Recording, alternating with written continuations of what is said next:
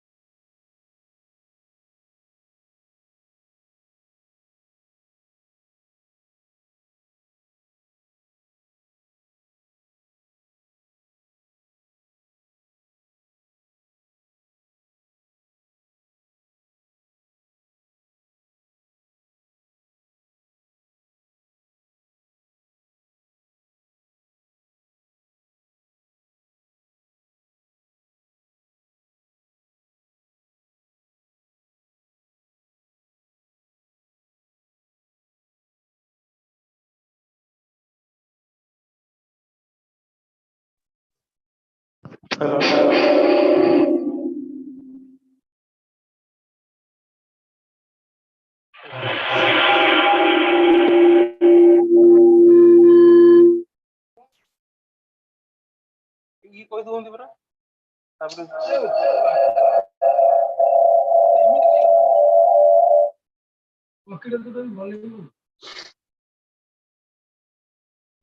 ଦେଇନି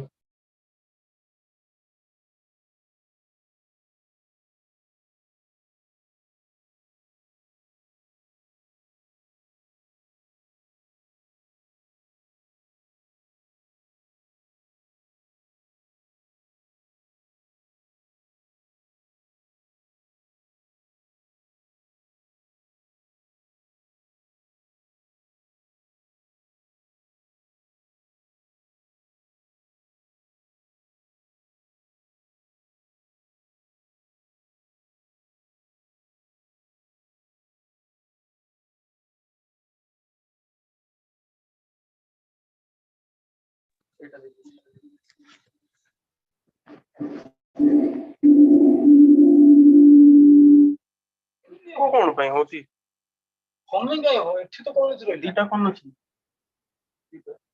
ଏଇଟା ଅନ୍ କଲେ ବି ହମିंग ହବନି ମୁଁ କହିଲି ଏଇଟା ଅନ୍ କରୁନ ଆଉ ଗୋଟେ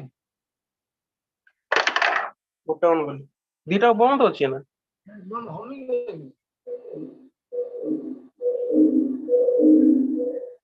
ଅଲଗା କୋଡ ଅଡିଓ ଆଉ କୋଡ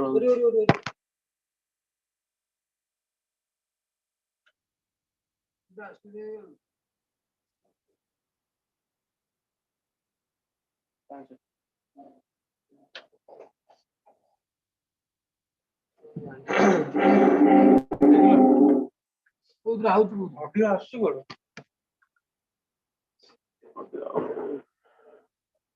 ତୁ ଖାଲି ଆଉଟପୁଟ ଟା ଚେକ୍ କରିଦେଲ ମୋର ଯୋଉ ଦେଇଛ ସେଇଟା ଆଉଟପୁଟ ଟା ଗୋଟା କଲା ଏଗୁଡା ଯୋଉ ଦେଇଛ ମୁଁ ମିକ୍ସଚର ଦେଲେ ସିଗ୍ନାଲ ଟା ଏଠୁ ଯୋଉଟା ଦେଲି ହଁ ଏଟା ଖାଲି କ୍ଲିକ୍ ପ୍ଲେ କଲ କଣ ଗୋଟେ ହଁ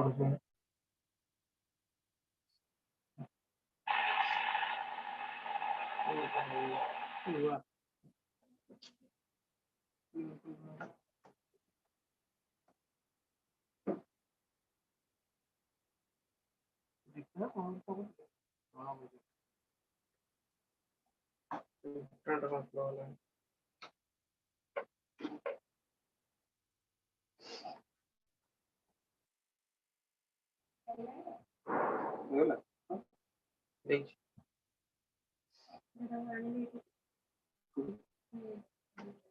ମାଷ୍ଟର ଜିରୋ ଦେଇଛି ठीक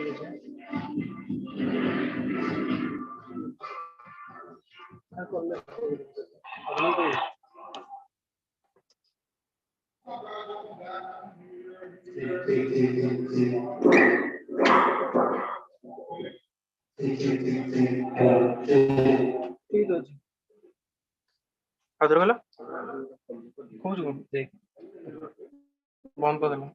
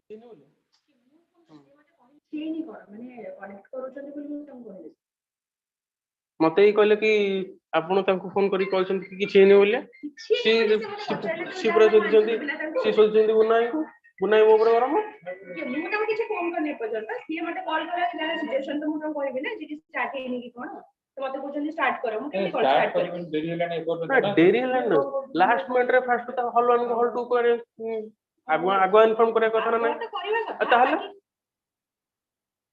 बाकी से तो କହିବେ ना आगुआ इन्फॉर्म करके हम सब चेक कर रेडी कर देथिलु हॉल 2 कर देथिलु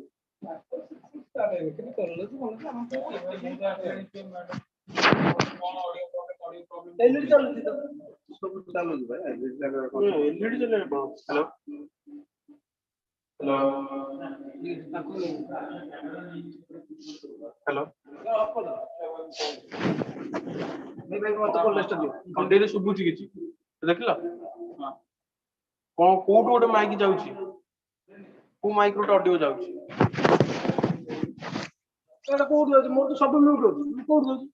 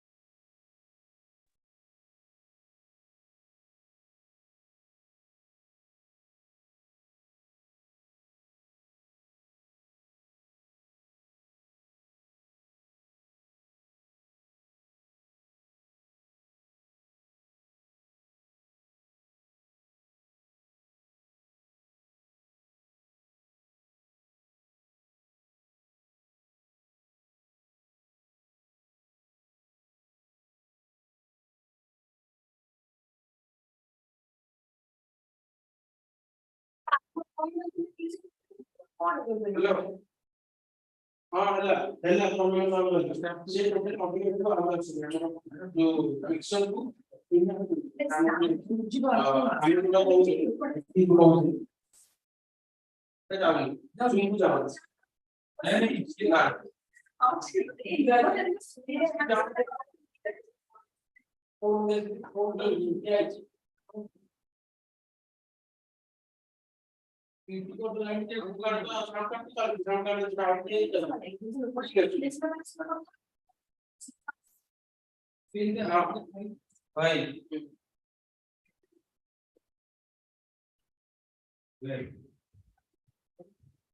अच्छा वो स्टार्ट कर दो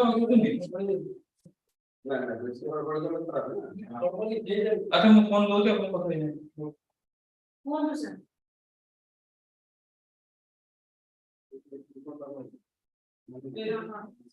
स्टार्ट करो ଏବେ ଶୁଭିବ स्टार्ट करो सेशन स्टार्ट करो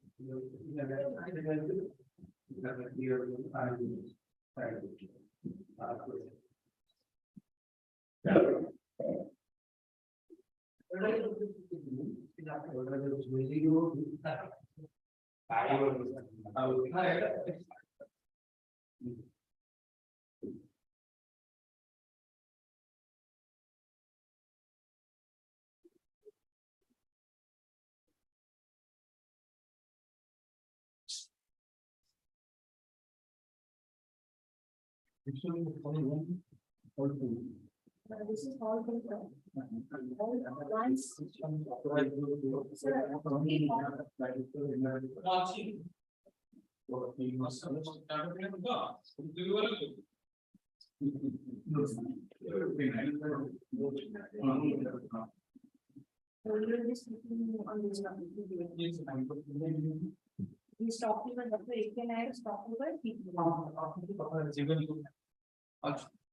yes again sir sir टिके कोड प्रॉब्लम है सर सर सॉल्व है कि स्टार्ट हो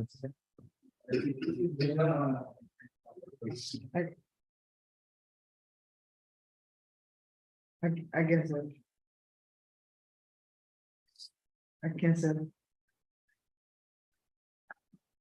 सर सर पता नहीं position programme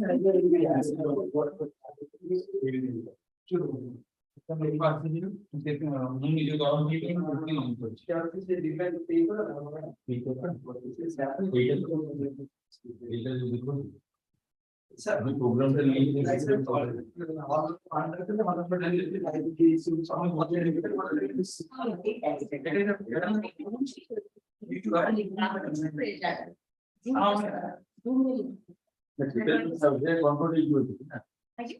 It will include the comfort me. To be announced. That is to be announced. To be announced. Okay, so what was it? So that timing is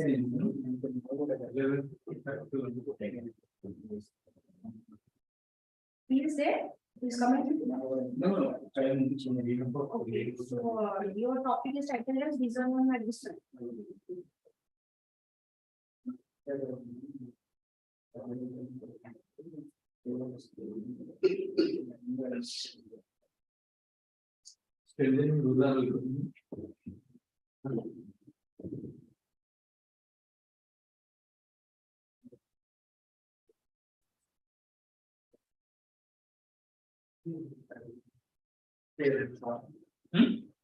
After study, they played after study. This is smart and eco-friendly agriculture for enhancing rural.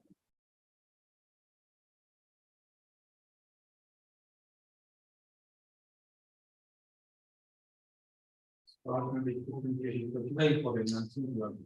How about vision for sustainability?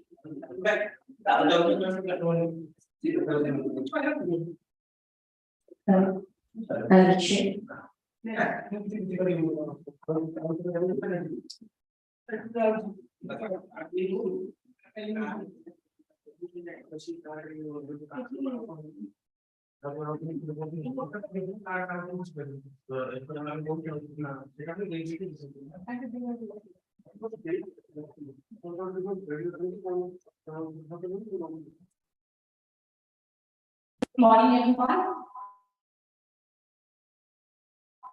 AgriVision 2023 International Conference on Agriculture and Rural Development. I am the host for the day industry, and it is an extreme pleasure to welcome each one of you to the third day of AgriVision. We already have few of our speakers with us. Let's welcome all of them together. With a round of applause, let's welcome Dr. Ravi Shankar Narayan. He is talking on farming, managing crop production in the digital era, and he is from Florida, USA. Let's welcome Dr. Ravi Shankar Narayan with a round of applause.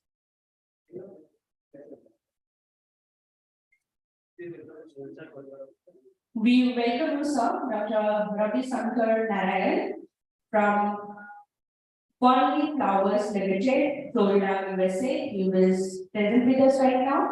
Let's welcome him, sir. Am I audible to you? Yes, I can you hear me now? Dr. Ravi Shankar Narayan, am I audible to you? Can you hear me? Yes, sir, you're audible. Okay, yes, okay. Thank you. Thanks for the introduction. Can I start the presentation, right? Yes, sir, you can start, sir. Okay, gotcha. Yes, sir. Please go ahead. Thanks for the organizers to giving the opportunity to present on this topic. I forming a managing crop production digital era. So the main topics I'm covering here is introduction and also digital revolution, what's going on at present situations, and what are the digital technologies and the challenges we are facing right now, and finally a summary.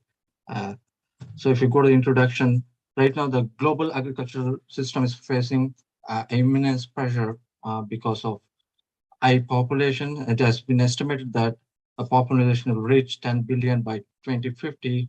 To feed this population, we need to increase the food production from 59 to 98%, which is a huge pressure on agriculture. And also climate change is creating a havoc on the agriculture, especially for smallholder farmers. So in another hand, agriculture is also going immense revolution in the digital agriculture.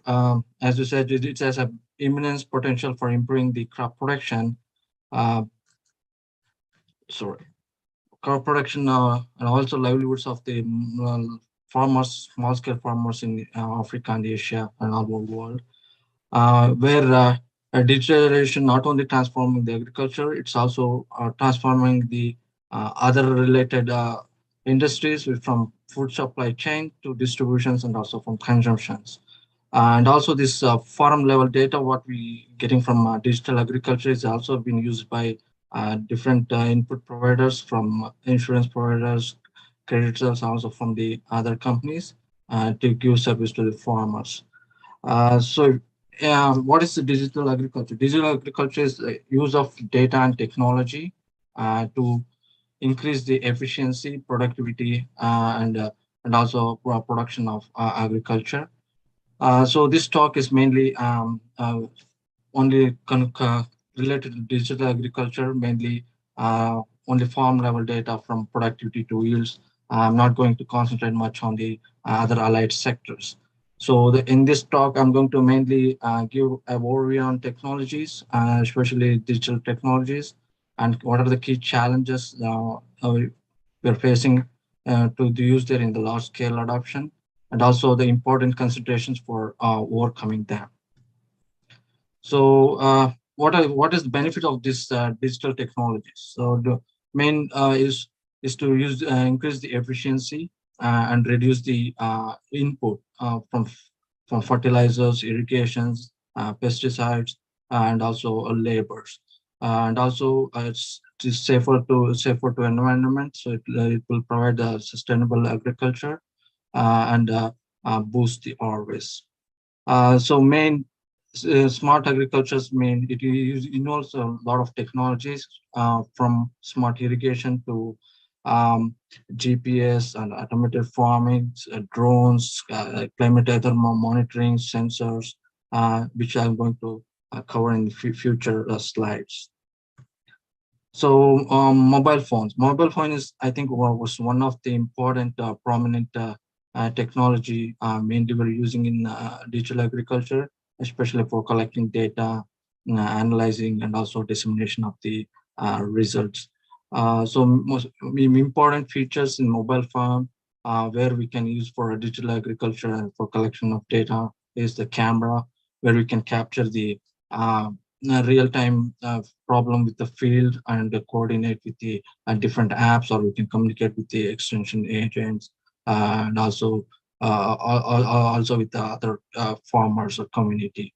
Another is a short message service where farmers can send the messages, especially to the service agencies or to the government agencies, where they can get reply to their messages regarding to their queries.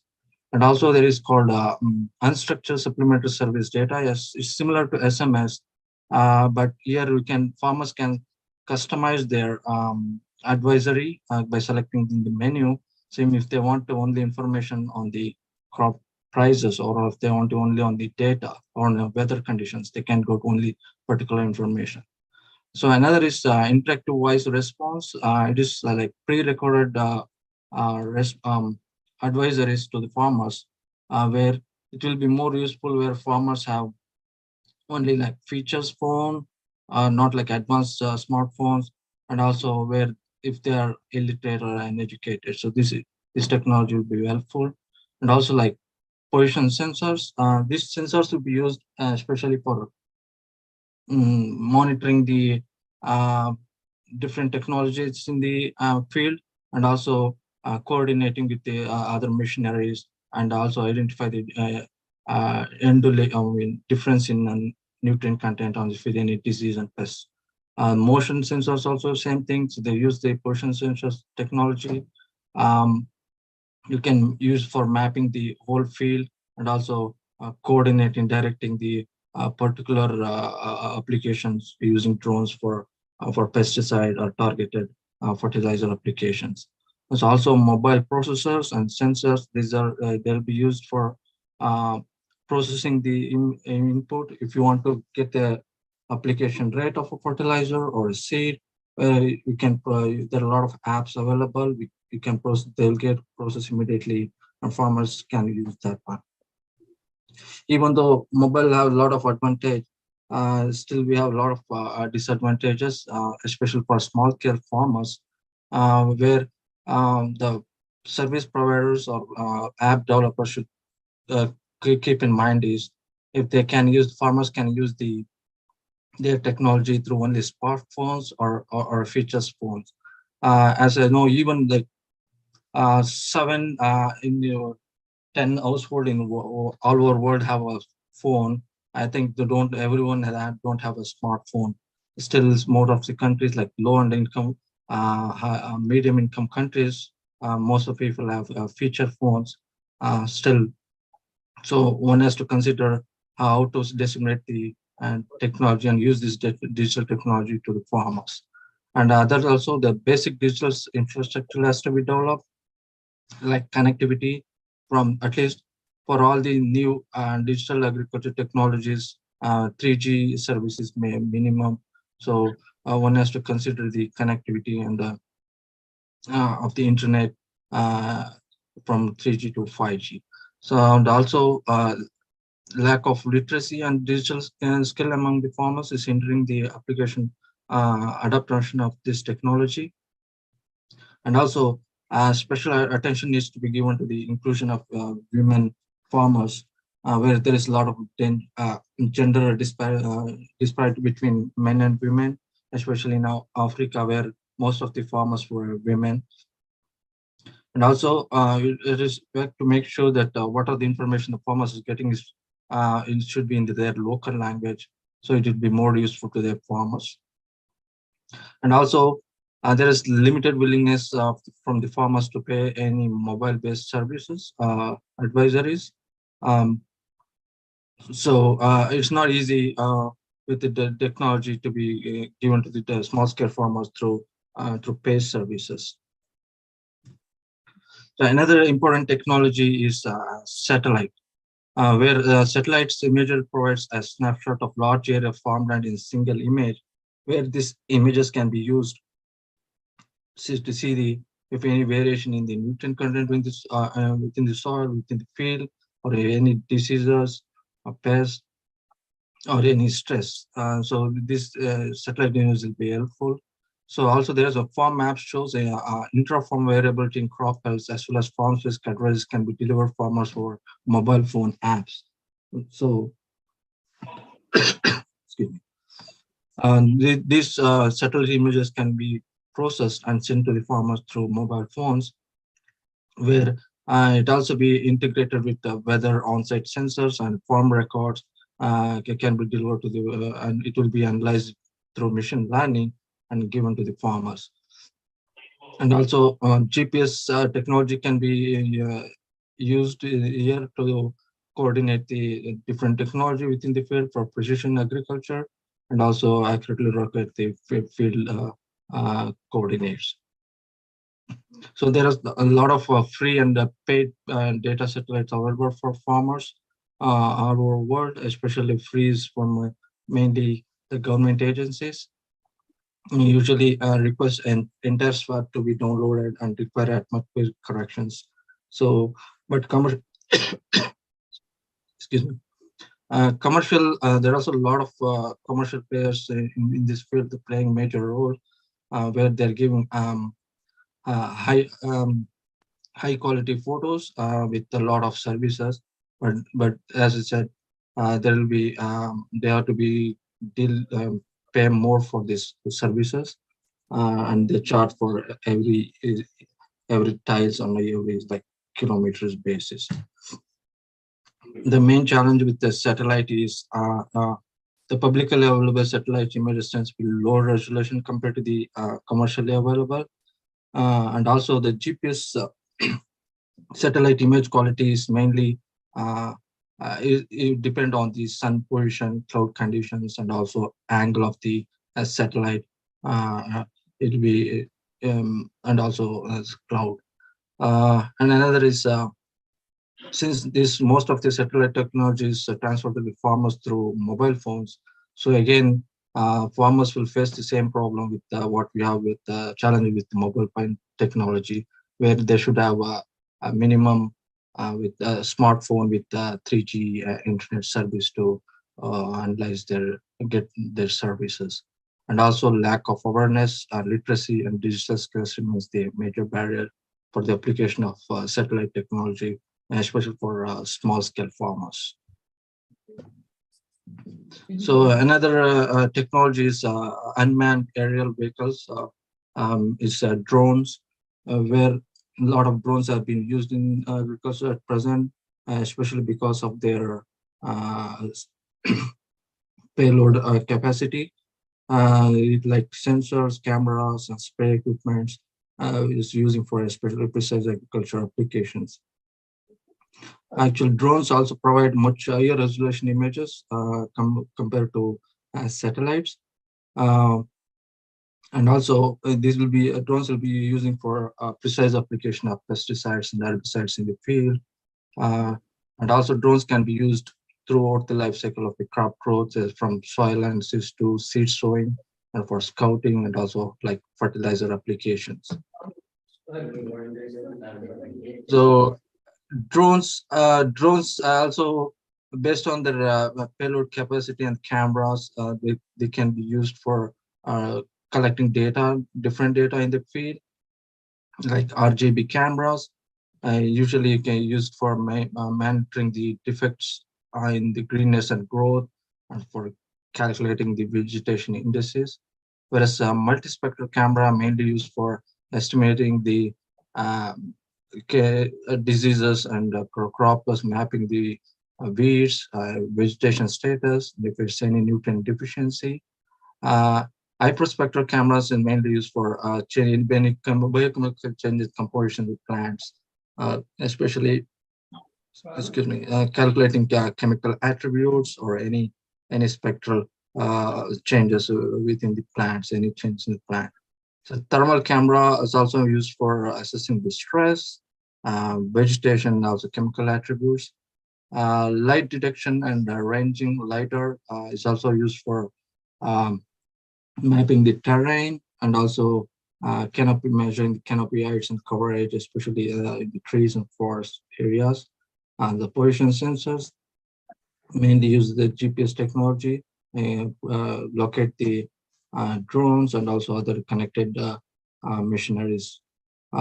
There's a chemical analysis, like they can use spectrophotometer to measure the content of the plants, and also if any biological microorganisms or any pathogens, and also like meteorological sensor, especially for the microclimate, so rather than macroclimate. And also, as I said, spraying system, like the targeted spraying can be done in the field using the drones. So challenges, if we compare what are the challenges mainly with the satellite, is the cost. Like, since you have to, for a drone, you have to spend more for purchasing the equipment, also maintaining and hardware, softwares, and everything, compared to satellite, where accompanying analytics software will be easy with the satellite systems, will be in the app, in the phone app. Whereas UV for drone suppliers might provide the request software separately, and that may be charged for that. On-demand service, which is not easy for with the satellite thing, but where possible, because with the drone we can fly whenever we want. Resolutions usually is more higher with the drones compared to satellite. Weather, usually satellites not much affected by the wind condition, but affected by cloud, whereas drones mainly affected by the wind conditions. Regulations, so there are no much regulations on satellites, but drones are more regulations with no flying zones, especially if it's airspace, and also the required license for flying the drones in some of the countries. Other technologies like sensors and Internet of Things. Internet of Things, like multiple of devices like sensors are connected to the internet, and also to the cloud server, and to the field, where continuously data will be collected from the sensor and transferred to the cloud and processing center, where data will be processed and disseminated to the farmers. So mainly there are a lot of sensors available, especially if it's soil, where you can measure moisture, temperature, and nutrient content, pH. And if it's a plant, we can measure chlorophyll, plant health, plant water, sugar content. In atmosphere, measure temperature, humidity, wind speed, rainfall, pressure and precipitation, and water. We can measure pH, temperature, turbidity, and water depth and conductivity. So this this IoT market is so huge, growing in a rapid that it has been estimated that it will be expected to account for USD 29.71 billion by 2030. So there is a huge market, there is huge potential, and a lot of players are coming here. And is using the used by farmers to give technology to even the small scale farmers. But main challenges facing by this sensor IoT is connectivity, since most of the devices have to be connectivity to internet, and also affordability as scaling is, because most these fields require a lot of sensors to collect the data all over the farm. It is a huge economic burden for the small scale farmers. And also there's been effort in going on, especially right now with where Microsoft are using smartphones instead of these sensors, where now Wi-Fi chipset instead of network sensor, they eliminate the cost of purchasing these standalone sensors. I think still most of them is research stage, but in future you can use your mobile phone to record pH, conductivity, humidity, temperature, and everything. So that might eliminate the cost on sensors. So other minor technologies like robotics and farm automatics, especially these automations have been mainly used for automation tractors, weeding robots, harvesting, crop monitoring, and also to reduce crop damage losses and improving the farm yield and reduce fuel consumptions. So main challenge with this technology is the cost. So it's high cost, even though there are a lot of private players that give renting the instruments or robots to farmers, but only the high area farmers are using this one, not the small scale farmers. So another technology is variable rate technology, so where it is involving customizing a varying rate of inputs such as fertilizer, chemicals, and seeds, in appropriate zone throughout the field to help to maximize input, because there are a lot of variation within the soil and nutrient content. So where we can target the application of nutrients and other inputs to particular area in the field and maximize the production. So as I said, this also I investment, and it need a lot of investment. And so I think small scale farmers would like to invest that much.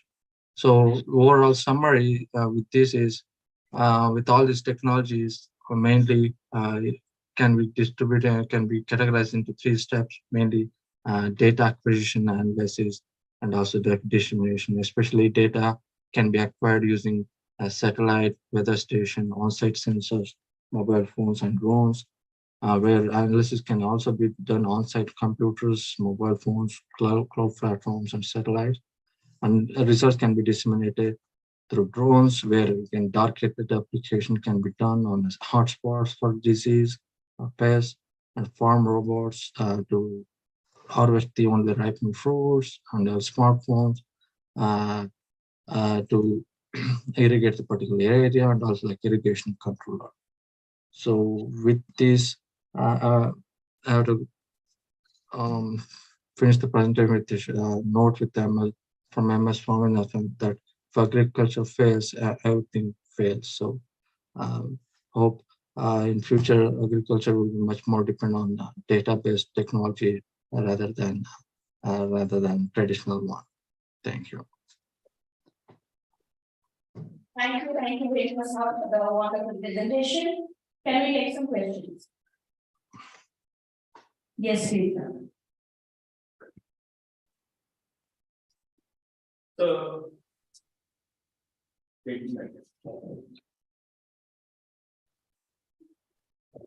So the technology what we develop demands satellite and other things.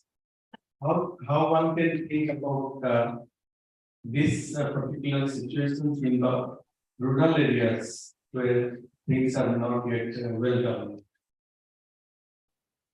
And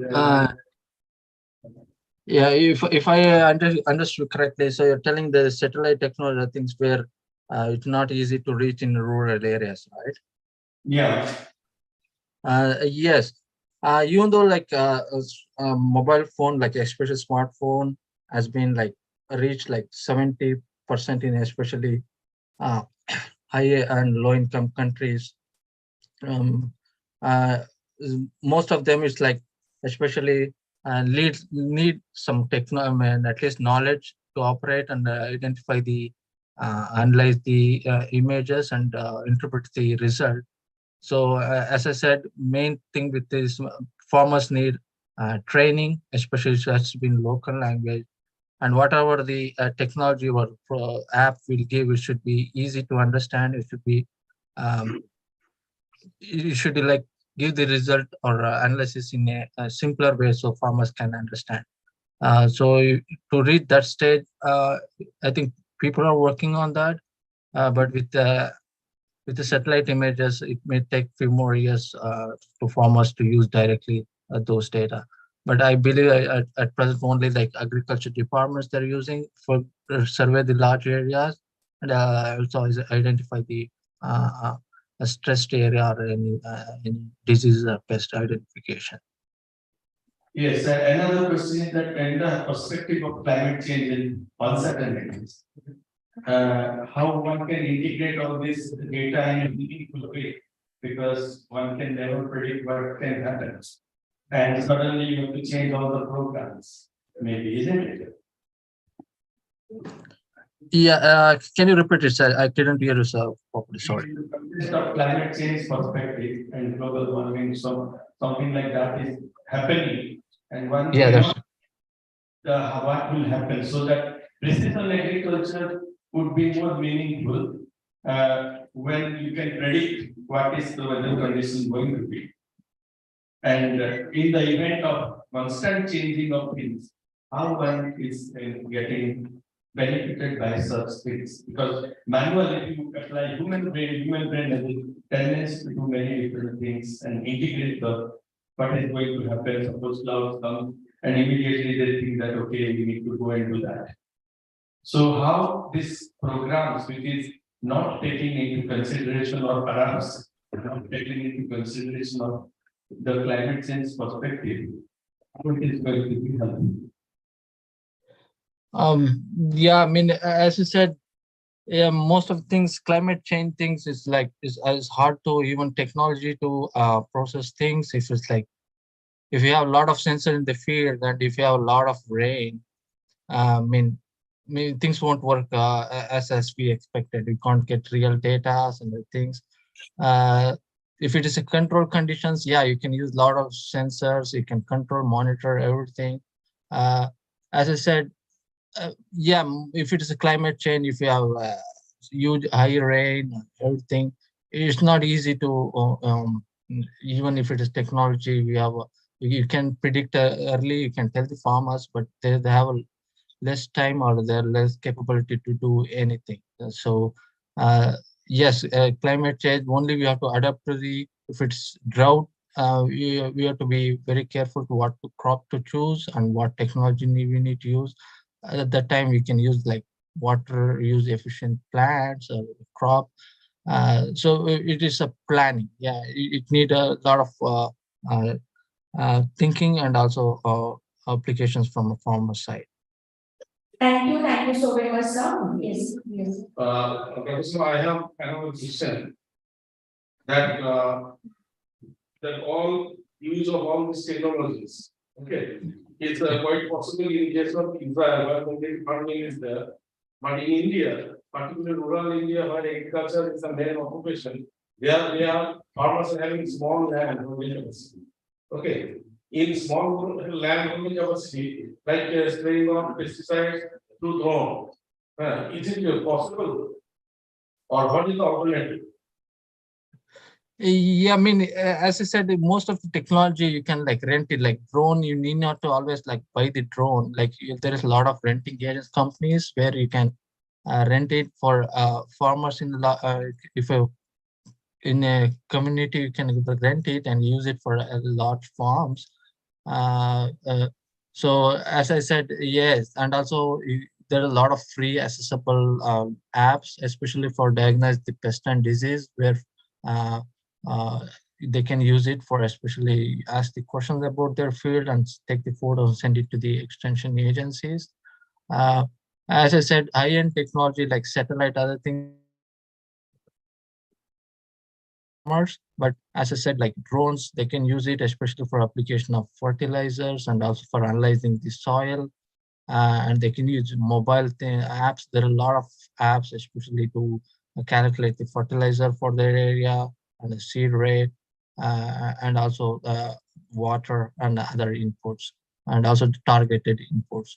And also they even there are a few apps you can measure the like moisture and other pH and other content.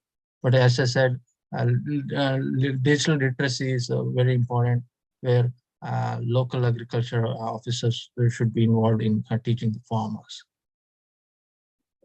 Thank you so much. Thank you, sir, for a very detailed presentation. And one question in your slide number 3, you mentioned for the satellite geo platforms. All these are nothing, not a site, not a single site. I think from India. Slide number 10. Is there any geo platform which is available from from Indian source? Yes, actually, there is a lot of source. Actually, in Orissa also they have this Army Agriculture, some app and other things where they're like using drones, harvesting, collecting data, and sending the giving services to farmers in a cheaper rate. Yes, I mean I didn't mention because yes, there are a lot of and also small companies that are developing app to identify the disease, where they can diagnose the pest and disease up to 93% accuracy, and where they connect it to the local agriculture officers for their to obtain the solution for each problems. Yes, there are a lot of. I'm not sure about the satellite technology, because ISRO is not providing right now any satellite images for farmers. They're only supplying to the special research stations and other programs. There is already for specific for agriculture category. There are a lot of data is there, but they are not supplying a recent data. They are all, I think, up to 2017, 2016, and data is not available in Google. Okay. Sure. And it will not be available to the farmers. It will be difficult because only as per the question of by one of another expert, he has asked that regarding what will be the condition of the rural people, and this is the best thing with the satellite data that can be used using some technical people to connecting with the farmers. This can be used. That is the best thing. But data will be available, particularly for Indian condition as well as for outside condition. Yeah, sure. I mean, I have some experience with Africa. I worked in especially Tanzania and Kenya. They're especially there. Most of them women. Thank you very much. Thank you, Dr.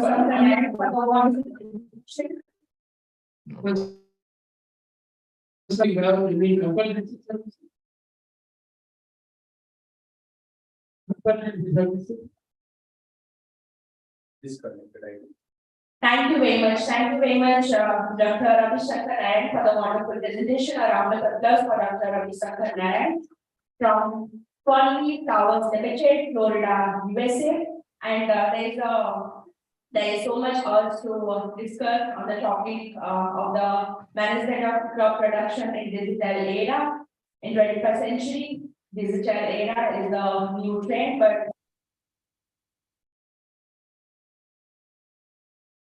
Bharshini with us. Let's get connected to Dr. Rajiv Kumar Bharshini. Let's welcome him with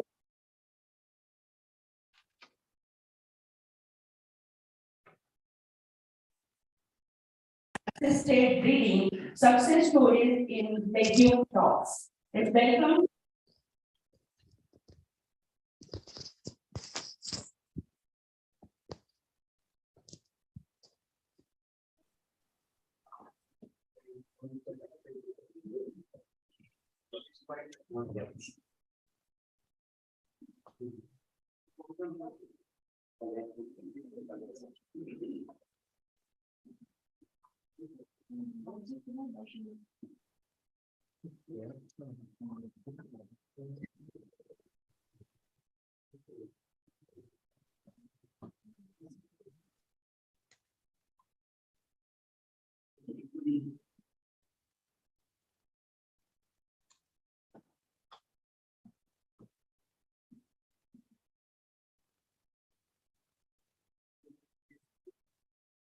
Let us get connected to Professor Rajiv Kumar Bharshini.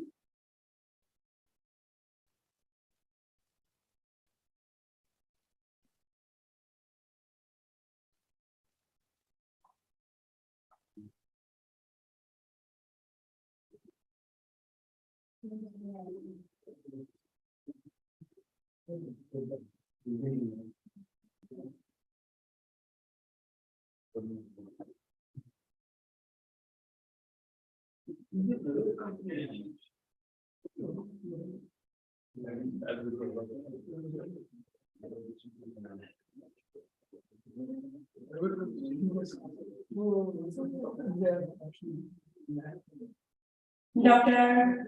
Rajiv Kumar Bharshini is with us. Sir, am I audible to you?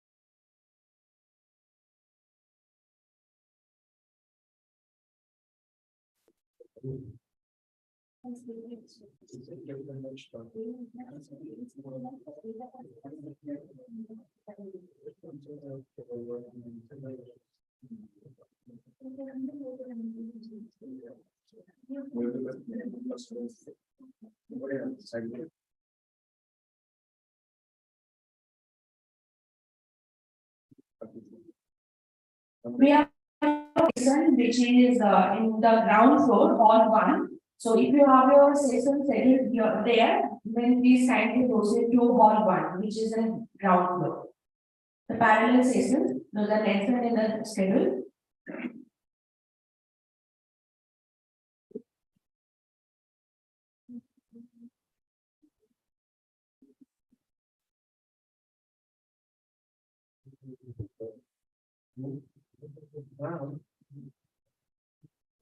The experts for the parallel sessions are Dr. Gautam B. Kusamani, Dr. Anjan Hajra, Dr. Dani Sethi Anitha, Dr. Rajesh Shriyam Kalasare, Dr. Sunita Sarpati, Dr. Ashok Kumar, Dr. Apa Manohar K, Dr. Niranjan Kumar Chaurasia, Dr. Manish Kumar Yadav, Ms. Sustri Sangeeta Priyadarshini, Ms. Durga Priyadarshini, Ms. Rashmi Sahu, Ms. Vaitaki Jain.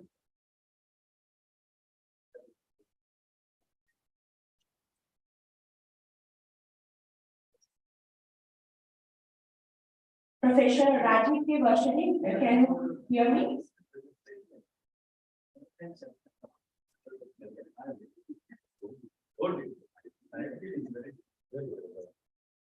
So we welcome you. I request all of you to kindly welcome Sir with a round of applause. He is talking on genomics assisted reading success stories and legume crops. Please welcome him. Sir, please share your slides. Sir, can you please share your slides if you can hear me?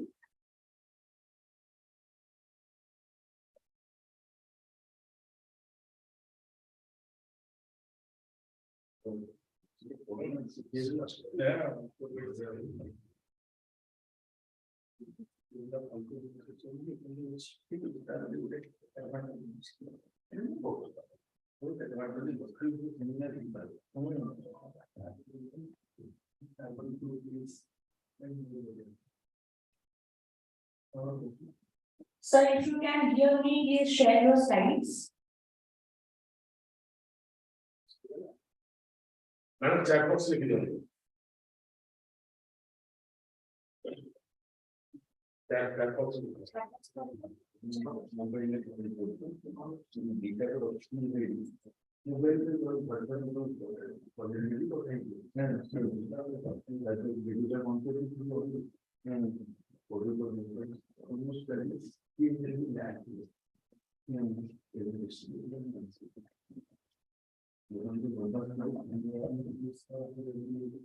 Time zone match period of the organism.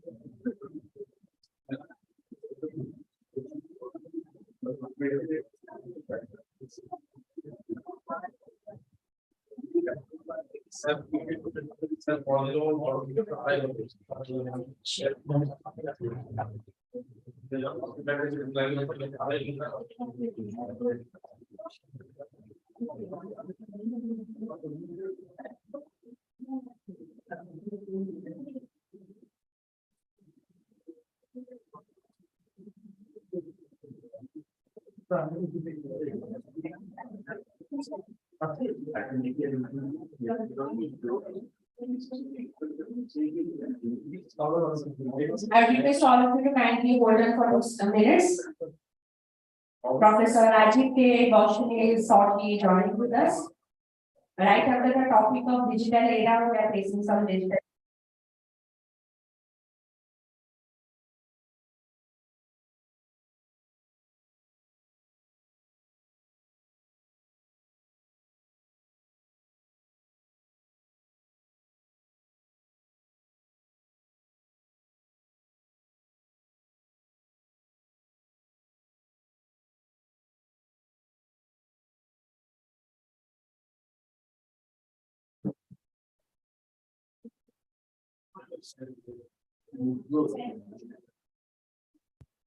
Hello. We welcome you, sir. Once again, let's welcome Professor Rajiv K. Baushani from University, Australia. He is talking on genomics assisted breeding, success stories, and legume crops. So, a very warm welcome to you. Please share your slides and go ahead. Thank you very much, madam. Let me thank Dr. Dibenshu Das Prasad for this invitation, and I'm very happy to share my screen. Let me open this one. Yes. So thank you very much. I hope you can see my slides and you can hear me as well. Yes. Yes, yeah. Okay, good. Thank you. So thank you very much once again to the organizers for this opportunity. In this presentation, I will discuss some roles of the genomics for developing new variety. And I am working at Murdoch University, but before that, I was in ICRISAT for about 17 years. So those of you who do not know about Murdoch University, I'm coming from the Western Australia state, which is 40% of the entire Australia. Here in Perth, we got 5-6 universities, and our university was established in 1973, having the largest campus in Australia with 227 hectares. And we got 3 other campuses. For agriculture research, we have a Food Futures Institute. Under that, we got 3 centers: Center for Crop and Food Innovation, Center for Animal Production and Health, and Center for Sustainable Farming System. I'm taking care of the Center for Crop and Food Innovation as its director. Under our center, we are having more than 12 different research groups. And these research groups are organized in 6 different themes. And these themes are led by different theme leaders like crop production and quality, nutrition and food, crop production and microbiome, crop adaptation, digital agriculture, path to markets, and science management and capacity building. In addition to that, I am also leading another center called State Agricultural Biotechnology Center. And this center is not only for Murdoch University, but for entire Western Australia. And here we have the state-of-the-art facilities for genomics and biotechnology. And since I have moved here now, we are upgrading these facilities further with the advanced genome sequencing facilities at our center. We are working with a company called MGI and also Thermo Fisher, and we are adding a lot of their equipment and machines. At our center right now in my research group, my research group is working on 3 important crops: wheat, pulse crops, and fruit crops. Because wheat is very important for Australia and in particular to Western Australia, pulses, they play a very important role for the cropping system, and horticulture is an important food in agriculture industry in Australia. In the case of wheat, we are improving wheat for heat tolerance, nutrient use efficiency, drought tolerance, and the frost tolerance. In the cases of pulses, we are working for drought tolerance, heat tolerance, also for enhancing the protein content and herbicide tolerance. And in the case of horticultural crops, we got one platform from Hort Innovation Australia, which is about $15 million platform. Under this platform, initially, we are working on 5 crops: papaya, pineapple, custard apple, passion fruits, and banana. And we are enhancing crop productivity by increasing the fruit size, enhancing resistance to a variety of pests and diseases, fruit quality and taste, and the biosecurity. So this is some research going on in my research group right now in Murdoch University. And what we are doing, we are using the modern genomics tools, including genome sequencing and pangenomics. We are developing computational infrastructure, computational pipelines and tools, trait discovery, genetic engineering and gene editing approaches. And most important thing is that we are linking this agriculture research with the industry. And also we are working with the international partners, including in India, so capacity building for international agriculture. So that's what we have been doing at Murdoch University. Now, in terms of that research topic about the success stories in the legumes, as I mentioned earlier, I worked at AgriVision for about 17 years. At that time point, I was working on the legume crops, and legume crops, they are very important crops for food and nutrition security. There are a large number of crops. But in this presentation, I will talk about 3 important crops, which are chickpea or chana, pigeon pea or tur dal or arhar, groundnut or peanut. And these crops, they are grown by smallholder farmers in India and sub-Saharan Africa. However, the crop productivity is less than 1 ton per hectare. So when I joined AgriVision in 2005, this was a big challenge, that how we can enhance the crop productivity for these legume crops. And just before coming to AgriVision, when I was working in Germany, at that time point, there was a rice genome sequence was decoded in 2005, early 2005. And then together with my mentors, Andreas Graner and Mark Sorrells, we gave a concept that how you can use the genomics to help breeding program for the crop improvement. So we gave this concept in 2005, and we started to work on this concept at AgriVision, and many other research groups around the world have been working on this topic for last 15 years or so. And in fact, just last year or after completion of the 15 years of that paper, Trends in Plant Science, they asked us again that what is the new approaches now they can be helpful for the genomics assisted breeding. And we discussed in this new paper and in the 25th anniversary special issue that, well, what are the success stories of genomics assisted breeding, not only from our group, but around the world, and what are the new approaches that they can be used further for enhancing the crop improvement. In this direction, we believe that when you would like to use the genomics assisted breeding, the first thing is that you need to have the high quality reference genome, which is required.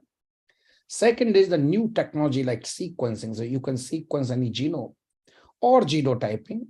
They need to be used in the developing countries in the democratized manner. Phenotyping is very important. The crops which you are growing in the field, you need to have the phenotyping data. And then together with this one, we can use the pangenomics approaches, and we can identify genes or markers associated with the trait. We can use them in the crop improvement program. So that was our concept approach. And we use this approach in many crops when I was at AgriVision. So for instance, in the crops like pigeon pea, chickpea, groundnut, we did not have much genomic resources. These used to be called orphan crops. What we did, we developed international consortium. We brought the partners from India, from Europe, from Americas, China, Australia, many other places. And for each crop, we sequence the genomes and we publish those papers in Nature Biotechnology, Nature Genetics, PNAS, etc. And in these papers, we have defined the genome assemblies for all these different crops. Not only for equisegmented crops, but for many other crops, which are tropical crops, which are important in Asia and Africa, and we decoded the genome sequence of each of them. This is basically genome, different chromosomes, and tells about the genes and their structure. So I'm very pleased to mention that our group has decoded the genomes for more than a dozen crop species, which are important in that Asia and Africa. Next question was, if you sequence single genome, is it good enough? And our answer is no. Why? Because if you sequence the cultivar 1, not cultivar 3, cultivar 3 maybe have some unique genes which are not present in cultivar 1 or cultivar 2. So if you would like to understand the genes, if you would like to use these genes for crop improvement, they will not come in the sequencing of cultivar 2 or cultivar 1. So we need to sequence larger number of individuals. With this approach, with this hypothesis, we sequenced large number of lines. Like for instance, in the case of pigeon pea, we sequenced more than 300 pigeon pea lines coming from the different countries. You can see from India, many places in Africa and Southeast Asia, etc. Similarly, in the case of chickpea, we sequenced 430 chickpea line from 35 or 60 countries or like that. But most important thing was not only the sequencing, we did the phenotyping for the germplasm collection for yield, which is that important trait for the breeding program under drought and heat stresses. And by undertaking the sequencing and phenotyping data and using the approach like genome-wide association analysis, we identified the genes associated with the different traits which are relevant to the plant breeders. Next thing is that when we inspired with this success stories of these very sequencing data, we undertook very ambitious project, and many people considered this project as the world's largest genome sequencing project at that whole genome level. And in this one, we have sequenced more than 3,366 chickpea lines. This was published in Nature, the top class science journal, but not on that, only that several popular media houses, including New York Times, The Economist, and the BBC, etc., they also published some of these research that how this is going to be helpful for not only for chickpea, but in general for the international agriculture. So I mean, this was really very much important. And what we did in this paper, based on the sequencing of all these individuals, we identified large-scale genetic variation. We understood also the center of origin, center of migration, a lot of other stuff. But one thing is which I would like to mention, we developed a chickpea pangenome. And pangenome means that, well, you would like to capture the genes of all these different individuals together. And by having this pangenome, we found around 1,600 new genes which were not present in earlier reference genome. And many of these genes, they are involved in the metabolism and biosynthesis of secondary metabolites, which are important related to that adaptation or abiotic and biotic stresses. So this is the way that we have been doing this genome and pangenome analysis. Now, next point is that if we would like to use them in the breeding program, then we need to have the genotyping cost very cheap so that breeding program should be able to afford these sequencing or these genotyping data. For that, we developed large-scale different kind of genotyping platform, including SSR, DART markers, Casper, 56,000 SNPs array, whole genome resequencing, 10 SNP panel, 2,000 SNPs array, etc. So we developed a range of genotyping platforms. Second is we also established different phenotyping platform so that we can phenotype the different germplasm collection at large scale and cheaper cost. For instance, for drought tolerance in the case of chickpea, we established lazy scan system, we established lysimetric system, we established the field-based phenotyping system. So you can see by using these platforms, we could undertake phenotyping for the large number of chickpea lines, etc. So once we got these phenotyping data, genotyping data, and we use some approaches called linkage association mapping or genome-wide association mapping, and by using these different approaches, we try to identify the genes associated with the different traits. In this direction, to make long story short, we were able to map 20 to 50 traits in each of the crop, like in the case of chickpea, groundnut, pigeon peas, like drought tolerance, heat tolerance, salinity, etc. Same thing in the case of groundnut, leaf rust, late leaf spot, drought, pigeon pea, all these hybrid breeding related traits. So we were successful to map several traits during those last 10, 15 years. Now the next point is, which is one of the key component of my talk also, that how you were able to translate this research in crop improvement program. And for that, as I said earlier, we gave a concept in the genomics assisted breeding in 2005, where we pushed these approaches: marker assisted selection, marker assisted recurrent selection, marker assisted back crossing. And nowadays we are having this in the GAB 2.0, or we call them fast forward breeding approaches, haplotype based breeding, genomic selection, and gene editing approach, and we can combine them through the speed breeding. So during last few years, what we did, that we wanted to use these approaches. So we developed the genomic resources, we identified markers associated with the trait, we brought the cost down. Now the next point was that whether we are having breeders trained in using these technology. For that, at ICRISAT, we organized every year, almost every year, one training course. In each training course, we used to have 20 to 30 people. So by organizing 15 training courses, we trained more than 485 breeders, not only in India, but Africa and South America. And these breeders, they were coming from the public institute, ICR institutes, private companies, and a lot of other institutes. So we have trained those people in using the molecular technology in the crop improvement. So now we got all the pieces together. We got genomic resources, we got the markers, we got the genotyping platform, and the breeders who can use these technologies. And then by using these things, we use those genomics assisted breeding GAB first version. And what you do that we use these tools, we keep on selecting the lines with the help of the genomic tools. And when we develop the superior lines, then they go under rigorous trials. And those of you who are working in the breeding program, they know that in the ICR system, we have All India Coordinated Research Project, ACRIP.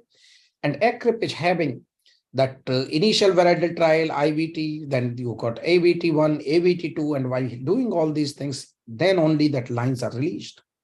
So we kept on organizing these different training courses, trained the different people, but now with the help of different breeding programs like Indian Council of Agriculture Research, IARI, Indian Institute of Pulses Research, together with colleagues like Bhardwaj, Shailesh Tripathi, Aditya Garg, Dr. N.P. Singh, and Dr. G.P. Dikshit from that IAPR. So we delivered several important lines for drought tolerance like Pusa JG16, IPC L414, Pusa Chickpea 10216, Pusa Chickpea 4005. All these varieties, they are coming through the genomics assisted breeding. Not only that, for fusion wilt resistant, we also developed the variety like Pusa Banav from IRI, and then we got this Super Nigri 1 through US Raichur. We also got IPC MB 19-3, and this was delivered through Indian Institute of Pulses Research. So we developed several lines in the case of chickpea in India. Now, in the case of Ascochyta blight, we have this line coming in from Punjab, from the Dr. Savjit Singh and from other colleagues or so. So you can see in chickpea, drought tolerance, fusion wilt, Ascochyta blight. Not only in India, we also delivered several lines in Ethiopia, and something like Gele2, which is having 3,822 kg per hectare, Grar with yield potential about 2,139 kg per hectare. So these varieties, they were delivered, released in Ethiopia. In the case of Kenya, with colleagues like Paul Kimurto and his team, we were able to deliver several important lines, and they are going right now in the advanced release pipeline. And these are the lines UCK6, UCDP6, and UCDP52 in Kenya. In case of Tanzania, with colleagues like Joseph Joachim, and they are doing this trial also, that we are having these MAVC lines, and they were tested by the farmers, and farmers preferred MAVC line, which we generated through the genomics assisted breeding. So this is that in the case of chickpea, I showed the example on India, Ethiopia, Tanzania, and Kenya. Now we are moving ahead for the seed production, and our plan is that the way that things are going, that these only 2 chickpea varieties, they're likely to cover about 30 to 43,000 hectares in next 3 years. And by assuming that 80% adoption and other thing, we believe that these varieties will deliver large scale resources, revenues to the smallholder farmers in India. In the case of groundnut, you are having these oilseed crops. So basically in oilseed crop, you got palmitic acid, linoleic acid, and oleic acid. Linoleic acid is not good for health. In US and many other countries, the varieties, they are having more oleic acid than minimum linoleic acid. Now through genomics assisted breeding, we developed several lines which are having more than 80% oleic acid. And Government of India, ICR, through the Directorate of Groundnut Research, they released 2 varieties, Girnar 4 and Girnar 5. These were the first set of the high oleic varieties. And Prime Minister Modi, in the 75th anniversary of FAO, included these 2 varieties also in his package. And here again, now our colleagues in India, they are moving ahead that how to go ahead further, that to multiply the seeds and sending them to the farmers. My other colleague, Dr. Sandeep Vera, who is the Director of Groundnut Research, and our team also got some awards also for this work. University of Agriculture Sciences in Dharwad, they also delivered foliar disease resistance variety DVG3 and DVG4. They were the foliar disease resistant lines at the state level. At national level, some of other lines, foliar disease resistance ground lines, they are in the variety release pipeline in India. And not only in India, but even in the Ghana, some of these disease resistance line, high oleic lines, when I was visiting them, I was also very happy to see the performance of the disease resistance in many of these lines. So in the case of groundnut also, we are moving further. In the case of pigeon pea, we had this new variety called GRG 152, and they came from collaboration of US Raichur and Decreset. So I think that these were some success stories which I wanted to tell, that in those so-called orphan crops where we did not have the resources, we developed the genomic resources, developed markers, trained the breeders, and then based on these things, we were able to deliver more than a dozen varieties in so-called orphan legume crops. Now, our feeling is that you can develop those varieties in faster manner, but we need to also have the rapid delivery system. And in the rapid delivery system means that now you have the variety through any method, but they should be reaching to farmers. For that, we need to strengthen the seed system. And farmers need to be provide the agronomy packages, and this can be delivered through the digital agriculture or digital decision support tools. We need to also take care of that minimum post-harvest losses in that farmer's field. We need to connect farmers to the market, and then we can also have some component of value addition. By doing these things, not only the farmers will be able to generate more revenues, but also we can deliver the good nutrition to the consumers as well. So here I would like to close my presentation, and with these following conclusion, that genomics or pangenomics or GWAS and haplotype analysis can identify precise genes and genetic selection tools, as I showed. Genomics assisted breeding has come up the age and delivered more than a dozen improved varieties in so-called orphan legume crops. Capacity building in evolving molecular technology is a continuous process when we are talking about international agriculture or agriculture in developing countries. Now, this was the first generation of GAB, but now we came up with the GAB 2.0, so we can start to use the GAB 2.0 approaches for developing new improved varieties. I mentioned that rapid delivery system is very much required, and we need to work in this direction. Finally, international, national, and local government or agency support is very essential. I would like to thank large number of partners with whom I had a privilege to work during last 17 or 18 years. Thanks to all the colleagues and collaborators of AgriSat and Murdoch University now and all over the world. Finally, I would like to mention that we are organizing a conference called PAG Australia in 20 to 22nd September 2023. In the case, if you are interested, please browse the website ntlpagaustralia.org. And those of you who are working on wheat, then we would like to invite you on the International Wheat Congress in September again in 2024. So this will be another opportunity. Perth is a very beautiful city. We look forward to welcoming you in the case if you are interested. And with these words, I would like to close my presentation and will be happy to take up any question if you have. Thank you very much.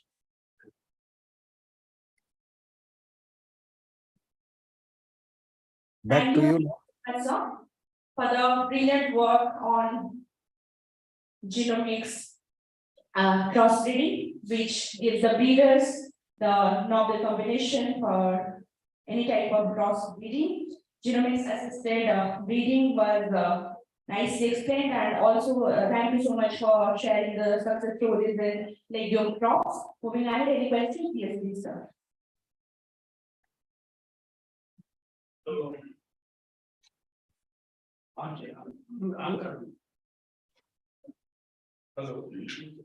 On. Bottom on.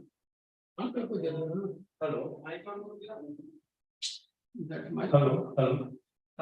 Professor Gosney, it's a very interesting and nice talk. This is Dr. Kishore Panigaran from Niger, So I have been very interested from my fundamental research and switching towards applied aspect of research in legumes.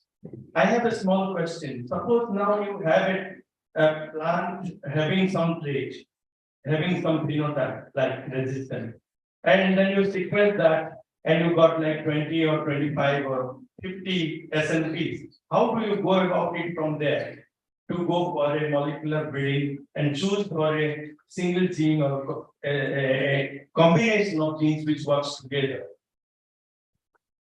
Thank you very much for this very good question. And also thanks for your interest. I'm really happy. So what you do that when we sequence the line, so like if you sequence the resistant line, so this is not just the end of the stories, but we have sequenced the genomes to develop the genomic resources. So this is point number one. After that, we would like to go for the populations where we have the segregation for a particular disease. So either you sequence the population or genotype the population and also phenotype that population. So you need to have the genotyping or sequencing plus phenotyping, basically the performance in the field. And then you correlate these things together. And then the gene or SNP, which you find associated with the trait, with the disease resistance, you select only that particular SNP. Sometimes this can be only one, sometimes can be two, depending that what kind of nature of this trait is having. And once you select those SNPs, you use them on some platform, as I showed in my presentation. And then when breeders make the crosses, you screen the population with those SNPs, select the better lines, go to the next generation, again screen with the markers, then go to the next generation. So you do these things. So basically you assess the breeding program through those selected SNPs, and then you are having that homozygous line. You evaluate these things in the field through the AgriVision program, and the lines which are showing the good yield, good trait, they are released by those countries. So I hope that I have been able to explain a little bit in detail now. Thank you. Thank you for your good question. But the thing is that if you really know about 50s of these SNPs, how do you choose the SNP is my... So what you will do, as I said, so these SNPs, if you will just select the SNPs based on the sequencing variation, they will not be helpful. These SNPs need to be associated with the trait. In the case, if you got 4 or 5 SNPs associated with the particular trait, then you will go for that particular SNP, which is associated with the major effect QTL. So one SNP is associated with the 5% effect QTL, somebody is 20%, you would like to select that SNP which is associated with the higher phenotypic variation QTL, okay? So you will select the SNP in that manner. Okay, and one more question if I'm allowed to. So suppose now you have now the germplasm in India, and there is now a lot of restrictions to take the germplasm to Australia or to US. How do you come over that and to go for sustainable agriculture?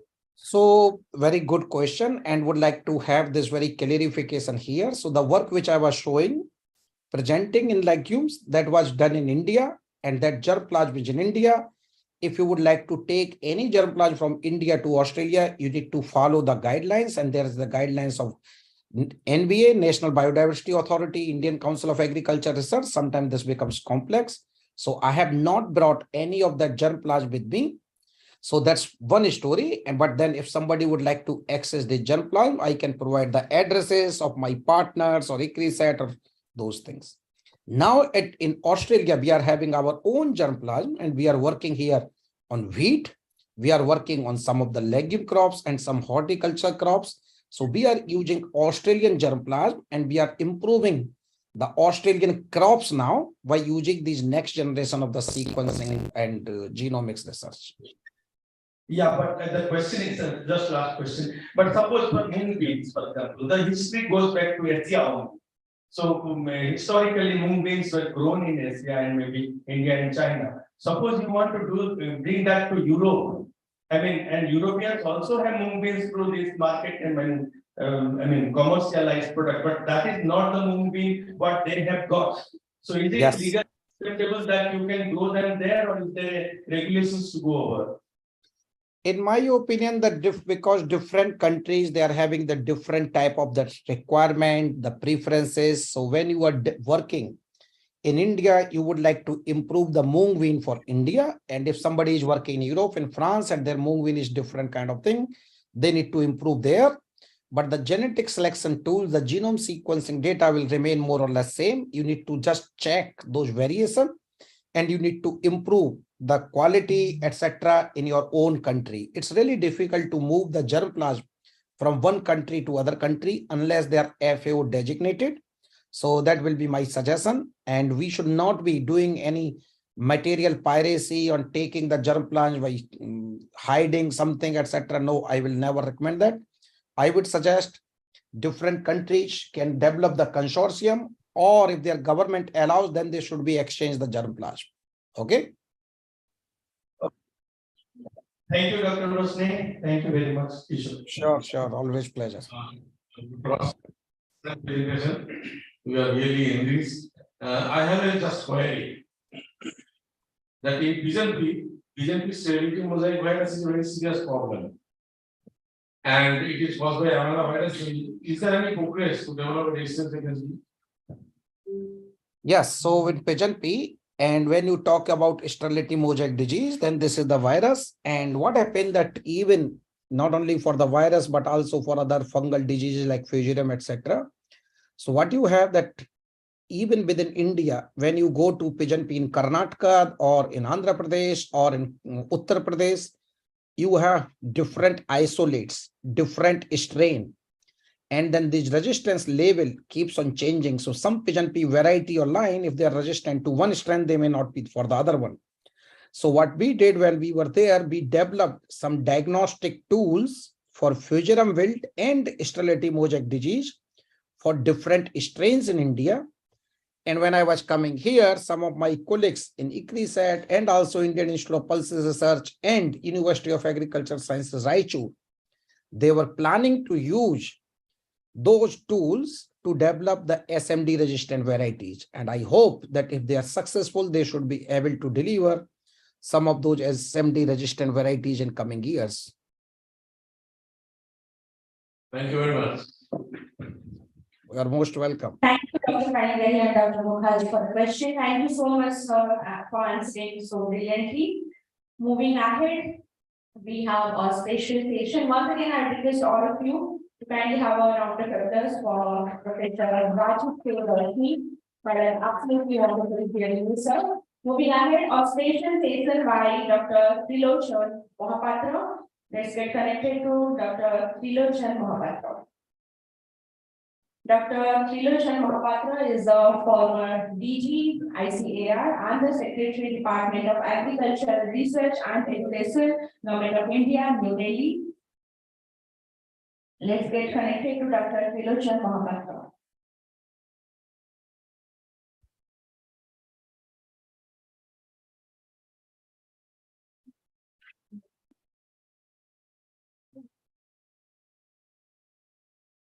Dr. Trilochan Mohapatra is joining us in a while. He's going to take a special session. Let us wait for 2 minutes.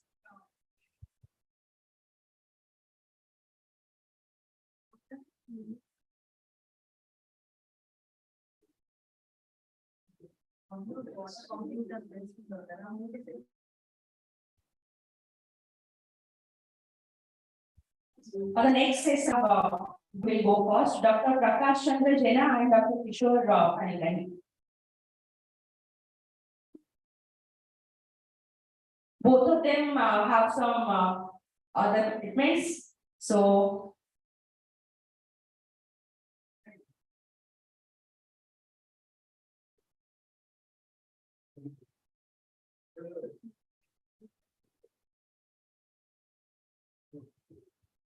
Dr. Mohammed he is joining, sir.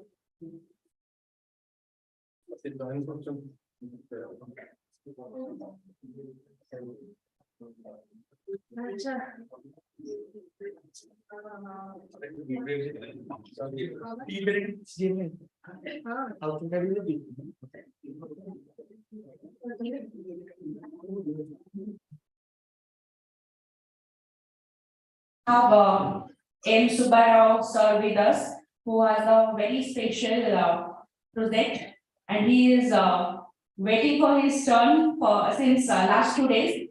So it is very generous of you, sir. We will request you to allow some time. Let us get connected to Dr. Tilochan Mahapatra.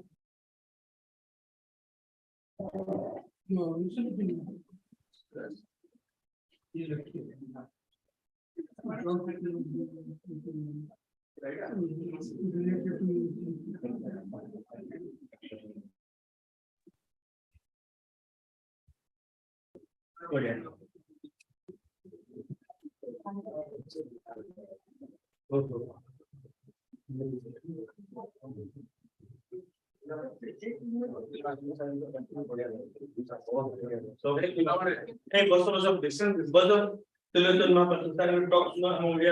I'm proceeding, not get the body take over you will not get to this class. He is my teacher. I have worked with him for doing this. You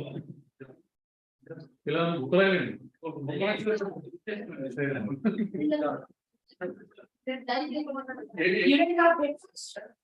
You didn't have? Okay.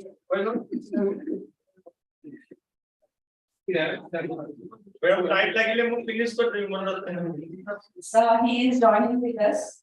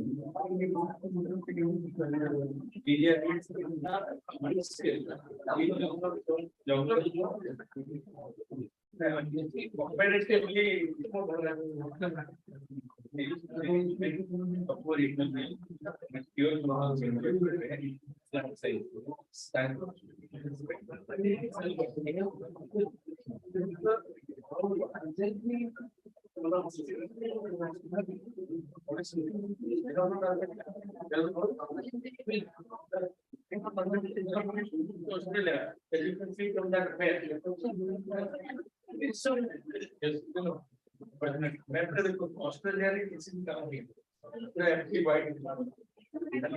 India, Africa, South America, North America to be.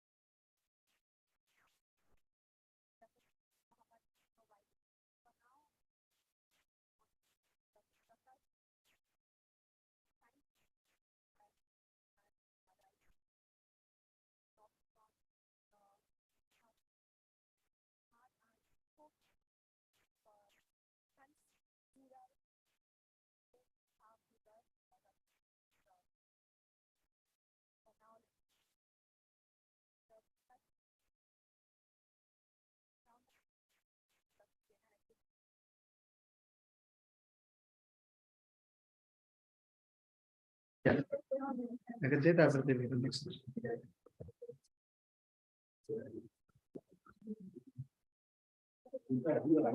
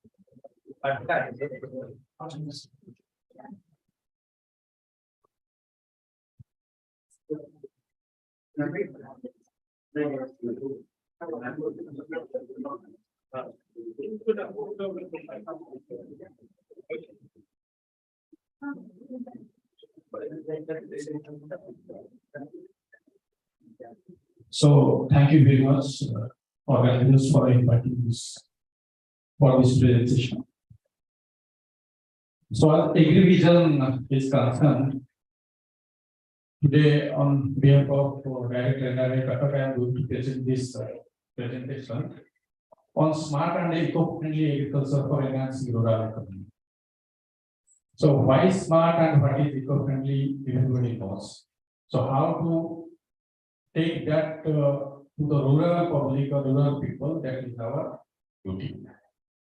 So most of the talks have been delivered today on this aspect. So I will be covering this about NRI, high sustainability, factors affecting the economy, vision for smart and sustainable agriculture and improvement strategies.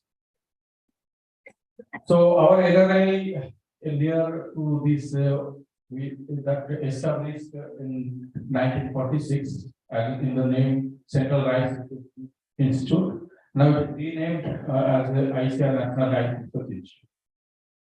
We have 5 different divisions, 3 research stations, and 2 KVKs with 95 scientists who are taking care of all the aspects of agriculture, with the vision that we have to ensure the food and nutrition security and equitable prosperity of our nation through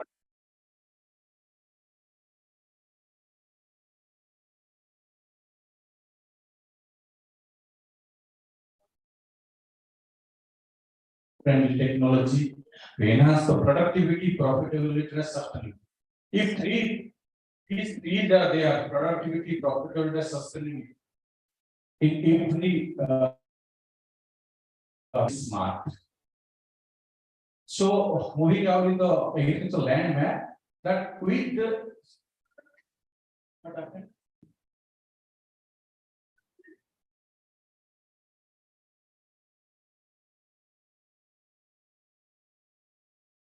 So this is the land map that earlier to that, this is the plant domestication, then agricultural mechanization, then our green revolution, then biotechnology, then digital revolution. This is our landmark. Through this landmark, now we are at the golden age. Now we are at the golden age of agriculture. Due to these achievements and developments, we are going for digitalization of everything and making the smart applications to the rural to develop the rural economy. So, if you consider the Indian perspective, by 2030, we will be population will be 1.5 billion. Then, with the population and our employees, it will employ around 85% of women in the rural area. Then, with the employee, with the increase the population, our food consumption will increase at the rate of 4% per annum. That too, with the urban 5% and rural 3%. So there is increased export of potential food producers USD 162 billion.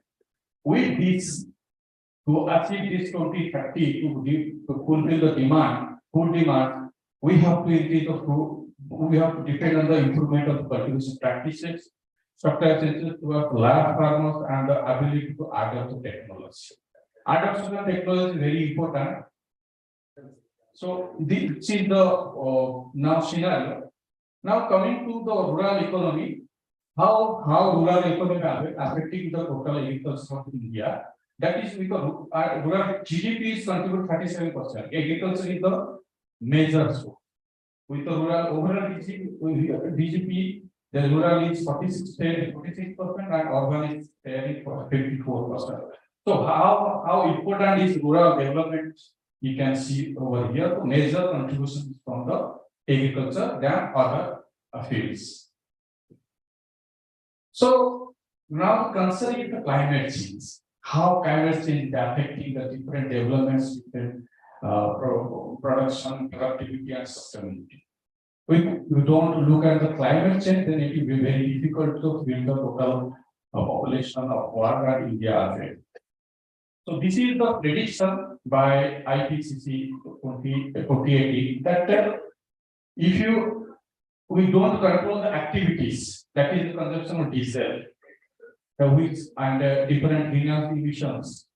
If you don't control that, and that temperature will increase to 1 degree Celsius, and it is expected to increase 3.7 to 4.8 degrees Celsius by 2100. Likewise, different rainfall activities will be there, frequency intensity will be changed, and the sea level will rise 50 centimeters by 2100. So this is the target challenge before us, how to make the different resilient technology for the production, post-production system of agriculture. So we will have cyclone, heat waves, flood, and drought.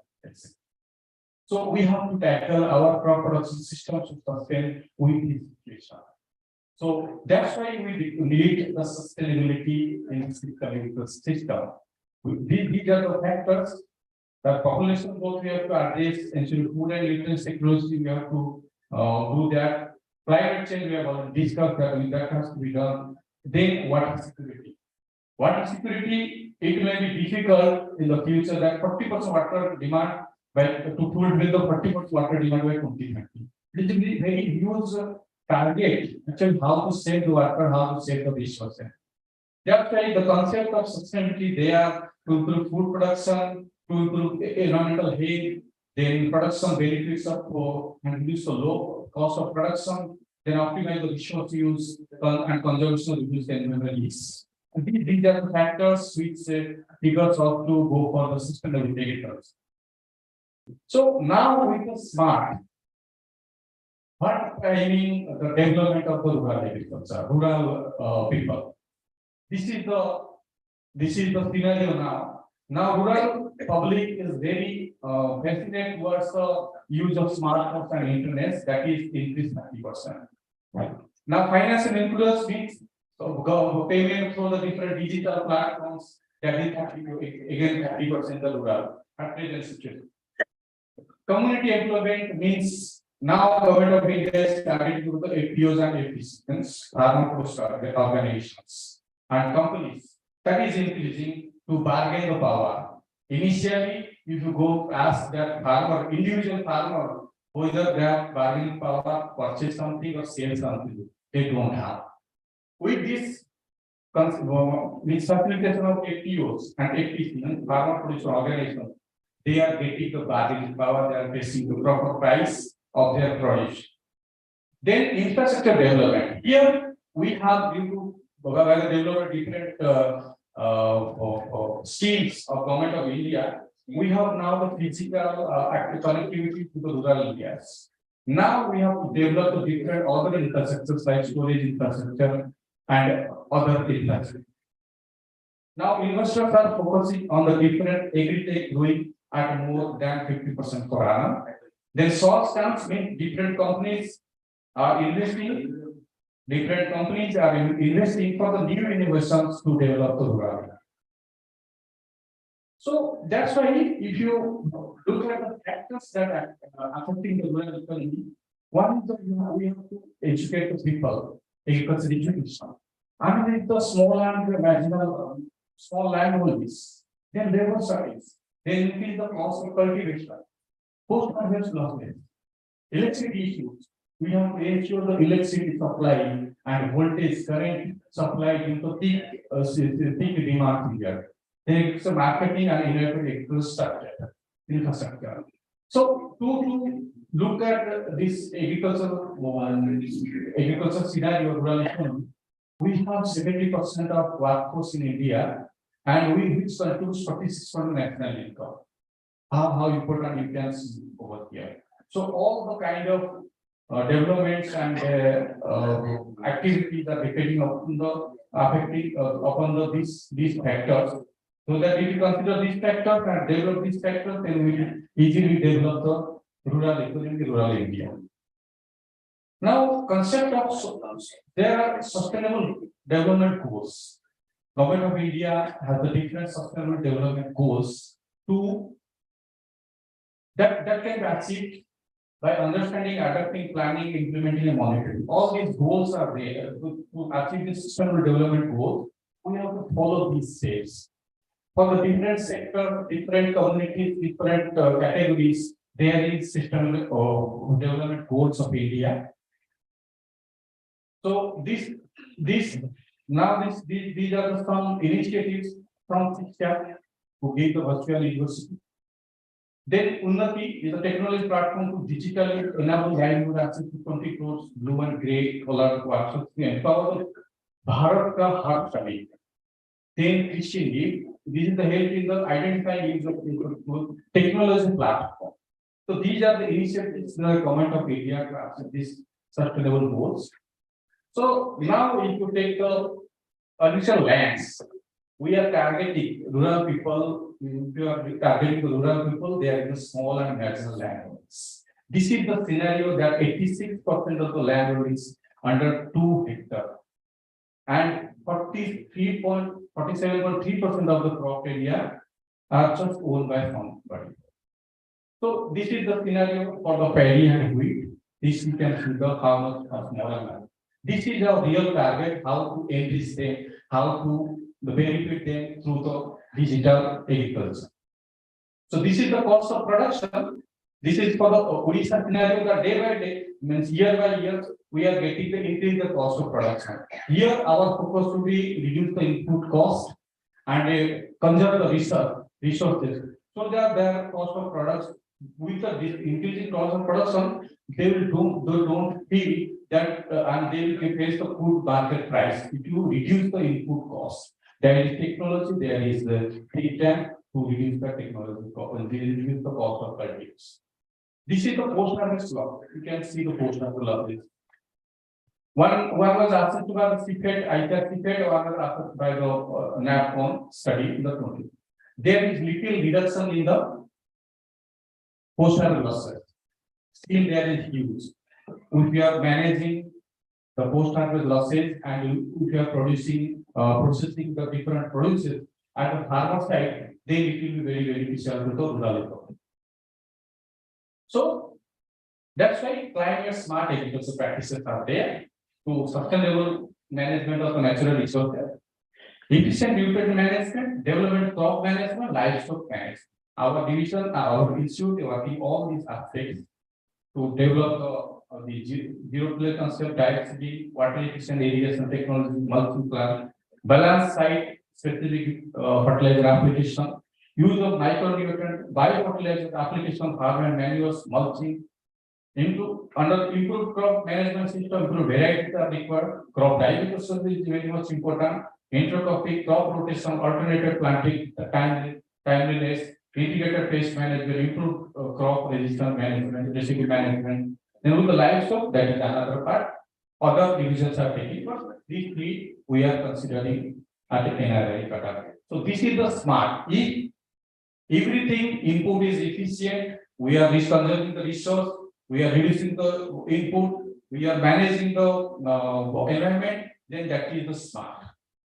With the digitalization, with the digital activity, that is more smarter than the earlier. So the vision is first option that we have to develop the human resource, infrastructure and skills. That is the past. That for the smart and sustainable, if you are targeting for the rural economy, need-based training and capacity building of farmers and rural youth to adopt the agri-smart technology and the knowledge base. Day by day, we are getting smarter with the different getting the different smart forms of our application. But for the agriculture aspect, there needs the need to training and capacity building on the different technology, different know-hows, different knowledge base. The support development of infrastructure and skill development centers. Establish a community-based customized center. If you targeting the implementation of the machinery of different technologies, and the small holder farmers don't have the capacity to purchase that, then it will be easy. So then we have to develop the labor productivity, increase the labor productivity, energy efficiency, nutrient efficiency, and water productivity. These are the goals that we have to achieve in the near future, so that we can develop the rural economy. So this is the now if you have this on-farm primary and secondary processing units, so that farmer can process their products on farm, then it will be better. It will be a good aspect, to enhance their income. So these are some aspects to develop the rural economy. Now, to address these issues, we have solar systems. Now, PM Kusum Yojana is there to address the PM Kusum Yojana. Different aspects are there to energize them or to reduce the to enhance the energy security. Then, soil and nutrient management systems are there to have this nutrient management in the on-site. Then, to develop the precision farming irrigation management systems are there, and drip irrigation system is there. Then sprinkler is there, then better quality crop mulching, mulching is there, and best quality smart greenhouse systems are there. Technology is there. Only thing how we are planning to reach in the rural to the rural people, that is our concern. Hydroponic systems are there, soil-based system is there. So that is really helpful in the rural economy. And the smart precision irrigation system system. So with this, prior to the conclusion, this is our idea. If we are clubbing this government extension services, farmer produce organization, self-help groups, non-profit organization with village knowledge center. This is the one village knowledge center concept is that it will give the information dissemination and different farmer will get the different information, the technology and all the aspects to digitally at their place. And the farmer producer organizations are their place in the village local communities. So this develop the knowledge sharing, learning and developing the best practices. Then clubbing this knowledge center with this functionaries will get a economic, we can enhance rural economy with the smart agriculture. So these are the conclusions. Though we are going to, though there is development or information in different technologies, with there is some challenges that has to be addressed, and these issues and addressed incrementally to extent. And now we are entering the golden age of the Indian agriculture, where transformation of traditional rural ecosystem it is scientific and data driven in a real time is needed. And different machineries and different equipments are there to enhance the productivity, nutrient efficiency, and resource conservation facility, and also reduce the coal consumption. So this is all about, sir. Thank you very much for your kind attention. Thank you, sir.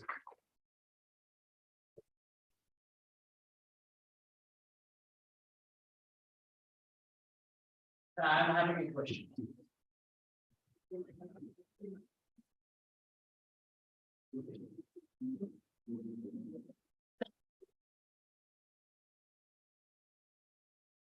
Can I request the volunteers to kindly pass on the mic?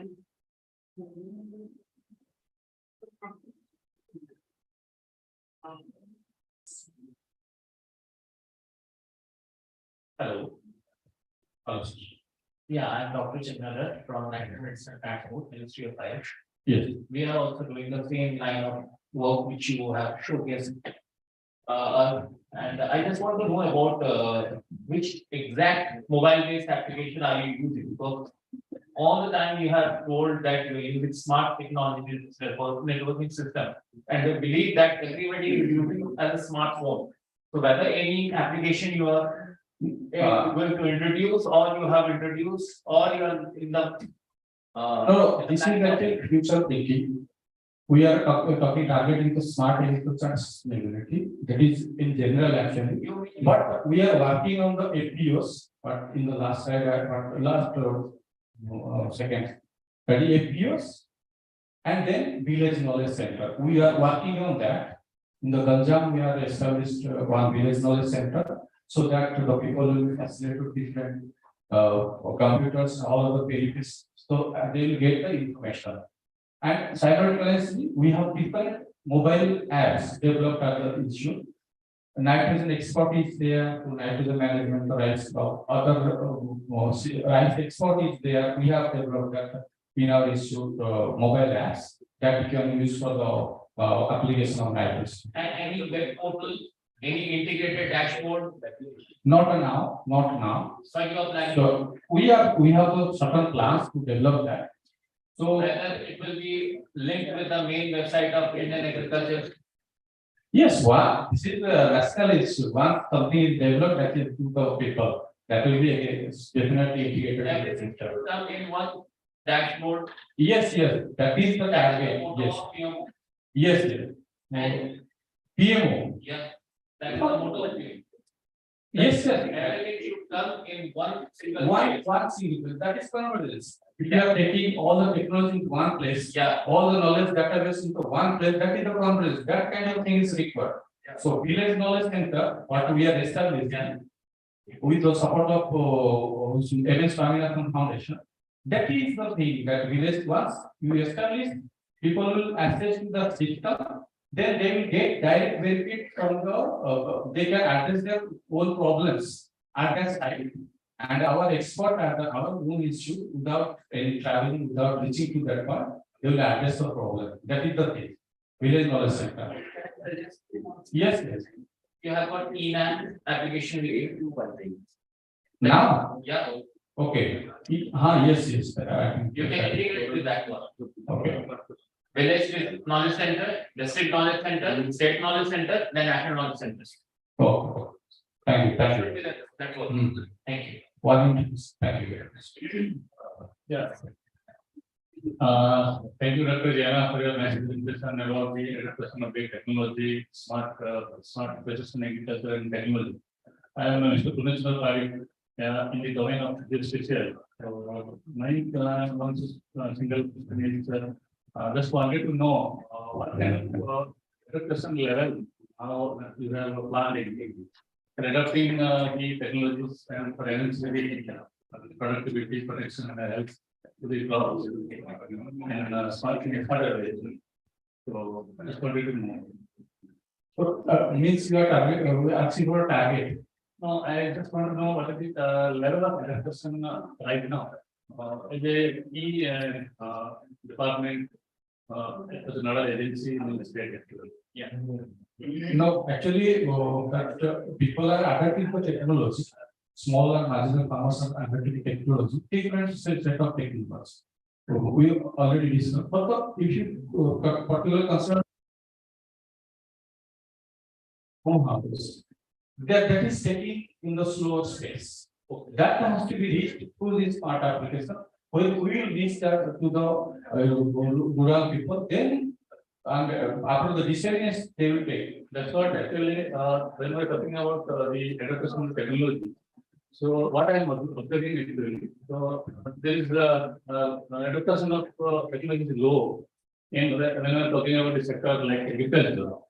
So we have to also think and come forward the future way of adopting the technology and in the awareness about the technologies and adopting for improving our agricultural activities in the same way the health monitoring and protection of crops, etc.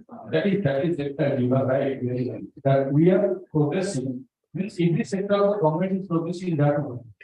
So that's why there is a lot of need for the training and capacity building.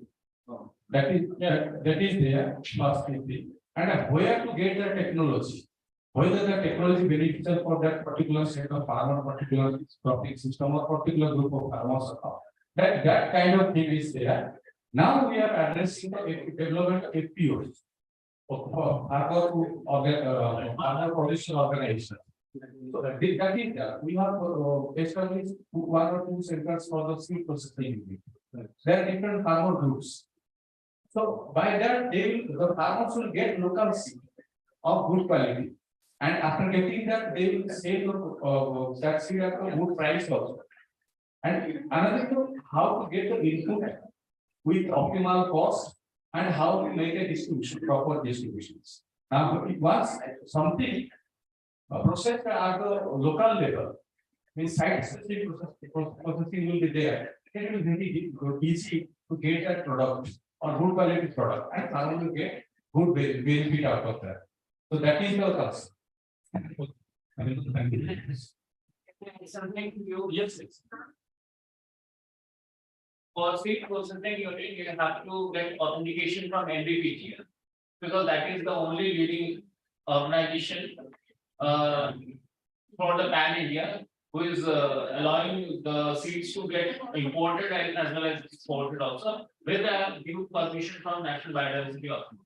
Oh, that is there. Whatever process, but NDPG is the connectivity with your work if you want to have something with in collaboration. I was just want to interrupt there. So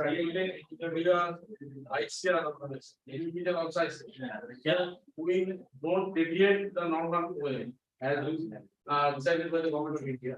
So whatever we do, importing or exporting, we not fail leader. I need to say about FPOs. He wants to raise fees for that one. Like for import, there are certain rules and regulations. But we will stick to policy. Okay. We will follow them. We collect the seed and they will distribute our policy. That is your. I not need the permission of NDPG. So it is your own organization. So actually, we have community standing for that. Because government of auditors wants the seeds to get imported there. They want to raise a verbal guideline. And what Government of Mauritius. Yeah, and what is the regulation? Regulation is that they should have from government of India. Sure. They approached NEA and they NEA stated asked us, we put a letter to NDPG and now it is under the pipeline. Sir, what will get the 2%? NBA and then give the NPP. Yeah. All right, thank you, sir. We can exchange this, discuss in person later. Yes.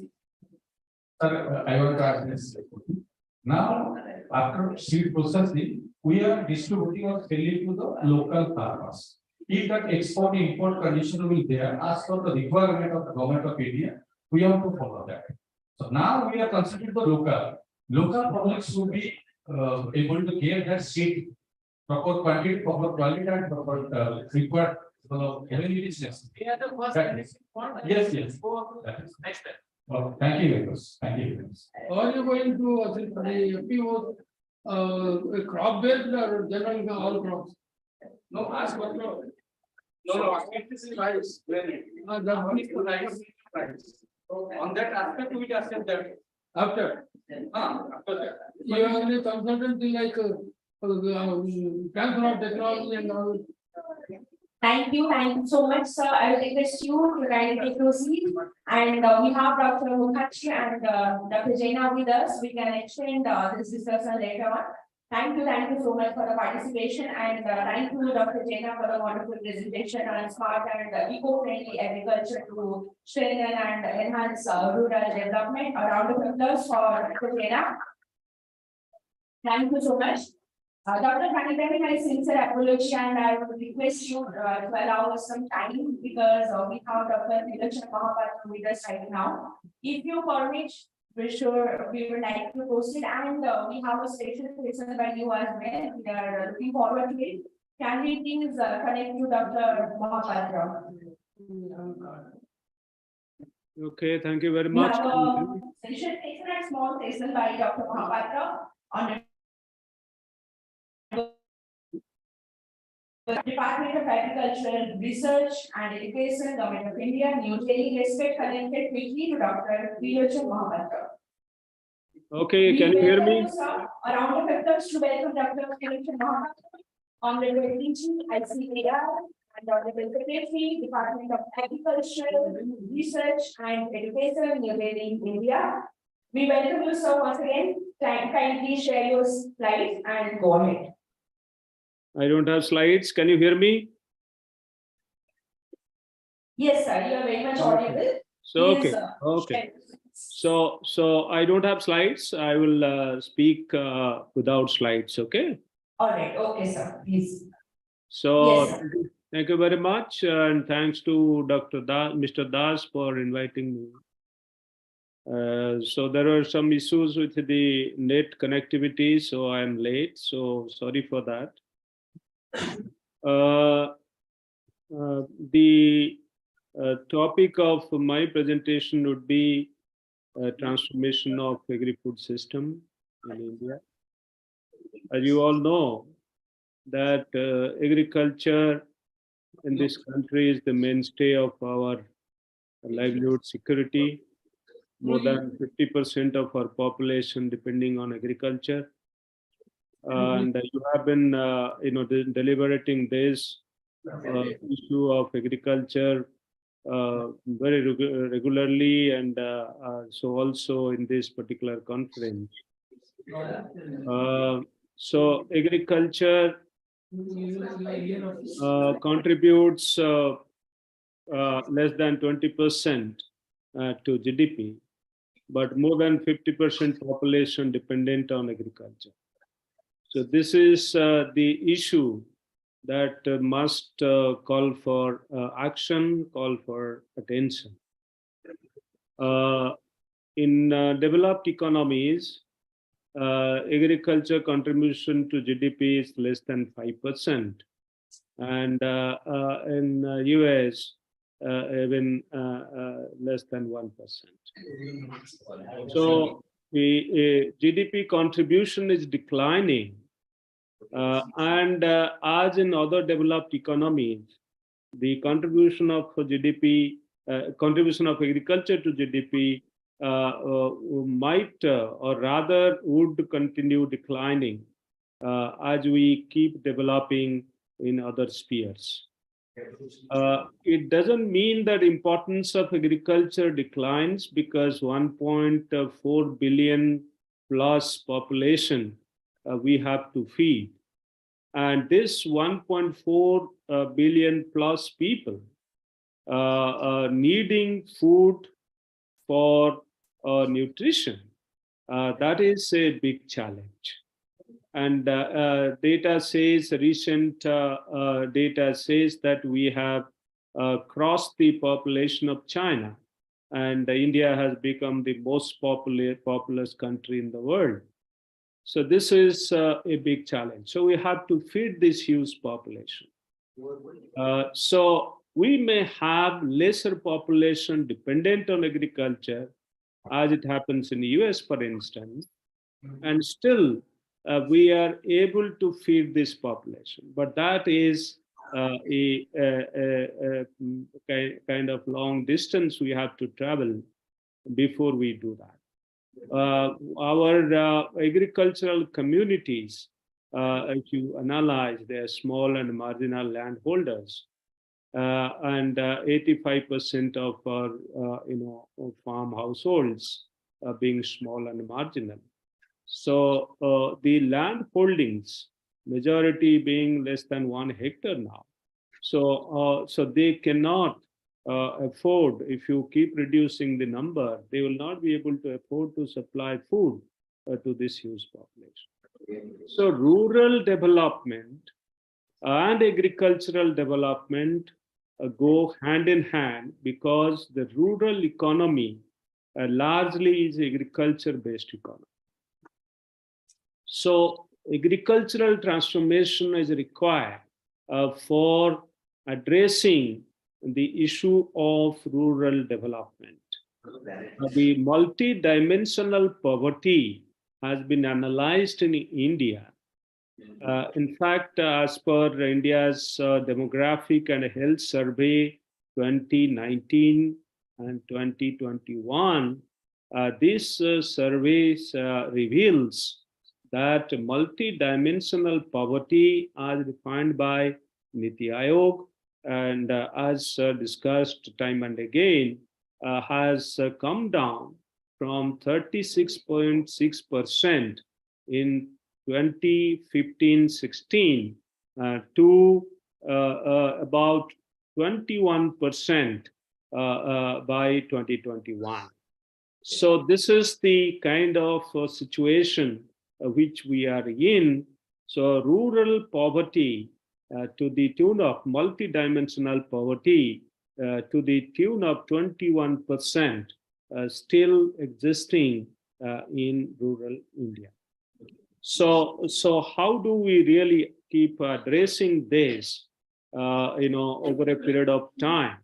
You know that we have sustainable development goals before us. The sustainable development goal number 1 says no poverty. And the goal number 2 talks about zero hunger. So no poverty and zero hunger. These are again two very intricately associated and linked issues.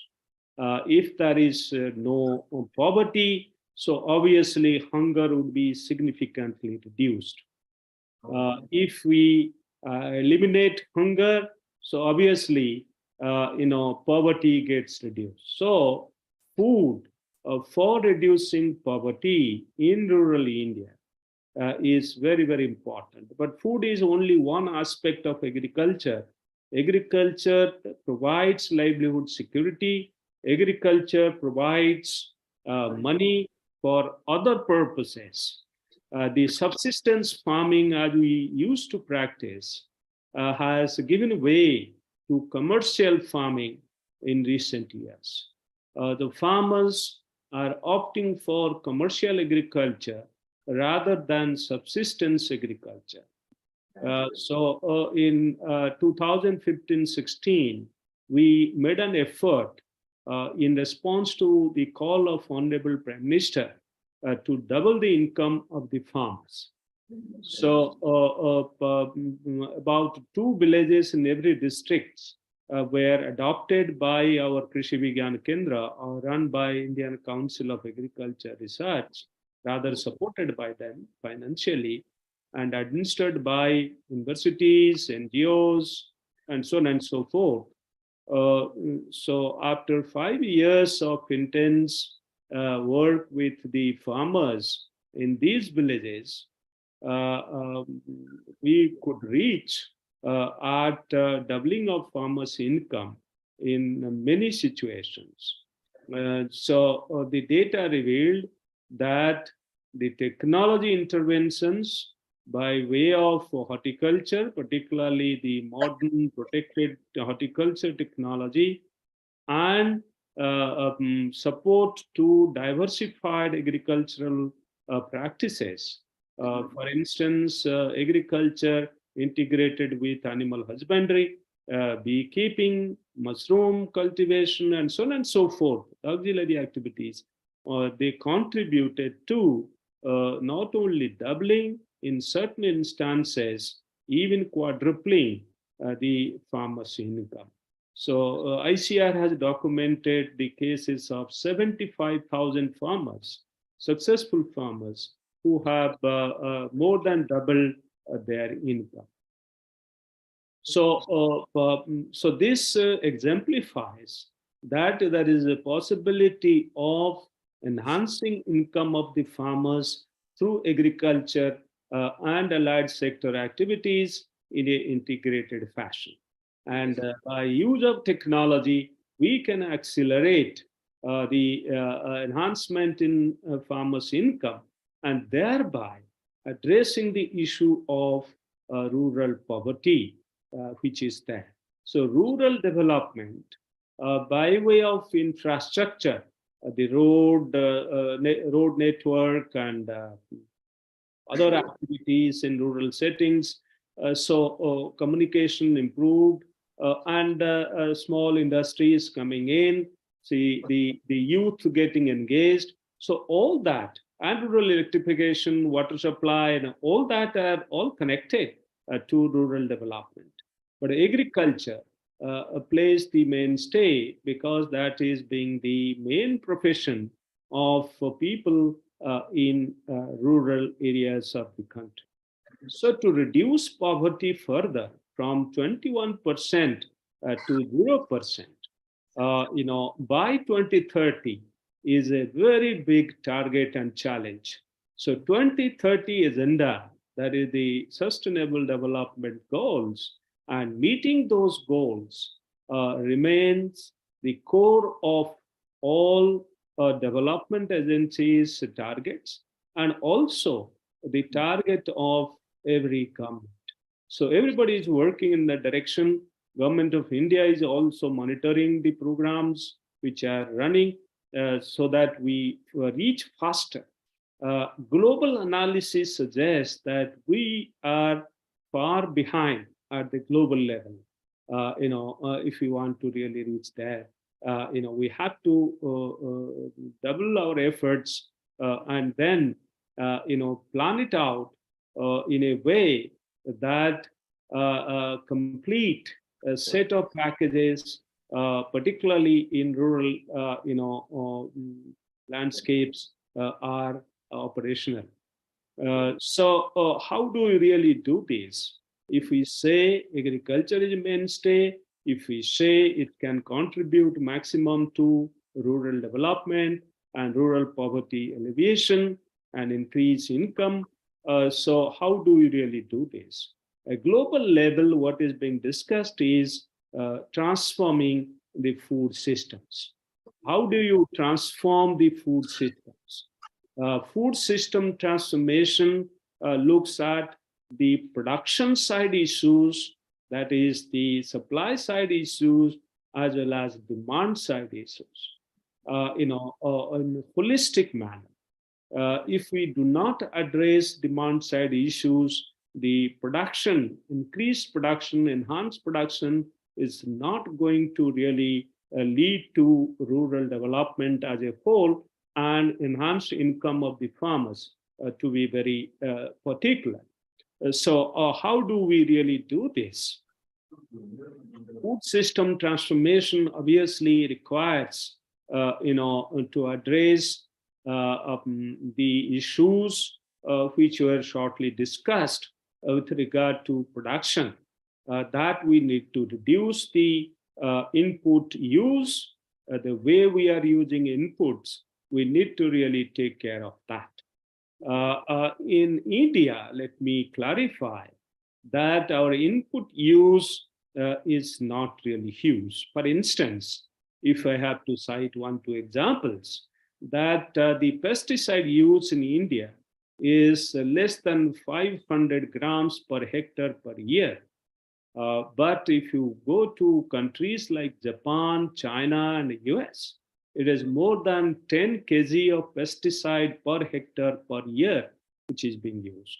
So if you compare 10 kg with 500 grams, certainly, the use is not much.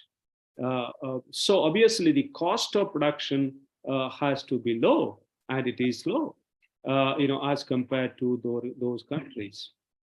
So the issue is the appropriate use, timely use in right dose, and right manner.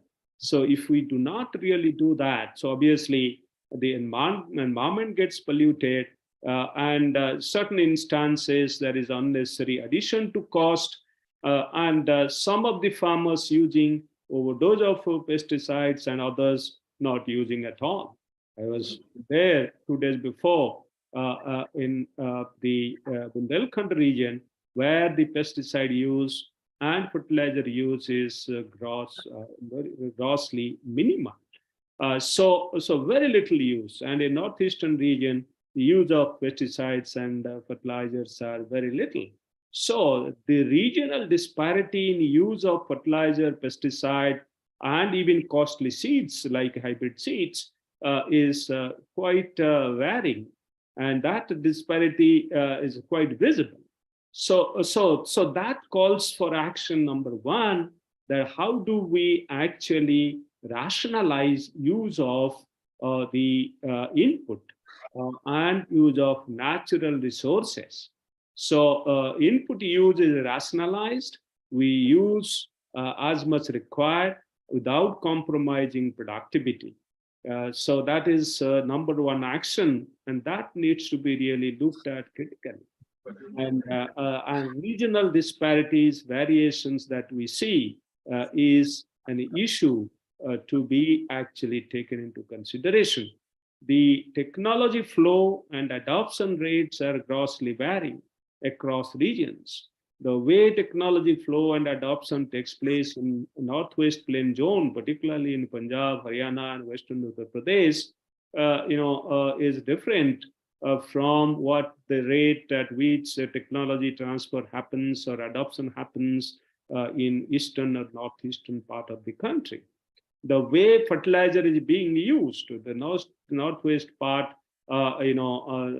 sees gross unbalanced use of fertilizers, nitrogen being used at a much higher rate as compared to the southern part or eastern part of the country. So also the pesticide use. So you see this, and there is a need to have a rationalized use, need-based use, and that calls for precision agriculture.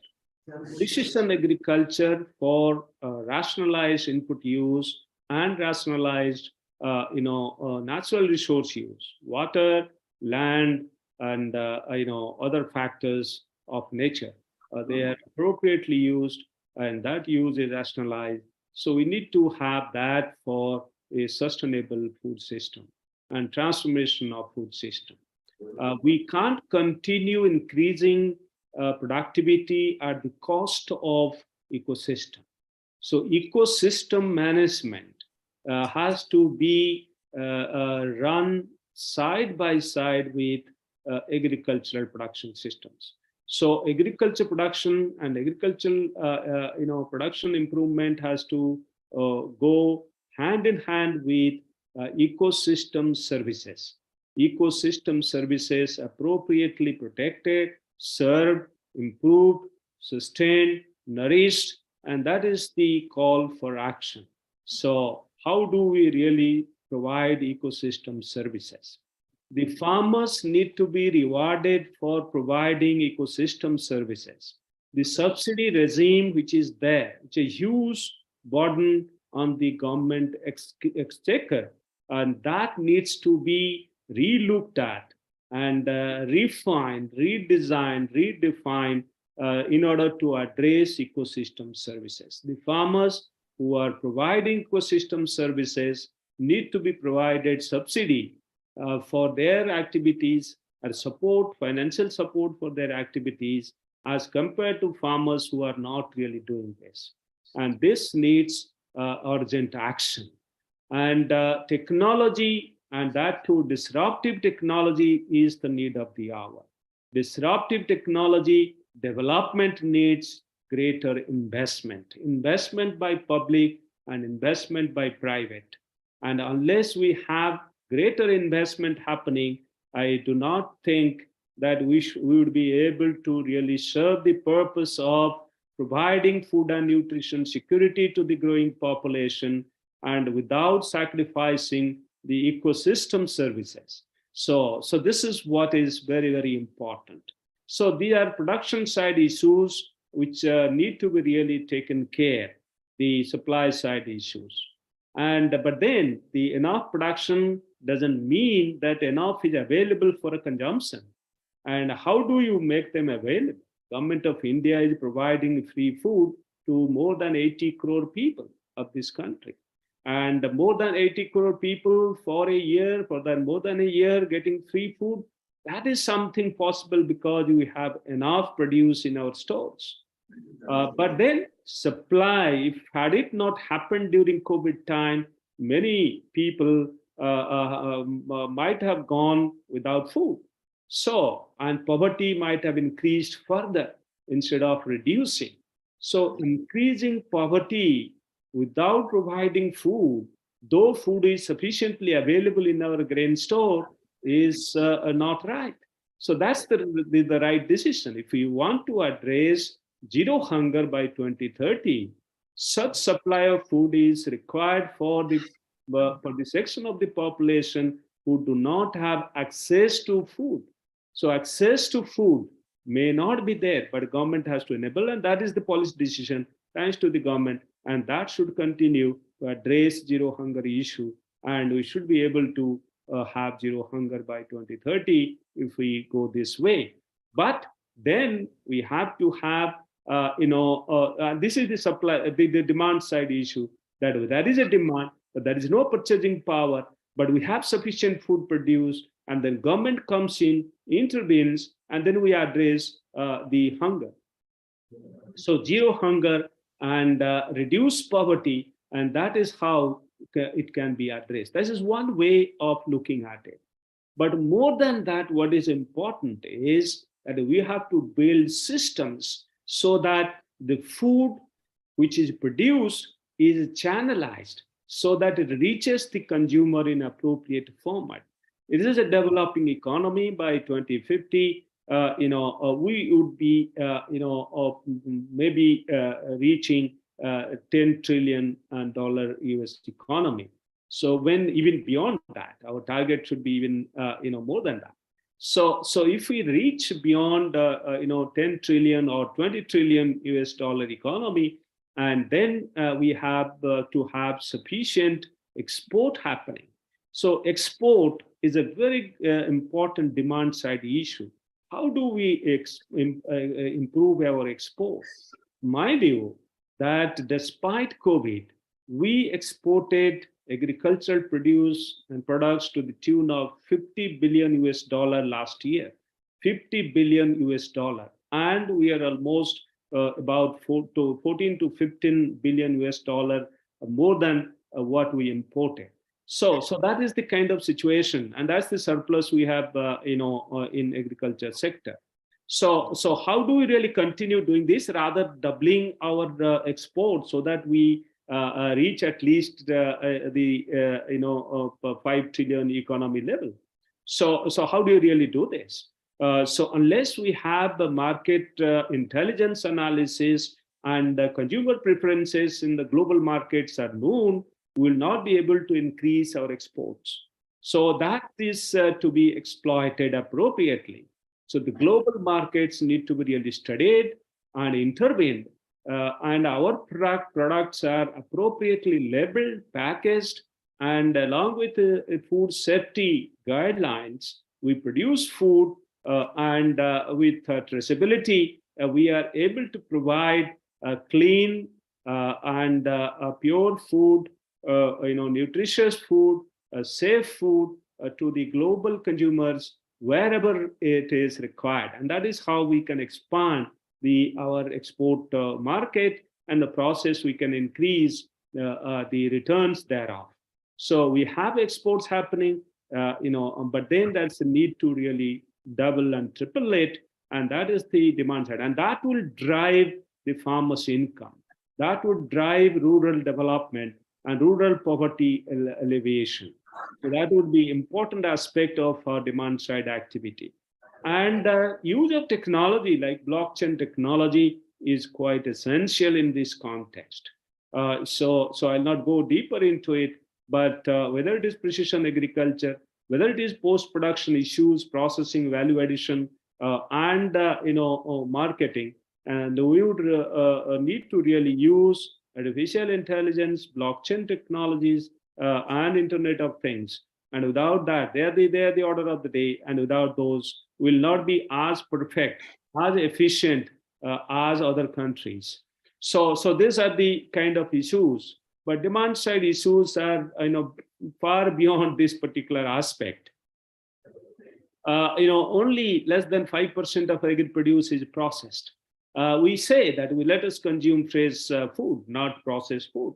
But processed food, unless we do processing, will not be able to really consume all the fresh harvests, because during harvest time there is a glut, and because there is a glut, the farmers' income goes down. Farmers don't get return for their produce. So unless they are stored, unless they are processed, unless value addition takes place, we may not be able to add income to the farmers and improve the rural economy. And so that is the crux of the matter. How do we really go for more of processing? So MSME sector, which is struggling at this point in time, need to be really strengthened. Many of our local producers, local processors, local kind of artisans, and all that, they are getting phased out by imports. So need to really look at how do we really strengthen our MSME, and particularly agri processing taking place by the MSME sector. So unless they are actually provided stimulus by the government, it may not be possible to really sustain interest in this particular sector. So we have more production of pulses, for instance. We have 6 to 8 million tons of more pulses being produced during past 5-6 years. Every year we have a kind of additional production taking place, and that happened because we created 2 million tons of buffer by the central government, and there is increased procurement taking place. Unless there is processing, storage, we may not be able to create larger buffer. And if we do not have larger buffer stock, if we do not have more procurement happening and more exports happening, and we will not be able to really enhance our production further beyond 27, 28 million tons as we have reached as of today. So going beyond this requires more action on demand side. So I can continue talking about food system transformation, but that's not really enough to say so. In fact, at the global level, you see that how conflicts are impacting the production and food system at the global level.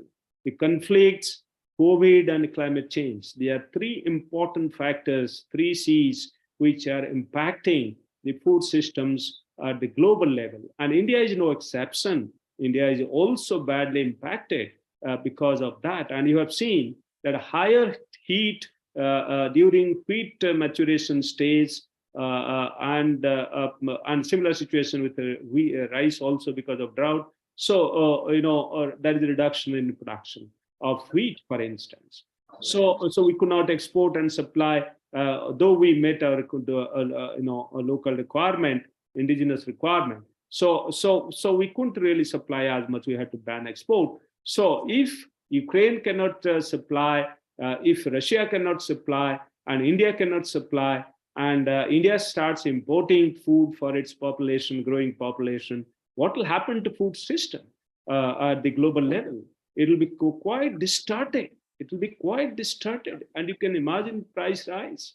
The edible oil, we are not able to produce enough. And we spent more than 1.5 lakh crores rupees last year to import edible oil. And the volume did not increase much. The value increased. It is about 14 million tons. It's not very different from what we imported last year. But last year import, costed us more. Why? Because of the war. And there are monopolies at the global market. So there are very complicated issues when we talk of food system transformation. Food availability in one sector, one region of the world doesn't mean that it is available for everybody at the global level.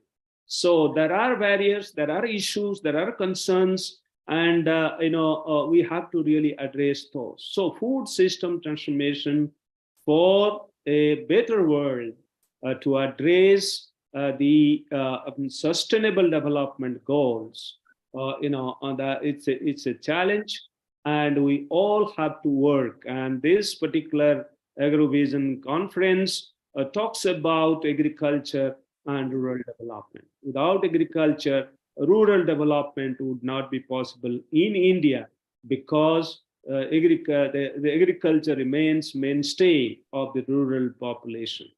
And that is providing livelihood security, that is providing engagement. We don't have any other way that we can divert this 50% of population to other sectors. We can't do that.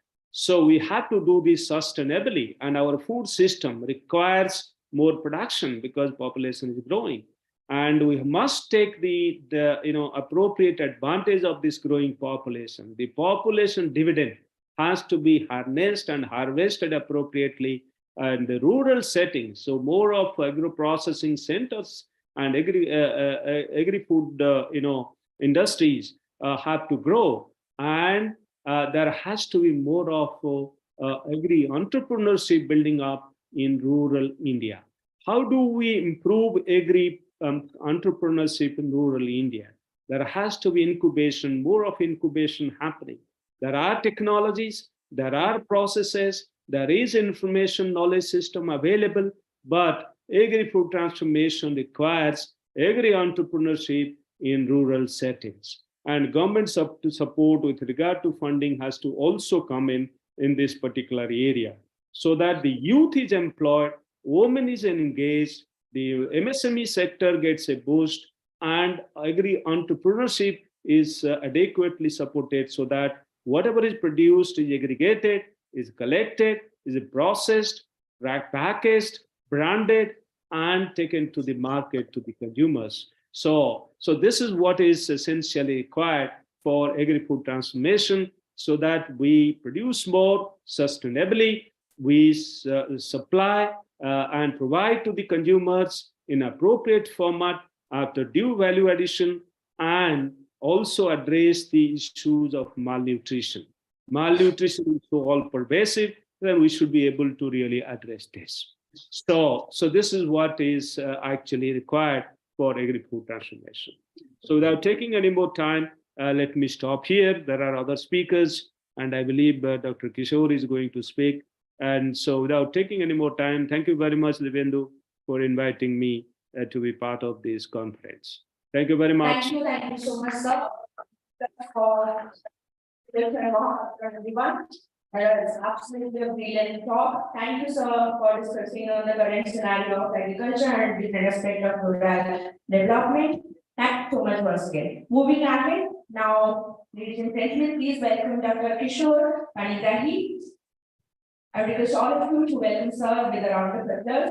Dr. Kishore Panigrahi from School of Sciences, Homi Bhabha National Institution, Niger, Bhubaneswar, Odisha, and sir is going to talk on understanding flowering channel control as means of cultural productivity. Let's welcome sir, and let's have the topic.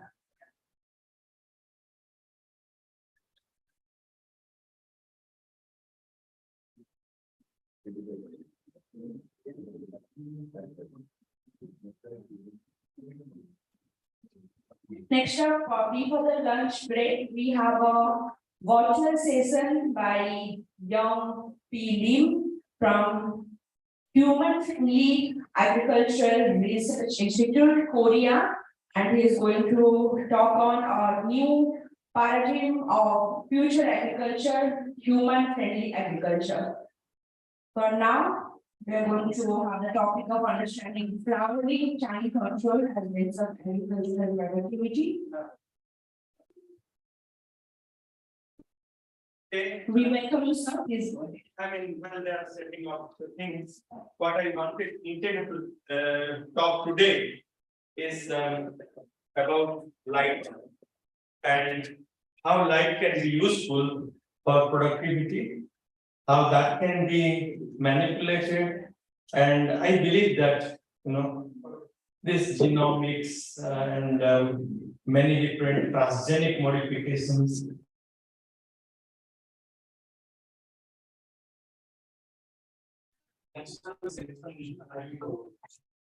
right?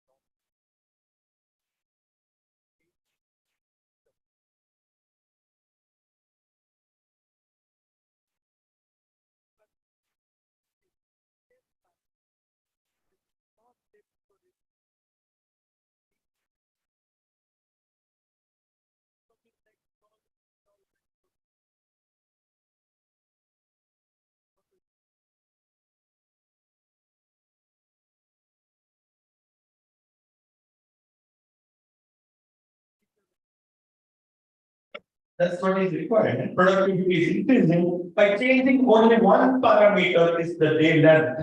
Here is the day length. Accordingly, the plants are classified either as short day plants or long day plants, and we know what are the short day mechanisms and what is the long day mechanism. And by manipulating this mechanism, if we understand the mechanism, we can manipulate a bit. And if we manipulate a bit, we get appropriate responses. Responses are in the productivity. Right? So now, for example, a model plant. This is the Arabidopsis. Many people must not be knowing, but this is of mustard family. Whatever you do in this tiny plant is applicable to mustard. And that's what perhaps India needs. Because as you can see, Dr. Trilochhan Mahapatra was saying just a few minutes back, 1.5 lakh crores of money from our government goes to other countries like Indonesia and Ukraine importing edible oil. We are the largest population of India. If every people grow 20 mustard plants, it would be sufficient to make so much mustard that we should not be importing it. But it's a pity that we do import a lot of edible oils, which I have been hearing from him since at least 5 years. The last talk I heard in 2017 in Mysore. So it's really a pity. I myself get excited to do something so that we should not able to import anything and self-sustainable in at least oil production. Yeah. So having said that, Arabidopsis plant, what you saw, there were two pictures here. One was grown in long day, or another one is grown in short day photoreceptors. And in the long day, the plants were flowering and giving more seeds, and that's what perhaps you need for mustard, right? In mustard, you do not need a lot of leaves. What do you do with mustard leaves? Nothing almost. No creams also you can make until now, right? So, it has come. Thank you for this. So, to understand this, how this short day or long day is perceived, this is like a pathway and is governed by a biological clock, and clocks are intricate components, which is the area of research what we do in NICER actively as a fundamental biologist, that we try to understand this complex and how this complex is modifying the rhythm, which ultimately gives rise to flowering response, which makes productivity. Okay, very simple. So what do you want? What do we want? The light is sensed by photoreceptors modules, and this is controlled by a biological clock. And this clock sets up the rhythm, whether the plant has to go in short day or long day or whatever day length, this module sets up. And there is an important protein here called Gigantia, which I will be talking today. We are working on, apart from all other things also we work, but today I will talk about only Gigantia as a protein and a gene, which is important in all this machinery, changing the juvenile age to reproductive age. Why Gigantia? Because Gigantia was the name given because when the gene is missing, the gene product is missing, the plant becomes very big, gigantic. Therefore, the name was given Gigantia. And then what happened? When a Gigantia mutant, for example, is called mutant in terminology, when the Gigantia is missing, the plant becomes 5 to 10 times bigger, produces more number of seeds, and gets much like vigorous. And this protein we got interested not because they are in the fundamentally important for biological clock and photoperiod response. We try to understand what other things Gigantia might be doing apart from integrating the signal from the clock to the flowering module. Okay, so these are like complex pathways, and a lot of work is going on in my lab in different areas of this pathway, like what changes, and we talk about a different kind of things. Our major directions are light signaling and to understand the flowering time, and today I will talk about bit about gigantia and some nano biotechnology kind of nanotechnology kind of. So going forward, this is what I will be talking today. As I said, gigantia in disease resistance and some carbon effect and productivity.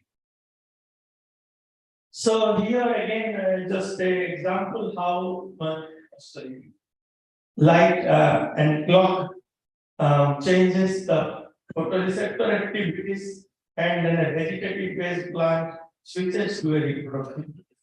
And there, like you have a gigantia mutant here, GI3, and this is wild type plant, and this is 35S overexpressed gigantia. Means when you make more gigantia, they flower much earlier compared to wild type, and the mutant is flowering much later. So this is definitely a module or a protein which is required for more or very efficient or earlier production of seeds. Right. Having said that, let's go back, and we have worked on different areas of what gigantia controls, and one of the areas which were left about was disease resistance. I'll talk about that a bit. And before that, we just published some papers of some gigantia and PNS in 2020 that gigantia is required for a evening sense. Plant sense of the evening, plant sense of morning, and plant sense the middle of the day and the middle of the night. And it's an evening element or an element which senses evening, and there is some thermosensory output pathway by cytochrome interacting factors 4 and 7. And gigantia mRNA, RNA level gigantia is oscillating like day and night cycle. Gigantia is also like this time is time, and this is daytime, and this is night time. When the plants are grown in LD cycle, long day cycle, gigantia mRNA is picking up like this, like the protein here is coming up. mRNA is picking up around 10 hours after light initiation. Means the morning happens. 10 hours after light, the messenger RNA of the gigantia is detectable whether this is the controlled ribosomal RNA. And we started seeing it and trying to investigate that gigantia, this wild type plant, and this is the gigantia mutant, GI100 with gigantia species. We see that the gigantia 100 mutants are relatively more resistant to disease progression. And here we took the pathogen Fusarium oxysporium, which is a fungus, and then try to inoculate them and try to find out whether the wild type, and 9 days after post infection, gigantia is very much mutant is very much resistant to the Fusarium infection. So here we bring in a new paradigm to the gigantia apart from light, that light in the absence of gigantia, the fungus is not growing. So that's what we try to do some more work, saying that we suggested that gigantia is salicylic acid. We just try to find out how this disease resistance happens, and salicylate pathway, salicylate estimation was done, and the genes required for the salicylate pathway were also analyzed and suggested that gigantia is down-regulating salicylate, and then in the pathogen attack, and therefore does these things. And then how inorganic carbon can influence the light signaling. So here I turn gear and try to tell you what we know about some carbon effect on flowering and also productivity. I got interested on this project accidentally when one student of mine started putting some carbon in the media by mistake instead of taking something else, and try to grow them and try to see that. Okay, so here, for example, try to see that is a media without carbon nanoparticles and a media with carbon particles, they are getting flowering earlier. So we published this article also in Plants and Report initially. But so the take home is that carbon nanoparticles accelerated flowering. and decrease acidity. So how is this important? Carbon, just carbon, but it's in the form of nanoparticles, but not in the form of the charcoal. We tested that charcoal is not having the effect. Nanoparticles is having the effect. To try to see that, and also this effect is happening in a doses dependent manner.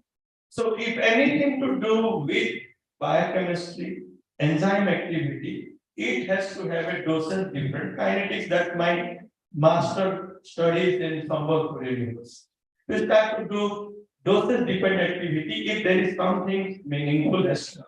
So this is like different concentrations of the carbon, and then we try to see that higher doses at an earlier activity compared to the lower doses. So there is something which is cooking, we need to clean it up. And carbon nanoparticles, for example, alters the red light signaling physiology. That's what we said. We showed here what does this red light signaling means.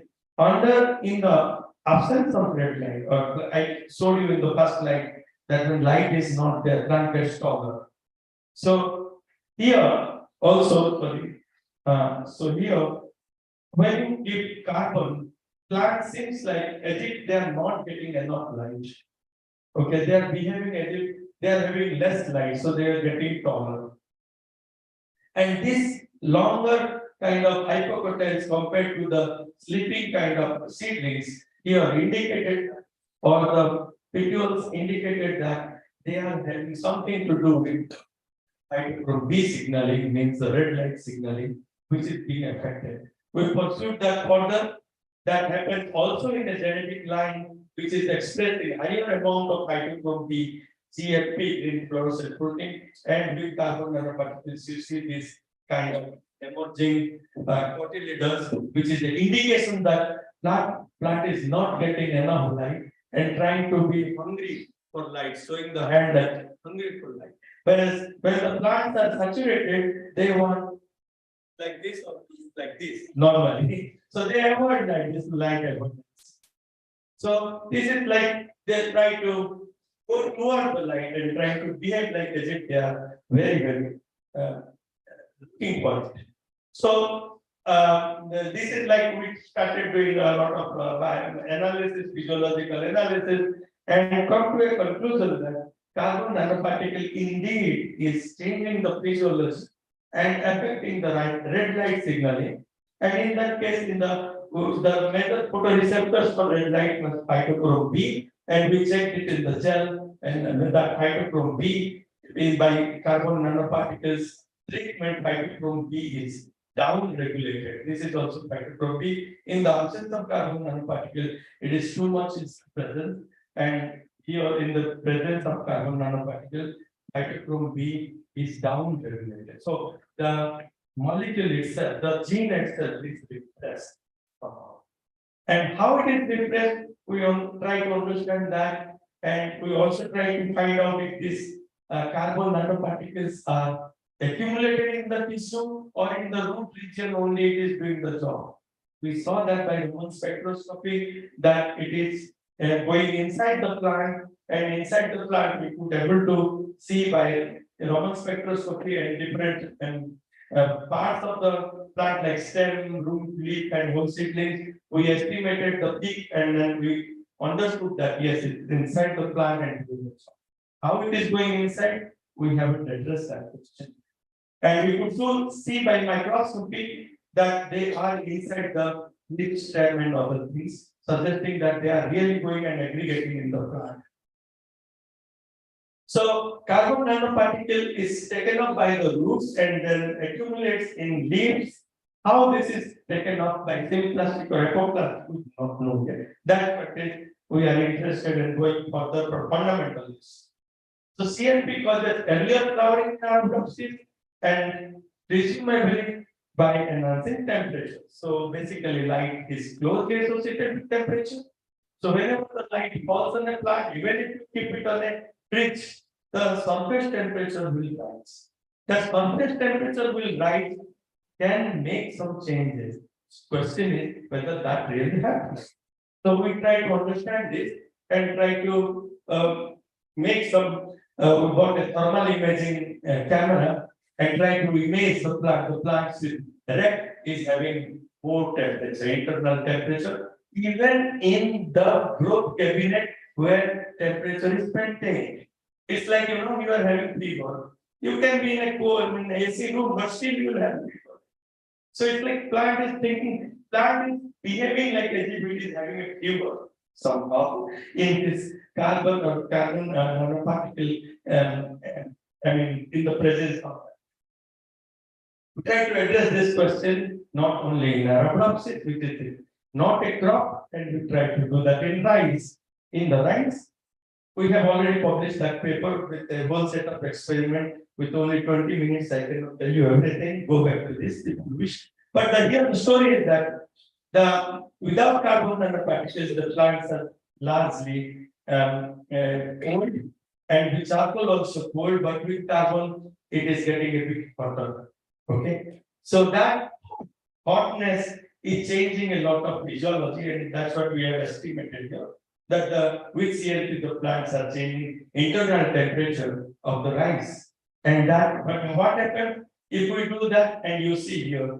So at least we have imagined, we have estimated from our field trial. Also, we did a semi-field trial, pot experiments, and put carbon nanoparticles on 5 times during the development of the rice, and one can see that this is days to flower, 150 days, and this is 133 days, and grams grams of seeds is here. So it's at least a 20% increase in the yield by putting carbon nanoparticle, which is affecting the physiology.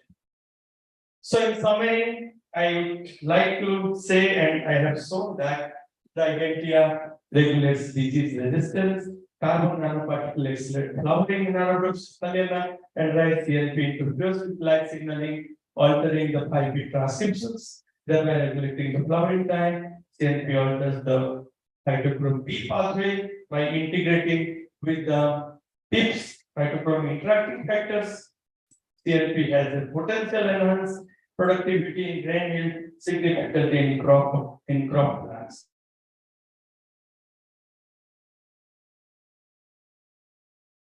So with this presidential award from a student, and I thanks and take some questions, and I'm thanking the organizers and Divyansu Dasar and everyone over here who is here and just having me for this talk. And then I stop here and take some questions. Thank you.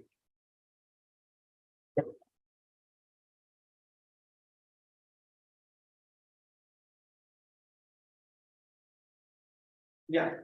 What is the status of? Sorry. What is the status of getting into universities about the lighting effects? Universities. Yes. What are the universities adopting light effect? Universities must adapt light because light is changing many things what we do not even know. Yeah, our ancient astrology, for example, those people who are really the horoscope and all, we do not know almost 99% of it, how it works. Okay, and everything goes back to the embryonic stage decisions. Means when the first zygote was made, that time what light came and fall in the mother's womb, maybe, or the born embryo, when the light falls there, the combination of light and the space is constant. Therefore, two maternal twins also not similar. Right. Right? Because other twins, one of the twin has to come out fast compared to the next. Right. There may be 2 minutes difference, and that 2 minutes the cosmic light scattering effects are changing even if the place is same.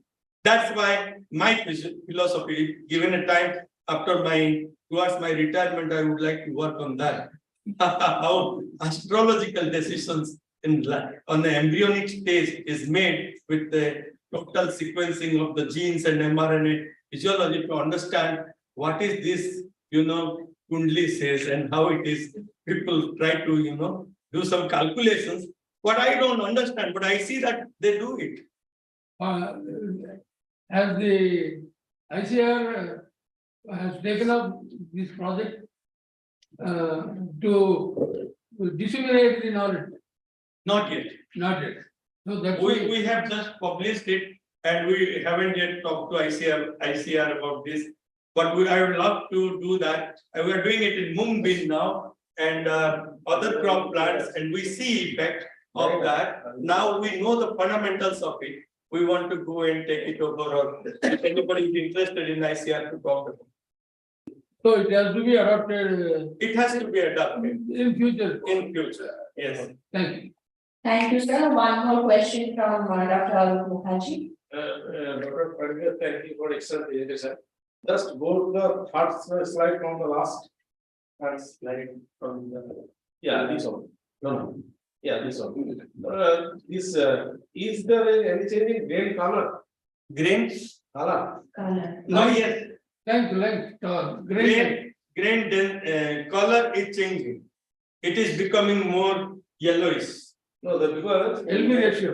So what are? LB ratio is increasing. Yeah, I think What's so. the LB ratio? It is husk color. First color. Husk color is changed. It's more, bit more. Nanoparticle than minus color. It is. That is little bit surprising to me, because husk color is a genetic character. Yeah, so we are saying that it is influencing the genetics.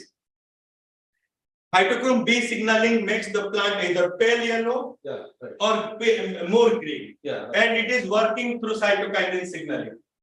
Cytokinins, if it is more, the plants remains green. This is known for ages. So I know now the physiology of it, but I do not know what pathways are involved.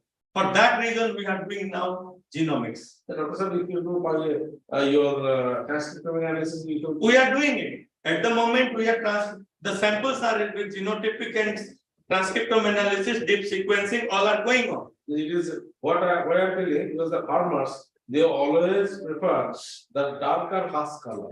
Yes. Okay, so it is true, this is just revolution. Yeah. I mean, I am quite happy for two reasons. When late Professor Ajay Parida was here, he saw this in the field and he could not believe. He was passed away. He's my very well wisher, but he could not believe, saying that how can you get earlier flowering and also more harvest? Generally, it doesn't happen. Also in fundamental biology, earlier flowering is always correlated with less productivity. Sir, that is what you are telling. We have got a microbial population that is also doing the same thing. This one, Earlier flowering and more harvest. that's one. What microbial population I would like to talk to you later. Then that mechanism and this mechanism must be somewhere correlated. Exactly. Means what I am trying to say or predict here is that internal temperature is rising. Internal temperature, fever ho gaya plant ko. Maybe with the pathogen, the same thing is happening. Plant is feeling like salicylate more. When salicylate is more or salicylate is less, that is a cause of internal temperature rise, even in animals. In animals, when a fever happens, you take salicylate, right?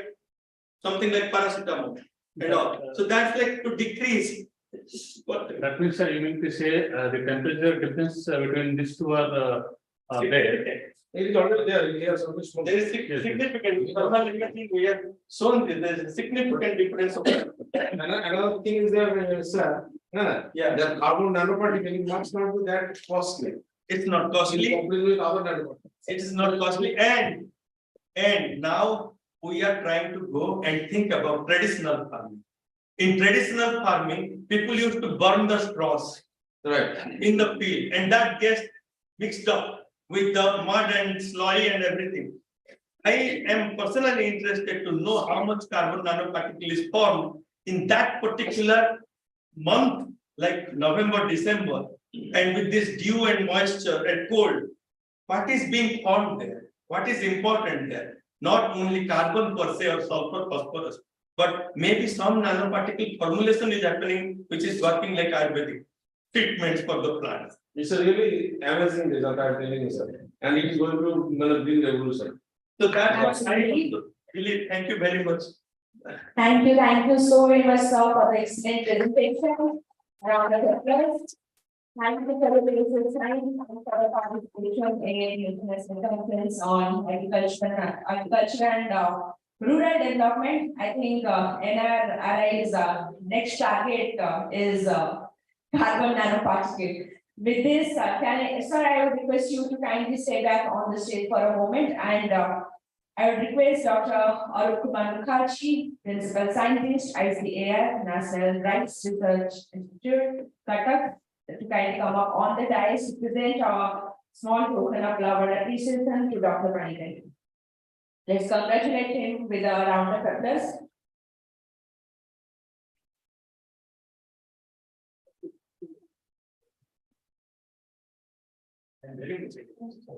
Congratulations, Chair. Thank you for the excellent presentation. That was absolutely commendable. And you are leaving a hit for that they are focusing on. Now onwards, they are more focusing on carbon nanoparticles. Thank you. This is a small token of appreciation from the side of Society for Agricultural Research and Management.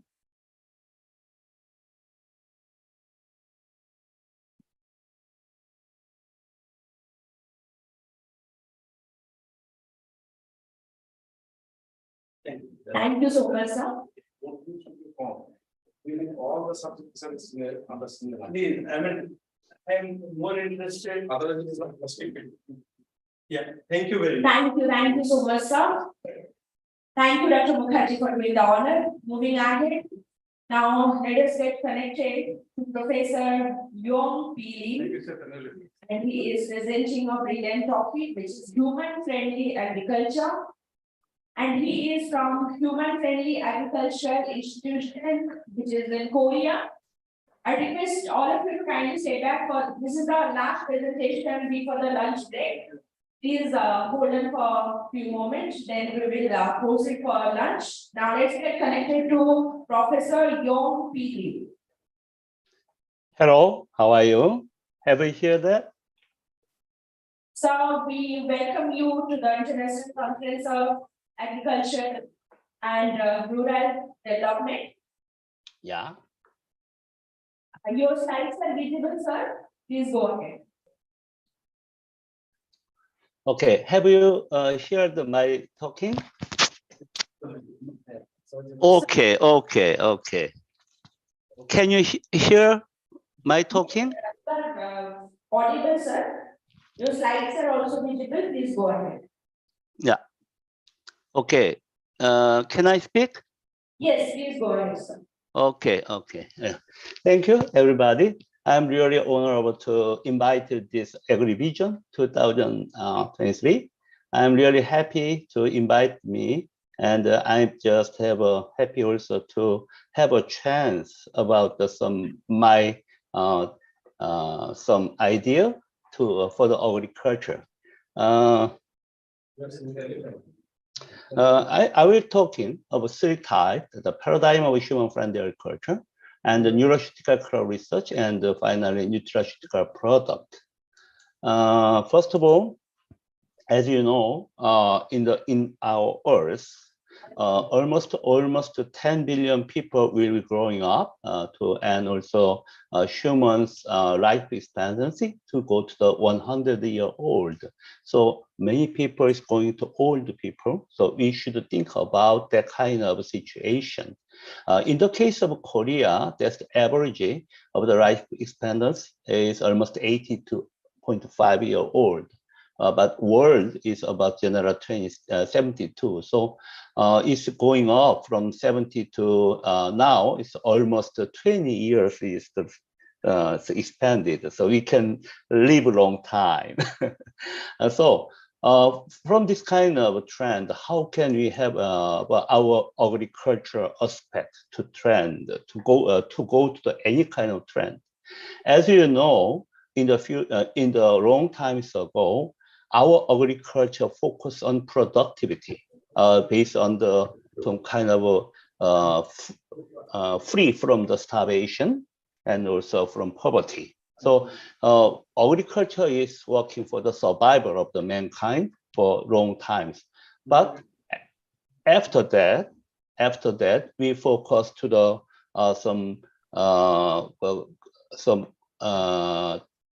thinking about some kind of quality of the agricultural product, taste or quality. However, on the way to reproduction of the agricultural product, environmental problem have some big trouble. As you know, the advance in agricultural practice has led to the environmental issue, resulting some serious problem in the world and also human health. So we are to overcome this kind of issue. So eco-friendly agriculture can be considered as a tool for the agricultural production. Wow. And then after next generation, what is the next generation of agriculture? I was thinking about that. So actually, as the economy of human life is increasing, the human health improving, the demand for the human health improving was required and some increased from the people. To meet this kind of demands, new paradigm of agriculture production model need to develop it. So I think that the future agriculture model should ultimately be developed in the new system of the paradigm, covering all kind of the new technology, including breeding, cultivation, food supply, to all, and also medical science. So I want to term this kind of model as the human-friendly agriculture. Human-friendly agriculture is the personalized agriculture based on the individual biological information and the biological condition, including some kind of genomic, some genetic data of the human being. So it is actually for customized needed agriculture product. So I'm just to say this one is the human-friendly agriculture. Actually, I made this kind of terminology. Okay. In the case of the, and also the medical some aspect, past medical care is concerned about treatment of post-illness. However, we got a big data and some kind of very large information based on the genomics, human genomic project. From this kind of data, we now starting to that about the we are focusing on prevention of the human some health. Actually, as you know, from this data, we can estimate about that we will be get some kind of genetic, some kind of ill disease based on the some genetic information. So we should think about the prevention about that. So up to now, our medical science is precision medicine. So we just prescribe with a personalized medicine, depend on the disease case. However, in future, probably they will go to the precision prevention. So from the data set, we just classified several kind of the individual disease, and practically we just have some predict disease care, and then we will treat it. With what kind of the material? So that means that medicine for treated the predicted disease. Probably that will be food, I think. So I make this kind of some system. We provide customized nutrition information according to medical history, genetic information, and constitution. Using this kind of information, we should develop the personalized variety based on the individual human genome information. So after make this kind of variety, we just cultivate at the optimized condition, and we should produce the standard high functional variety using the some kind of plant factory in any kind of a new system. After then, using this product, we should standardize of the nutrition component, and in the food science area, they manufacture and supply the functional food as the personalized diet or medi-food. So we say that this is a personalized food, and then we support the human being. This kind of a circle, I just say that this is the human-friendly agriculture system. Okay, so in my case, I'm researching on brassica. So basically, I research on brassica rapa, which is the one of the major material for the kimchi, the Chinese cabbage. So I actually in the case of brassica rapa, brassica almost 360 genus and almost 3,350 species is recorded. And this is very important some agricultural product as the, oil, brassica, brassica juncea, you use the mustard oil, is very important in India also. So this is the very economical crops. So additionally, this Chinese cabbage have so many kind of some nutritional component in the this Chinese cabbage plant.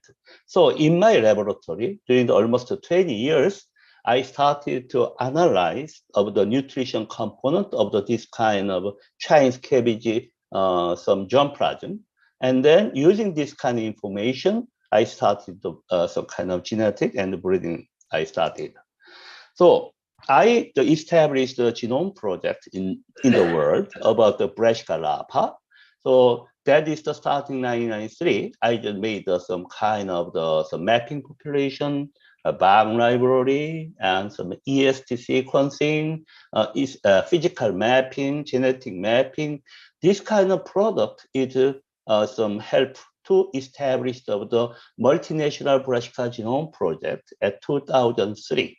And then some almost 16 countries is involved this some sequencing project of brassica species, A genome, and that is ongoing. And we should make the backseed sequencing and EST, and I made some recombinant inbred line, etc.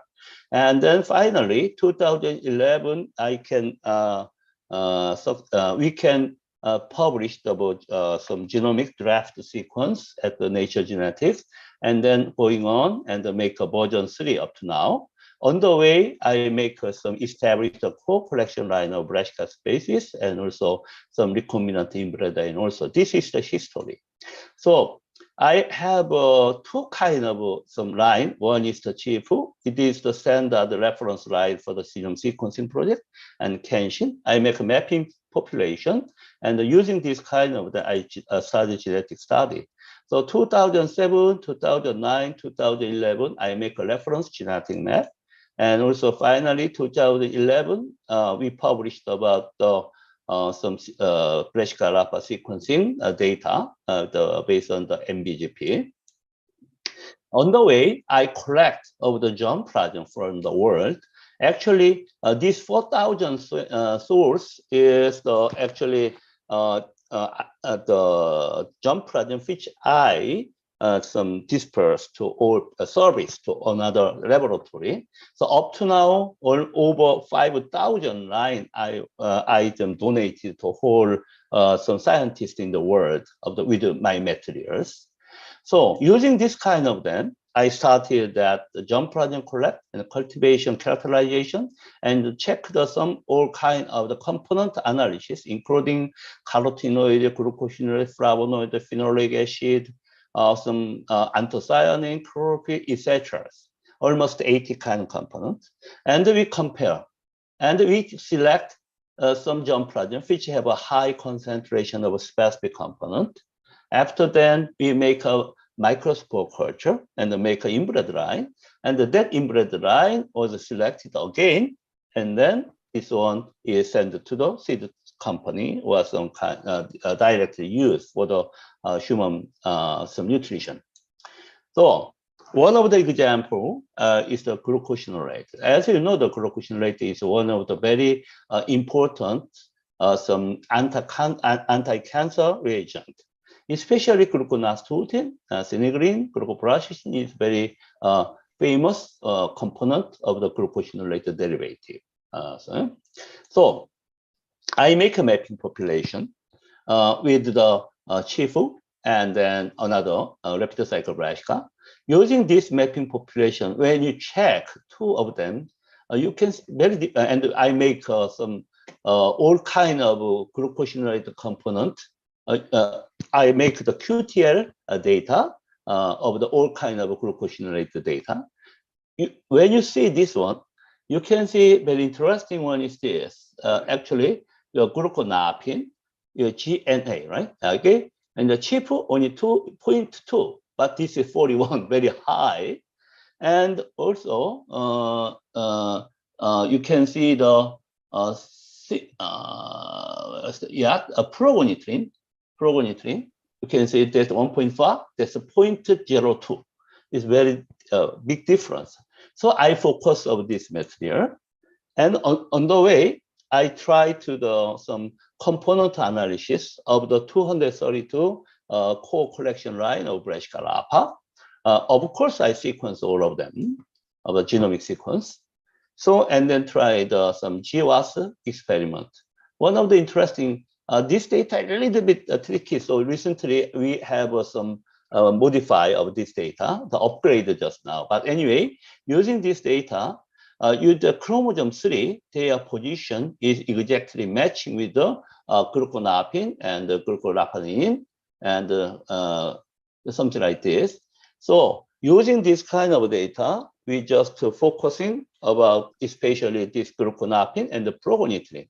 You can see here, glucosinolated hydroxylase is the point, some key enzyme for this one, and this connects with the QTL data and GWAS data, and also phylogenetic or check of them.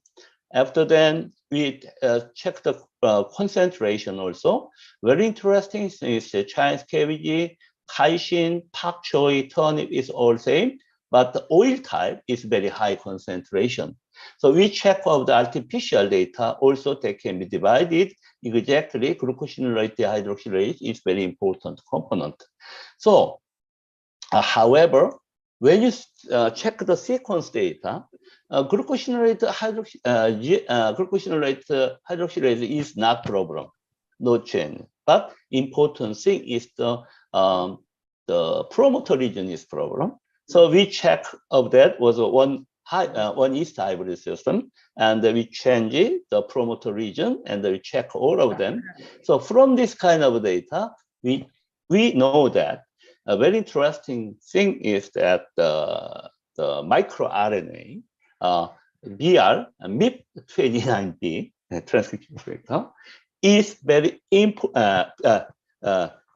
Transcription factor is very important to binding or not, depend on they have this kind of glucosinolated and the progonitrin content, gluconapine and progonitrin concentration is controlled by this kind of data. So this one is almost a publication step just now. However, so I just say that I collect germplasm and check the whole some nutrition, some content, and pick up the specific one. And then finally, I got several kind of some good germplasm, which is fixed. So one example is I got some germplasm which have generally 30 times high concentration of gluconastotin compared to general germplasm, or some glucopracicin, or some vitamin C, or sugar, or calcium, etc. On the way, I was the director during the 10 years of the Golden Seed project in Korea. So this Golden Seed project is government supported, supported project. Some support almost $10 million every year during the 10 years. So I received the $100 million during the 10 years. And then I support to the seed company one scientist. We are using that kind of them. We can develop the red Chinese cabbage and the very high concentration of the beta carotene. So that's the inner leaf is the yellow color. this kind of some is lutein, very high concentrated lutein, some Chinese cabbage which have a very high concentration of lutein. So the trademark is the golden Chinese cabbage. So using this one, we have a preclinical analysis of the anthocyanin of the red Chinese cabbage that have some lead to the reduction of inflammatory disease and some kind of that. So we published this. So this kind of some flow, and when we got several kind of the functional some vegetable or anything that will be some organized and some adapted to the some each personal individual human being. That is the now I am trying to have some design and I'm going on. That's my institute is working. So as you know, so many kind of medicinal plant and vegetable and so many crops to related human organ some healthy. So we should that for this kind of that. In my case, I collect of germplasm in Korea about several kind of brassica species, brassicacea. I almost 60 kind of brassicacea I collected. Among them, example in the capsula or some draba, loripa, lepidium, camellia, wasabi. This kind of whole kind of wild species can be used for the human health in some place. So I'm just starting to thinking. Recently, I published with the Indian colleague, including of the Chitakol, Professor Chitakol. We just thinking about the traditional food. So this kind of traditional food also very important source for the human being anyway. So when we breeding of this kind of traditional food, we will focus about the personalized some requirement needs under some nutrition or some yield, anything. Up to now, generally we focus about the farmer required, farmer needed variety, like the insect resistance or some disease resistance, something like this. But now we should be changed to the customized based agriculture, required agriculture. So I'm just thinking, so this kind of traditional food also very important. Lollium pereni, chrome, sticky vine spinach, or so many kind of this kind of material can be also used for our breeding system to for the human-friendly agriculture product. Okay, for those kind of research, such as brassica research in my lab, some genomic, transcriptomics, omics technology can be helped, and sequencing and some kind of nutrition component research, etc. So using this, finally, we also recently we are focusing genome editing and transgenic lines, so make a GMO or some. Anyway, this kind of also some kind of genomic assistant, genome assistant breeding. This kind of new technology can be help of the future of our agricultural science, scientific some research area, and they will be a goal to have a research on that. So finally, this kind of one can be commercialized as like the broccoli glucosinolate. It is already, you know, the bricolide is some commercial use in the market, and the cabbagin also some Chinese cabbage glucosinolate also one of the possibility, especially gluconastotin. In Korea, we have anti-cancer Chinese cabbage is very famous in the generally. So many people are looking for that. That is including of the high concentration of gluconastotin anyway. So recently, because of that, we think that the food can be used as the medicine. Generally in Korea, we have some consent. We have a very interesting increase of some interesting on the functional food. That is some little bit old, but that is the red ginseng, Korean ginseng, and the probiotic, vitamin, diet fiber, milk acid, aloe, something. Many things is actually related with the plant system. One example is marigold. Is actually we extract lutein. This marigold is importing from India, you know. So we extract some lutein and then we just eat for the eye health, something like that. So this kind of commercialized process is very important. But generally, we have some many germplasm in the wild condition, but still we cannot we could not focus to breeding for this kind of medicinal plant and medifood or some this very good healthy plant, including traditional food or something. So I think it's the time to starting about the breeding process about this kind of medicinal plant from now. That will be some added the value of the agriculture, I think. Okay, one of the example is this Artemisia. This is the one of the resource of the Stillen. Stillen is the non-steroidal anti-inflammatory control and also stomach ache, some regeneration. It's very important and very good some medicine in Korea.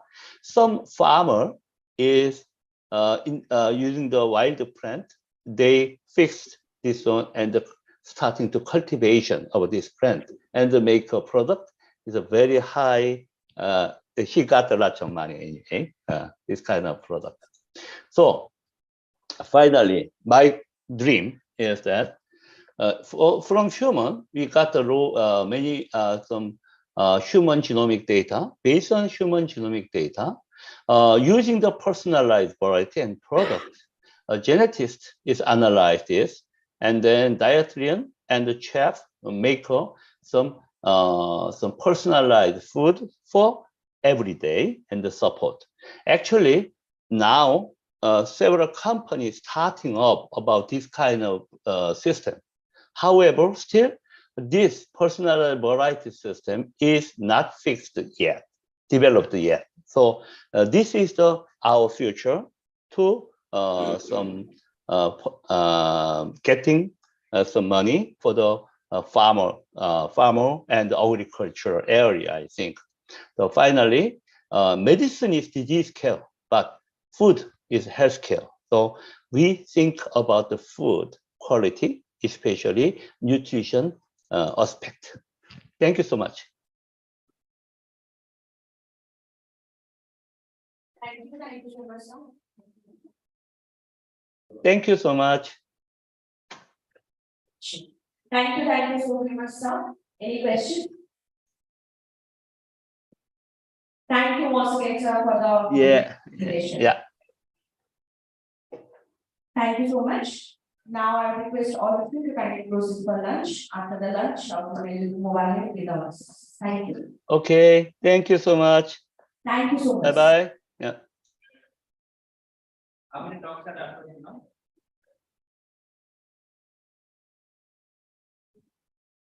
Right.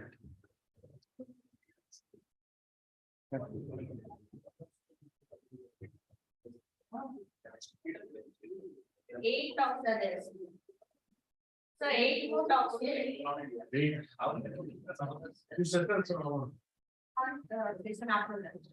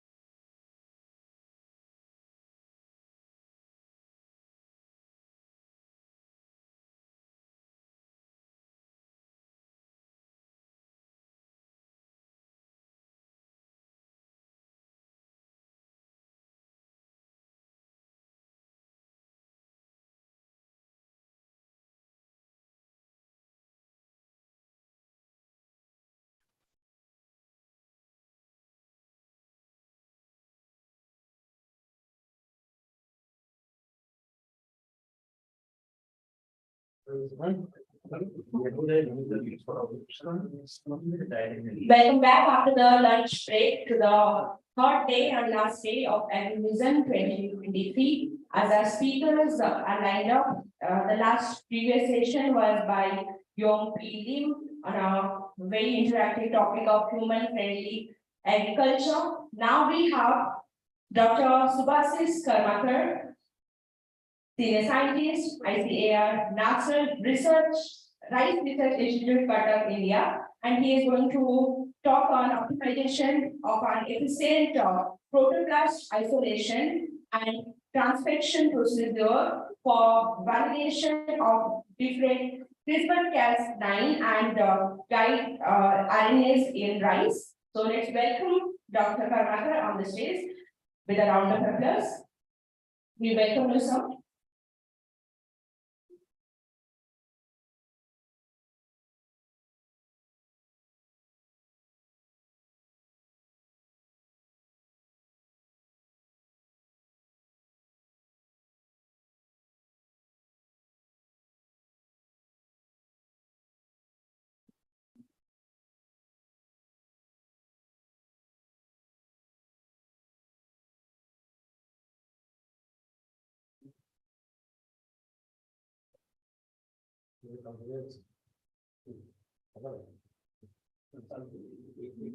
Up next, we have with us Dr. Dipankar Ghosh from J&S University, Kolkata, India, and he's going to talk on studies on algae-based single-cell protein isolated from Kansogoti River, West Bengal, a potential nutritional food supplement. For now, let's welcome Dr. Subhasis Karmakar. Thank you, madam. Good afternoon, all of you.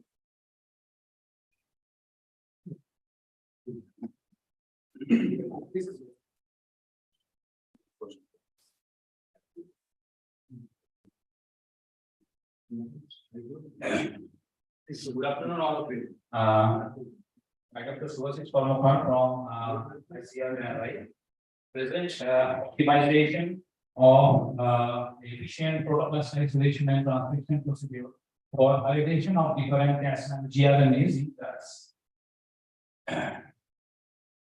So outline of my presentation has been divided into 4 parts. First is what is CRISPR-Cas system, how it works. Part 2, design of the guide RNA, different softwares and prediction of editing outcome.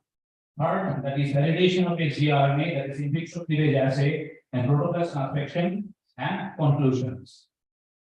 Is the first part, what is CRISPR-Cas system? Now, it's an adaptive bacterial immune system, actually used to use this for protection against virus. So, this is the simplest procedure where virus infect the bacteria. Bacteria take up a snapshot of the viral genome and place it into their own genome in the form of spacer. And then transcription occurs, pre-cRNA developed, and then the Cas9 protein, that is the CRISPR-associated nuclease protein with a tracer RNA and RNA-3, this process to develop into effector molecules. When further infection by the same virus, this complex binds to the final DNA and cuts and Cas9 provide the whole standard cleavage and the inactivation of the virus particles. Now, if you want to emphasize on application of CRISPR-Cas technology, I suggest to read our chapter that is wide horizon of CRISPR-Cas technology for basic biology, agriculture, and medicine. Now, how CRISPR-Cas works? Now, when the Cas9 protein bind to the guide RNA, they actually bind to the target sequence with a PAM site. Then Cas9 provide double-stranded breaks. Now, because of the double-stranded break, that repair mechanism of the cell is activated, and they provide the 2 different pathways. First is non-homologous end-joining pathway, and second is the homology-directed repair. Non-homologous end-joining pathway is the neuron repair pathway, which disrupts the gene of interest, but homology-directed repair by donor DNA provide precise insertion within the contact site. Now, part 2, design of the guide RNA, different software and prediction of editing outcome. this is the structure of single guide RNA, where bacteria actually use that the CRRNA and trans-CRRNA of the bacteria, these are two different entities. But scientists perform the added just a linker loop to join this molecule into single construct, and only you have to change this 20-step sequence, that is guide RNA, for different target sites. Now, first of all, for experimenting a CRISPR-Cas experiment, you will find a particular target region, pull the different genome browser, and second, select the base for genome experiment guide RNA. So you can choose guide RNA designing tool, that is CRISPR-Cas, chop CRISPR. You can develop, you can find that hundreds of thousands of guide RNA, but among them, you have to find the best one for your experiment. So that is the part 3, that is validation of sgRNA. So validation of sgRNA in the plant can be performed in 2 different ways. One is in vitro cleavage assay, where the different sgRNA has been tested for their efficiency. You can see that different sgRNA for the single target locus perform 55%, 40%, 8%, 7%. And second is the PEG-mediated protoplast transcription. Now, this is the in vitro cleavage assay. What assay can perform? First of all, what's about this experiment, that is sgRNA encoding template generation, in vitro transcription of sgRNA, purification of RNA transcript, targeting genomic DNA isolation, and cleavage assay. So, for details of this procedure, you can find our book chapter, that in vitro cleavage assay, to check guide RNA efficiency. Now, the second point is the protoplast isolation. For the protoplast isolation, we have taken actually the albino rice seedling of the 10 days old rice seedling and chopped it into 0.5 to 1 millimeter pieces and placed them into the enzyme solutions. After incubation for 5 hours in the vacuum and desiccating with a desiccator with 40 rpm setting, we isolated the protoplast with a sucrose gradient. Then the washing in the W5 solutions and counting in the protoplast using hemocytometer. But what is the PEG-mediated transformation? For PEG-mediated transformation, we use our plasmid vector with a big polyethylene glycol and calcium chloride and mixed with a freshly activated protoplast and incubated for 30 minutes and placed into the cell culture media for 3 days, 30 degrees Celsius. Now, for checking the protoplast efficiency, we use the GFP as a recorder. After 3 protoplast transcriptions, we have seen in the fluorescent microscope that this is the picture of transcripted protoplast, and we have calculated the efficiency. We have seen that near 80% transcription efficiency has been performed. Secondly, that we use the PFP, that is good fluorescent protein, where transcription efficiency was nearly 65%. Now, the protoplast validation check. Now, this is an important point for checking the viability of the protoplast. So we use the 2% evaluation for the protoplast viability, and we can see that our protoplasts remain viable, and this is the percentage of the viability. You can see that about 65% or 70% viable protoplasts as compared to non-viable protoplasts. Now we are targeting different gene for protoplast transcription and validation using CRISPR-Cas experiment.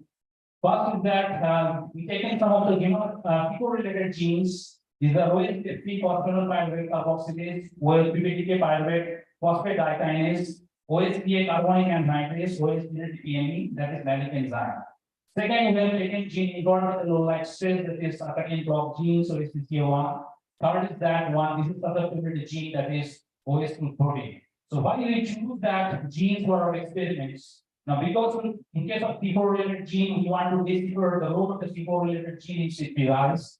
In case of that is gene involved in the low light stress, so we will find the role of OSCA1 in the low light stress, and to develop axial right resistant line, we choose the OSP14 gene. Now, what is the phase system? Actually, this is the polysystronic RNA-gRNA system, multi-phase CRISPR system, which what we mean that you can see that the guide RNA has been surrounded by 2 gRNA, and we have made the construct.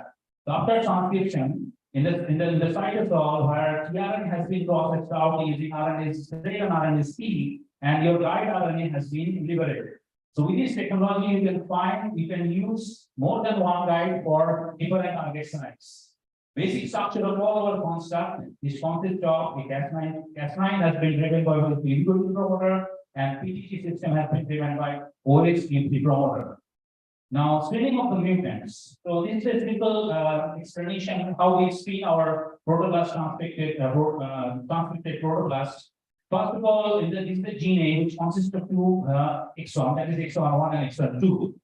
First, we develop two sgRNA, that is sgRNA1, sgRNA2, and because of the Cas9, we provide the double standard trait. And if we select the primer that will amplify the target region, so you will find the two fragments. One is the wild-type fragment, and one is the deleted fragment. So what we do? First is that after 72 hours of protoblast transcription, we isolated the genomic DNA from the protoblast using CTAP, PCR using the specific primer. Now, there are two possibilities that one is when no editing occurs, one editing occurs. When no editing occurs, we can see that there is non-functionality of SGRNA. But when the editing occurs, there are two options. One is single SGRNA works, both SGRNA works. That will be when a single SGRNA works, we will be the single band in the jail after PCR, but when the both SGRNA works, two bands in the jail after PCR. First, our target gene is OS-NDPME, that is the magic enzyme. Using two guides, we deleted 518 base pair. So this is the genomic structure of OS-NDPME, which consists of 20 exons, and we select the target site using the two guides. After PCR, we can see that this is the 295 base pair fragment and 815 base pair fragment. So these deleted fragments we send for sequencing, and you can see the result. This is a wild-type fragment, and this is the mutant fragment. You can see that in mutant 1, a 518 base pair has been deleted.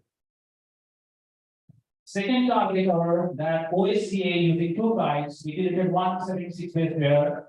This is the gene structure of OSCA, which consists of 8 exons, and we have targeted that guide 1 and guide 2.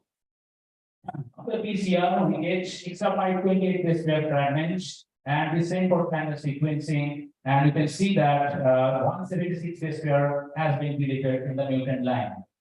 Third gene is the Pepsi gene using two guides. We deleted 706 base pair fragments. This consists of about 9 exons, and this is the target regions. And after PCR, we get two bands. One is 1086 and 380 base pair fragment. The same for sequencing, and after ICS analysis, we see that our successful editing of the target genes. Fourth gene, we deleted 241 base pair, that is PPT gene phosphoenol pyruvate dikinase genes, where 21 exons there, and we targeted these regions. And after PCR, we see that two bands and after analysis, we provide the successful experiment. Now, later, similarly, OS61, we deleted 59 base pair, and this is the target site. You can see target 1 and target 2, and this is the PCR result, and this is the see that in the mutant line that 59 base pair has been deleted. In the fourth, last important gene is OH314 genes, because OH314 actually bacterial like pathogen secret elevator molecule bind the EB sequence of disorder, that is 214, and provide colonization. We target the EB sequence with the two guides, and after PCR, we can see that 59 base pair has been deleted in the mutant line. So, through the protoblast isolation and transcription procedure, we validated all our target gene for amino stable transformation. So in conclusion, we can say that we have developed the protoblast isolation and transcription system is designed for rapid validation of Cas9 gRNA. Protoblast provides the means to generate covalent chemistry mutants. Standardization of protoblast regeneration would be helpful to generate large number of mutant plant line. An application of protoblast fusion and genome editing can be a way to create levels tolerant variety suitable for climate smart agriculture. These are the applications. You can read these. This is the spotlight application, and this is the review application. Acknowledgement. I want to thank my all the lab makers, as well as my present supervisor and past supervisor, and I'm most thankful to the restraint Guru Molla for continuous support. Funding from the different funding agency is also be acknowledged. Thank you for your business.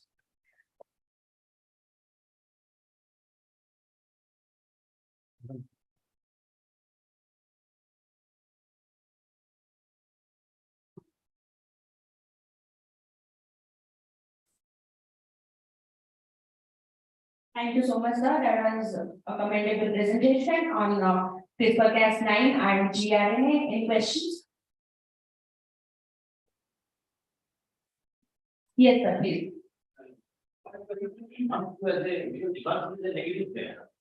So actually runs to 2% even fraction. The date still as well as date protocols. So we have actually scanned in 20% events group for checking out protocols higher. Because of how much number of viable protocols there, transcription efficiency will also be higher. Thank you so much, sir. I would request sir to kindly stay back on the stage. We have sir, can I please have you on the stage for a while? It's our honor to felicitate you on the stage and to do the honor. And please welcome Dr. Arup Mukherjee, Principal Scientist, ICAR National Rice Research Institution, Cuttack, to kindly come up on the stage.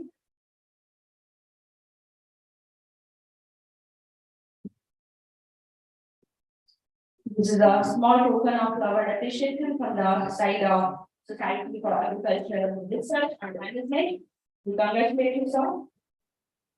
And we wish you luck for your future endeavors.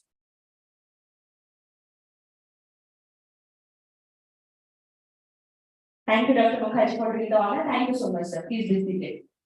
Moving ahead, for the next presentation, may I please welcome Dr. Dipankar Ghosh from JLS University, Kolkata, India, and he is presenting on studies on algae-based single-cell protein isolated from Kamsaboti River, West Bengal, a potential nutritional food supplement. Let's welcome him.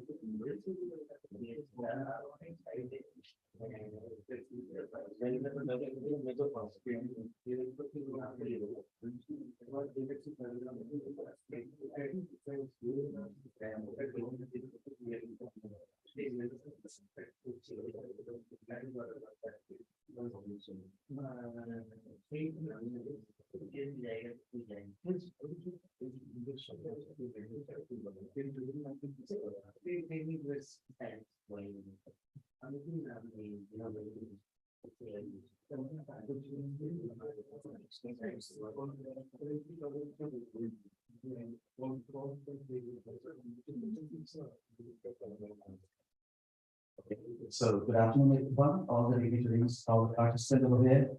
So I have to the Concord coach. I'm currently working as an associate professor in the Department of Bioscience at Day-3 University, Kolkata. So this is a glimpse of work that one of my PhDs is working on. What I do. So actually, we are metabolic engineers. We are through this work, we are trying to find specific microorganisms from our many places that we can go for different kinds of genome editing applications by lambda recombinase or a CRISPR-Cas9 system. So here, the basic objective of this particular work is to identify a specific algal system, especially microalgae or cyanobacteria. And we have targeted the functional liver in our nearby place. And we targeted mostly cyanobacteria to get isolated to find whether they could be a very good source of protein or not. So let's get started there. So as you know that malnutrition is a very big impact we have, and nutritional deficiency, which is a burning concern developing countries like India. And recently, Food and Agricultural Organization have also shown that around 200 million populations are nourished, under malnutrition. Around 3,000 children die each year due to malnutrition. However, this nutritional the scarcity of daily diet becomes uncontrollable because population is hiking so much. So, due to the time constraint, the human races are enforcing them to get habituated with a fast food system from different restaurants, from Zomato, Swiggy, whatever. But this is not really a good food habit that we are indulging ourselves. So to this end, the human community needs to access to the additional food supplement in their dietary system, especially the food that should be enriched with a high content of protein molecules. So proteins are a very good source of nutrition because they are major consequence of the formation of different amino acids, different essential proteins. If you can target tyrosine, tryptophan, arginine in our proteins, that could be more useful. We can able to take as a dietary supplement. So singles of proteins are such kind of alternative. As we know that if you could really rely on the plant-based system, I'm not going to go for controversy, but plant-based system have taking more time to grow. So instead, if you could switch over to a very tiny microorganism that can easily be grown in a small cultivation system and having a higher biomass content. So biomass is most important. So if you can accumulate more biomass, then it could accumulate more protein during the photosynthesis. So I will go on through one of the beneficial aspects while we have been considering singles of protein as a major food alternative instead of plant-based materials. So singles of proteins refers to a edible unicellular microorganism. In this case, we have considered predominantly the cyanobacteria, building algae, either in the pure form or in isotrophic culture conditions. There are multiple microorganisms which are being used since last 200 years. Fungi, bacteria have been well-touched. People have been trying for several years, including yeast. But only two major organisms are considered in algae.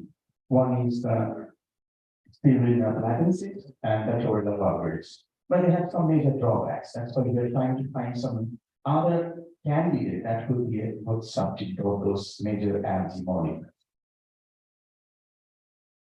So as I said, these are why we are going to choose the algae-based single-cell protein, because the biomass of algae is a potential factory that is enriched with protein, which could be a very good food supplement, having higher content of protein, having good essential amino acids, having a high chlorophyll, which has a very good impact in our health, and contains less nucleic acid concentrates.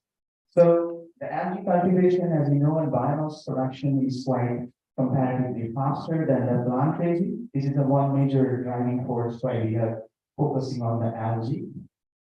And there are certain benefits are used on algae-based single-cell protein over the food crop consuming systems. You know that it is a fast growing, having a smaller generation time, easier for genetic manipulation by lambda recombinase or like CRISPR-Cas techniques, because in my postdoc, I have been working in Imperial College and University of Cambridge with Alice Smith and Patrick Jones. So where we have developed a lot of CRISPR-Cas system on lambda recombinase as well as for synthesis and clinical compass by using different voltage assembly, basic assembly compound and group we have developed in collaboration.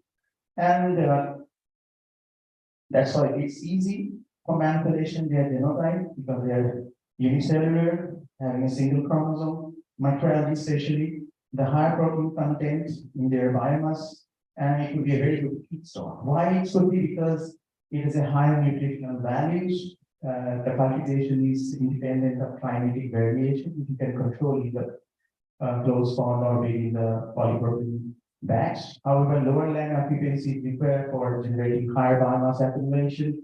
And as in India, we have a lot of solar power and sunshine, so we can use to grow this organism in open system as well, but there's some constraints of there as well. Most importantly, it can also reduce the greenhouse gas, especially they can sequester carbon dioxide and they can store different other molecules, including coal.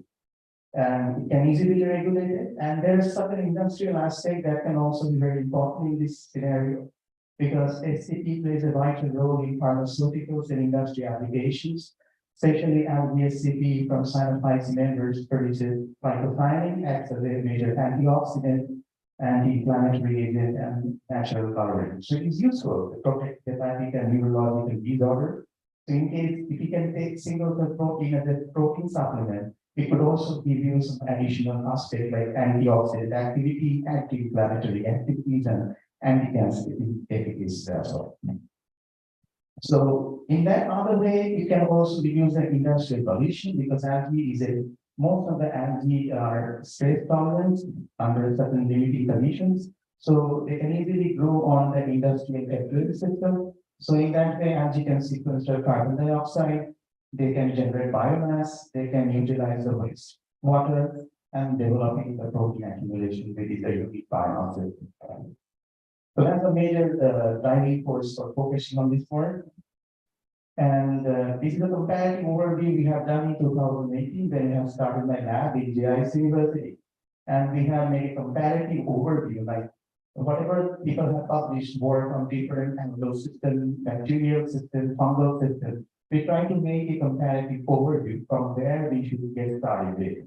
So in summary, says there are multiple organisms from different microbial people have been focusing, and mostly they are these two microorganisms we have found predominantly people have been using. One is spirulina and second one is chlorella, because they have a high content of protein and they have a very minimal level of nucleic acid. But these two microorganisms, the nucleic acid content is quite high, and they also contain carrageenan that make a bitter taste of that. So we are trying to find some sweet water algae that may be able to replace these two microorganisms in terms of protein content, in terms of less amount of nucleic acid and carrageenan. So this is based on that scenario. We have actually current study. We have focused on the spinning algae from Sweetwater River, from Kavoti, from West Bengal, and we also did some kind of biochemical and molecular characterization of this algal isolate, which could be a potential signal supporting consuming higher proteins and lower content of nucleic acid. So this is a very short glimpse on the standard routine protocol that we have followed. So we have considered this particular options of the functional liver basin, and we have done the screening in the BPN medium, in the liquid as well as solid as well as in the liquid medium. Then we have liquid we have studied the light intensity of on this algal isolate, and we have done a lot of molecular and biochemical characterization. So this is the first outcome that we have. So you can see that out of these 5 major algal isolate, we have initially find BK1, BK4, and 5. They have a higher content of protein per unit biomass. And we have focused out of these 5 with 3 different microorganisms. And then we have also checked like what are the chlorophyll and the nucleic acid content, and we have found that The DK1 is a good candidate for it because it contains highest level of chlorophyll. The same way we find that it has a high level of nucleic acid content, protein content, and it has a high level of chlorophyll and very lowest amount of nucleic acid. This is the total nucleic acid including DNA and RNA both that we chemically estimated.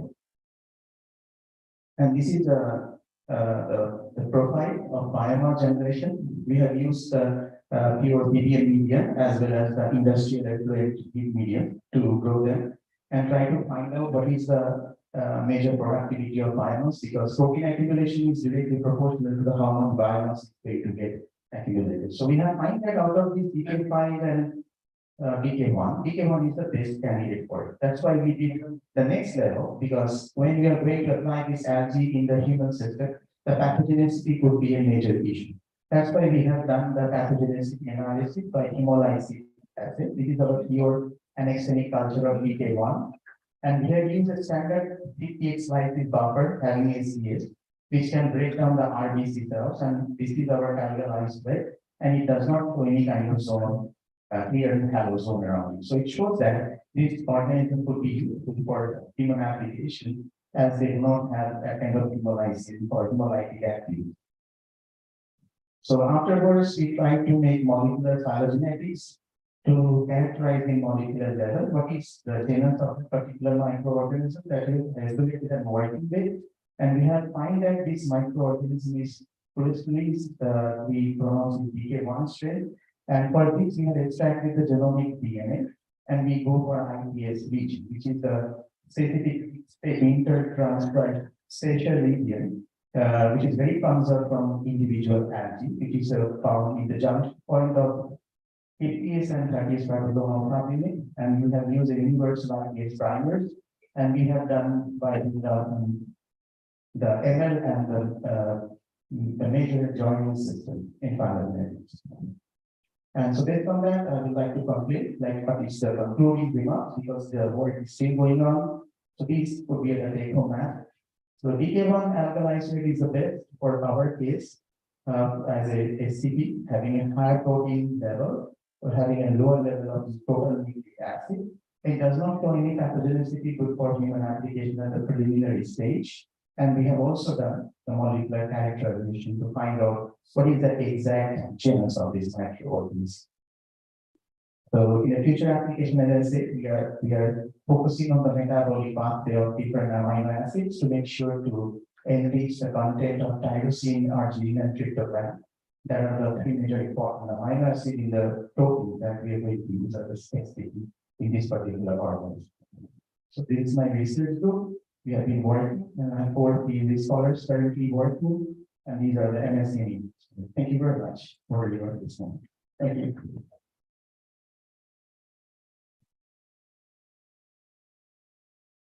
Thank you so much, sir. Any questions? Did you identify what are those your algae? Except DK1. We have done the microscopic views. I circulate one of them is Florida, Soroconia, kind of, and another is Desmalus. But the problem is they are showing a little bit of pathogenicity, so that's why maybe we cannot go for further engineering on that. I know that Spinina is already available in the market. Yes. You are also Florida. Okay.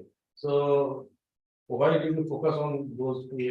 Because we have checked the content of nucleic acid. Because if nucleic acid present in the entire biomass, if you consider spirulina, platensis, or chlorella vulgaris, they have a definitely 60 to 80% protein, but they have around 30 to 35% nucleic acid within it. Secondly, because nucleic acid, when they will get metabolized in the system, they will directly go to the uric acid cycle, and it can generate the uric acid. So it may give rise to bowel disease. That could be one possibility. And secondly, people really taking it, but as you know that it contains carrageenan and it's really bitter taste. I've tried that on the Flipkart. In one of your objectives, that these algae they can grow in sewage water. Exactly. And also what is the industrial effluent. Yes. In that case, why did you isolate from conservative? Because They are in Calcutta school. The answer for it, because if you consider the algae to grow in the sweet water, it is coming from mostly industry, like Day-3 is in our water, and it's plenty of industry from heavy metals and jute industry. The scenario here is, most importantly, the industry effluent is coming, which contains a lot of inhibitors. And the content of carbon load is quite high. And that CN ratio is really not compatible. So when we are using the effluent, we are diluting them. As a pure diluted effluent, as well as 50% diluted effluent and 50% base-alcohol medium. Then it will be easy to grow. And we also use DNA vitamin to supplement their growth, that they can boost up their normal generation and seed penetration. And you could start in Ganga. So a lot of techniques are there. So I'm not interested to try on that, because one of my MSc students, they have isolated some bacteriophages. That is eating bacteria. So as it is eating bacteria, some bacteria is impossible to grow along with it. Then your bacteriophage, Yeah. I collected from grain of Sierra. Okay. Yeah. So it is almost everywhere. Yeah. Bacteria. So we have tried it to grow with other people like these, but we find that it's not, this algae is not growing along with that water. We have tried, and we have seen that the plaque has been formed in the place. So that's why we are not, yeah. Thank you, sir. Yeah. Thank you so much, sir. Recently also, sir, Biden granted a project for the same type of form, single cell protein, which is Nexus told spirulina is already available in market, and they are making nutritional food, nutritional supplement for ICU patients. So this kind of work is going on right now. Yes. Is it suitable for only pond system or river system? Means, is it suitable for pond or river? Stagnant water or turbulent water? Collected from river.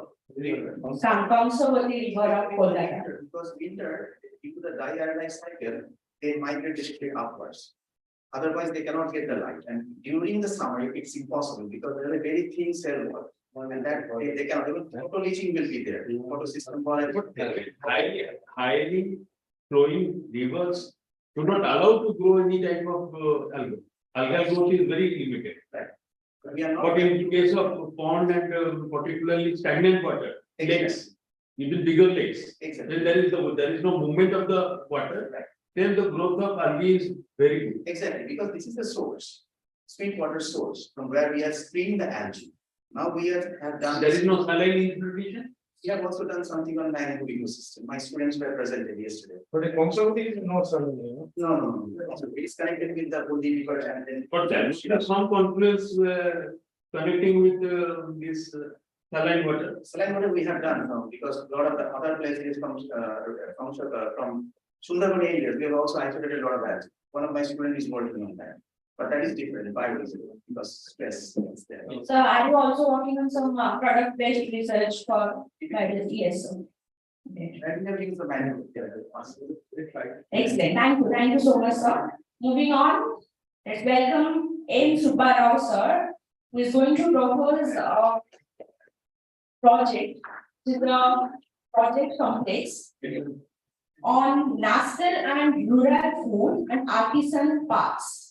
He is the retired deputy director and the Pradesh government. So let's welcome him. So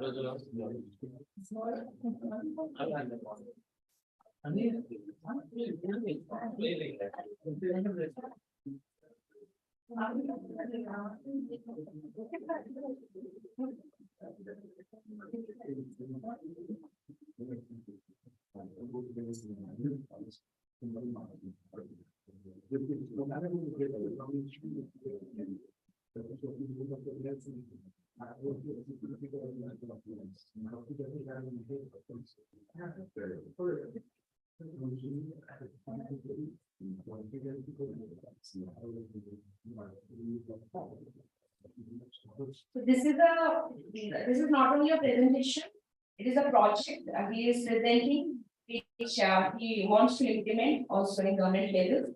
It is a national and rural food and artisan parks. So let's watch out.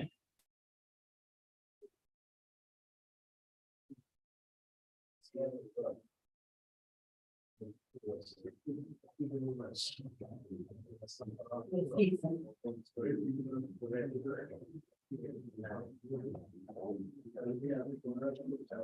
evening once again.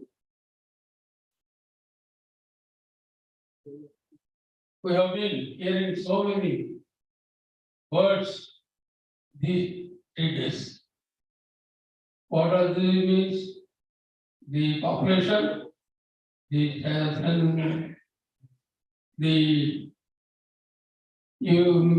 natural resources, civilization, strengthening, and so on and so forth.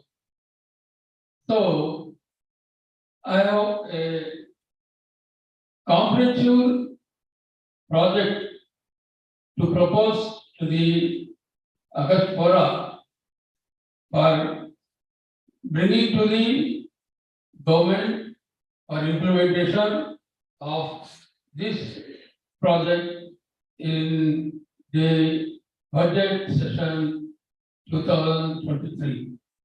Why? Because it is an alternative land source. My proposal is alternative land source, reducing the pressure on cultivated land. Nowadays, all the government institutions are releasing subsidies, margin money, benefit concepts, all those things to the land use of cultivated lands.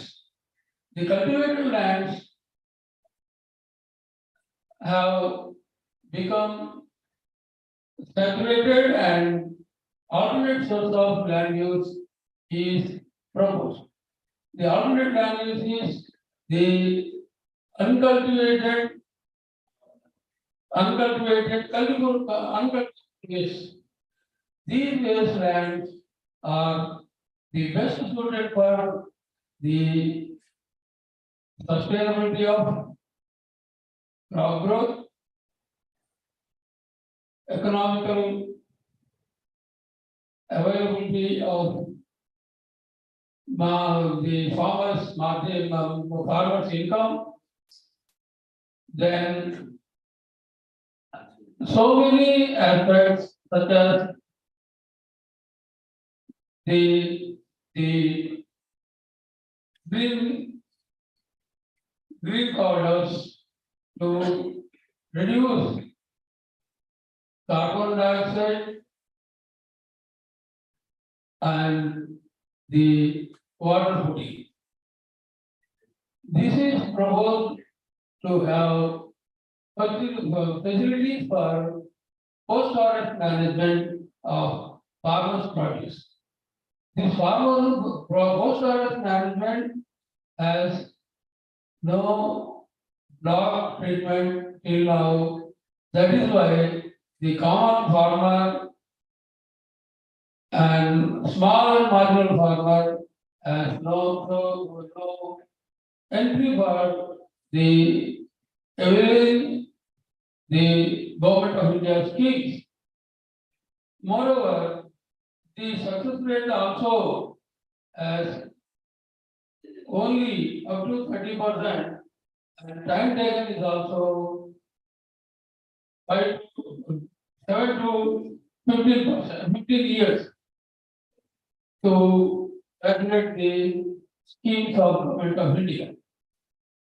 Unless until a block treatment is made available to the post-harvest management, the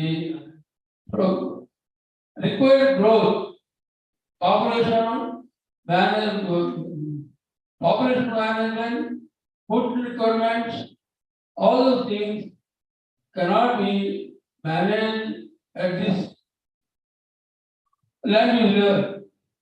Moreover, farmers are not able to utilize the irrigation potential created by the government to take up second crop, because the harvested crop clearing from the agricultural land is taking 2 months time, and because they do not have storage facilities, washing facilities, and grading facilities. To create these things, we require mainly storage facilities to the harvested farm produce.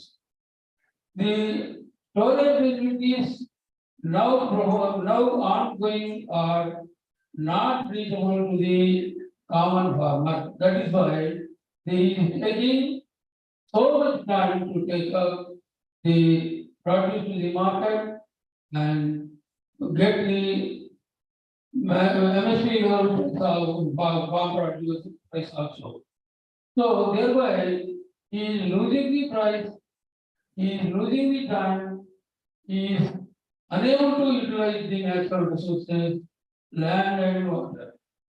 So if we create infrastructure and make available the storage structures, warehousing, cold storage, platforms for crushing, grading, such as facilities will make him to store the produce confidently in those locations and in those facilities, and he can go to second crop, thereby the second crop gives more GDP produce from agriculture sector. The agriculture sector production now is directly related to the infrastructure provided. The infrastructure is a must component for the farming and farmer. Besides the facilities, we can also have the processing facilities, storage, artisans of rural areas, facilities for artisan development, facilities for certification, FSSI, AGMA, then natural produce, organic farming produce. Such classification certification makes him, allows him to get more market, more price and more income to the Indian farmer as well as to the government of India also. Thereby the GDP are all those factors, economic factors, social factors are attended. To maintain the climate mitigation, there is a oil-seed tree, Simoruba, which is produced, which gives edible oil promoted by NCR and the Bangalore University and research done by Bangalore University. The Simoruba has potential to give 65% of edible oil. 35% of cake. The 35% of cake goes to farmland. The natural fertility improves. Moreover, the byproducts of the plant leaf, plant bark, the byproducts of the oil seed, all these components are very, very economical, useful, and are definitely change our economic structure. Thereby, the imports of edible oil is reduced. Imports of chemical fertilizers are reduced. Imports of the particularly the fuels fossil fuels also get reduced. Moreover, besides the Timanuva,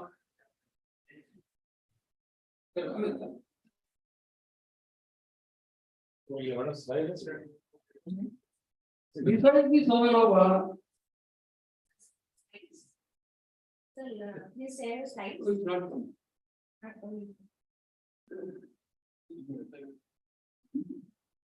this is a block of 25 acres covering 6 to 7 villages and are 60,000 to 70,000 acres of cultivated land farmers.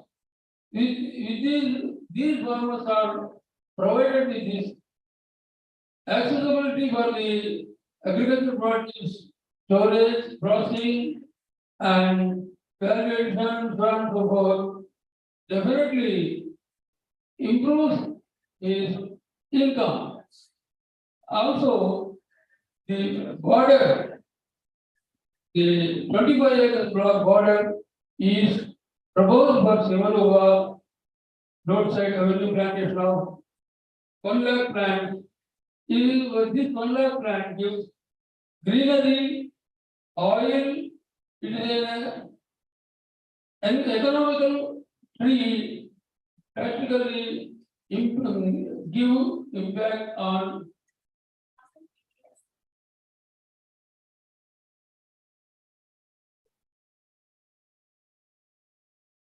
Back.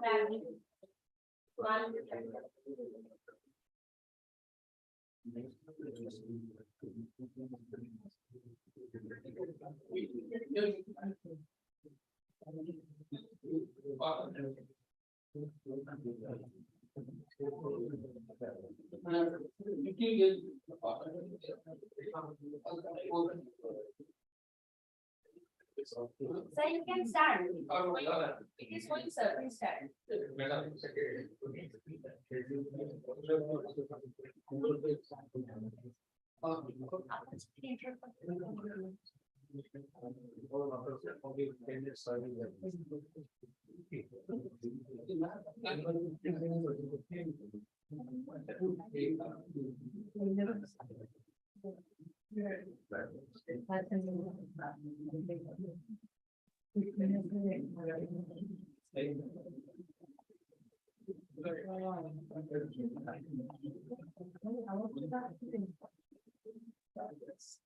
It is a block. I'm going to the briefing. It is a block of 25 acres covering 6 to 7 villages, farmers, and throughout the country, it is proposed to have 50,000 blocks. 50,000 blocks give greenery, oil production, fertilizer for in the shape of cake, in the shape of lubricant, and the entire 25-acre block is estimated to have 20 acres of building structures. On the top, it is proposed to have solar energy to meet power requirements of the 10,000 habitations, after meeting the requirements of the block. The power generation has to have so much of importance to reduce the pressure on hydroelectricity, and so on and so forth. Likewise, the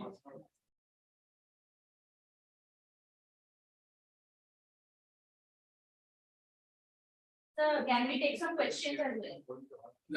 Can we take some questions? This block is especially having 250 to 350 cents of cattle sheds. This cattle shed is supposed to have 6 to 7 milk cattle, to bulls, for agricultural operation and how this area also makes available for the hydroponic water storage structures and the biogas production through the cattle waste. So this is an internally provided facility to the farmer to have income from the milk and milk products, animals and animal products. So the direct involvement of the infrastructure makes the income, the climate change management, the oil reduction, edible oil reduction, and fertilizers and chemical fertilizers, so on and so forth, and the whole required for travel and the so the ground requirement is 25 acres only. These 25 acres, if this human interference makes the success of the economic process, in and around 200 acres will develop automatically as the human interference and human activity increase because of the internal arrangements. So it is proposed to have 25 crores of investment for each unit and 50,000 units are proposed. This in a period of 5 to 10 years, the climate change, oil reduction, all the factors will start giving impact on economic activity as well as national budget. The budget, target, and the beneficiary concept now under utilization by the teams of the government of India are naturally taking the time taking as well as more as well as success rate is also not viability rate also up to 30% only because of the knowledge, movement, coordination, cooperation, and so on and so forth. Thereby, the government of India finances not properly utilized, loan facility from the institution are not properly utilized, and the farmers' money is also not satisfied. In conclusion, it is the farmers' time is wasted to move even further of the success of the project. The government is concentrating on. Hello, sir. I have a question as one of the organizers. So this is the project you are proposing to us. Yeah. So what can we do for this? It is not ongoing, right? Oh, So you are proposing. Yes. So what we can do for this? I'm coming. No. I will get the subject. I don't. So we have some role in that, right? Yeah. Okay. Because this is a fora of highly placed institutional scientists and so on and so forth. So instead of making the leaders understand, before making the leaders understand the project, I want to present the next fora to analyze the aspects presented and beneficiary benefits are there or not? What are the limitations and how it can be utilized, can be discussed, thought of, and the government is advised to going for if our fora is so satisfied. That is my doubt. If you are satisfied with the project, if you are confident of the implementation of the project, if you are definite of the proposed angles of importance, you can suggest the government through the Bora of Agriculture and Rural Development project conference. This is the government for agriculture and rural development.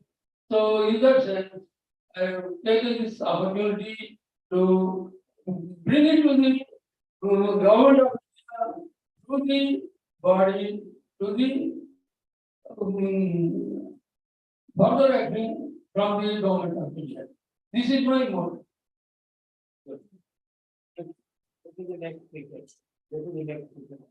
Thank you. Thank you. So, thank you.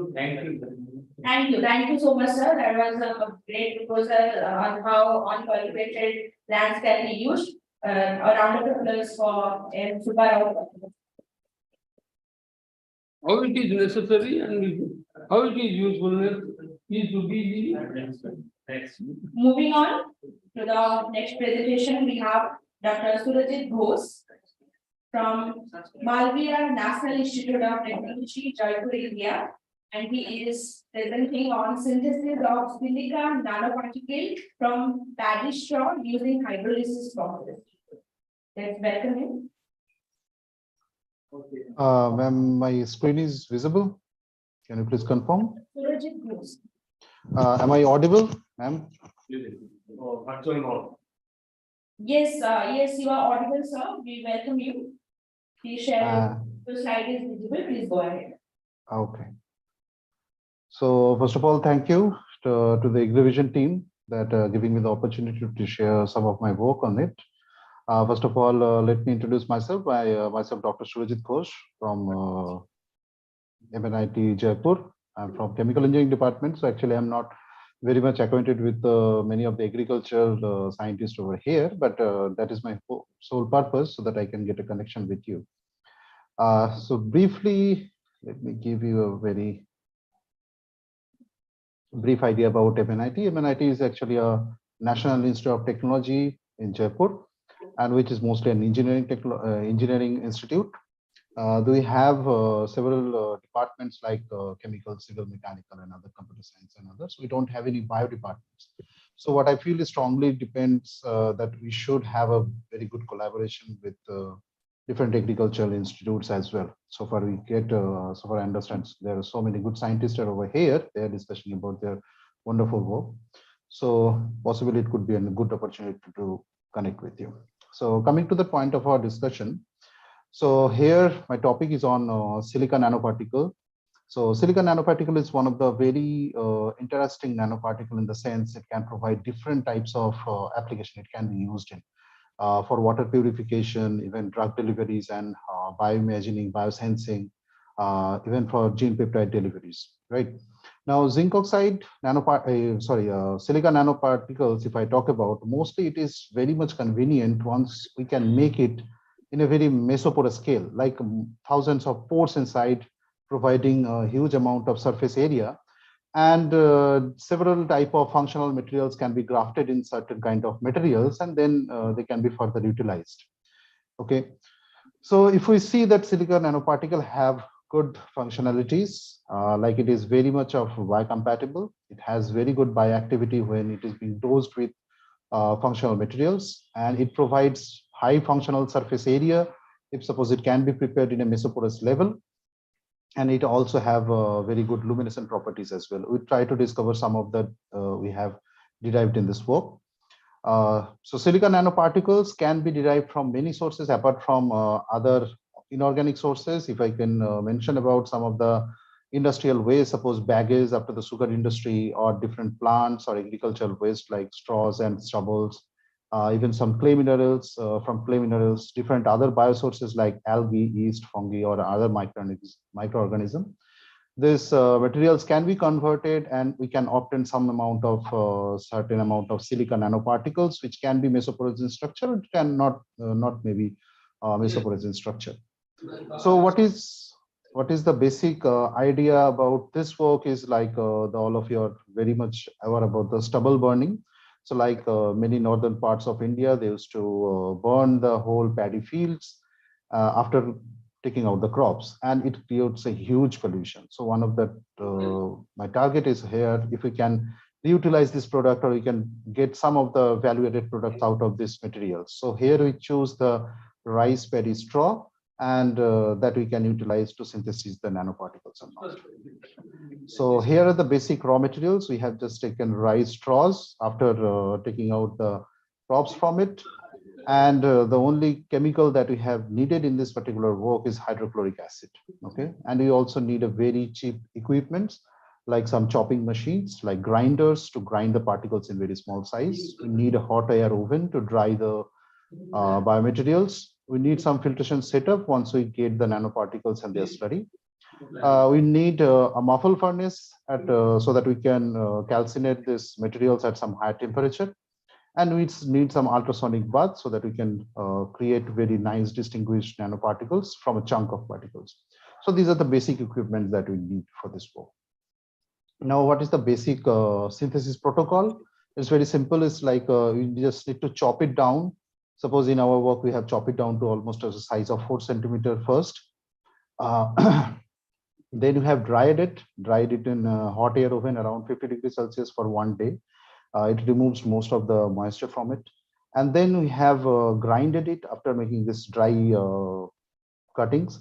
We have grinded in some grinders, high-speed ball mills, and there the final particles are being formed into a size around 75 to 100 microns.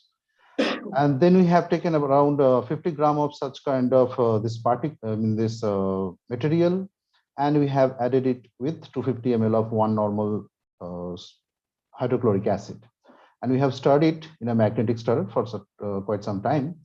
And then after the stirring process is done, we have just autoclaved it around 120 degrees Celsius, which is a very small temperature in the sense for the production of silica.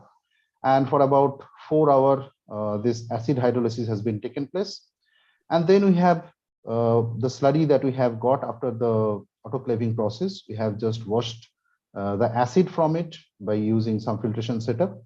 And we vigorously sprayed some water and just washed that material from it. And then finally, the suspension, the precipitation we got, we have to anneal it so that we can remove all the carbonaceous material from this content. Then finally, once we have this annealed powder, those are mostly used to be in a chunk manner. What we need to do to form synthesis of nanoparticles or to get very nicely distributed particles, we have to disperse it in some medium, like suppose in our case, we have dispersed in water, and we have ultrasonicated it using some ultrasonic bath. And then finally, after the suspension is done, we have dried the material and we obtain the silica nanoparticles. So here I would like to discuss some of the analytical results that we got. So some of the analytical technique that we have applied to check whether we have obtained some of the nanoparticles or not. So we have done first chemical composition. We have used XRF, extrafluorescence.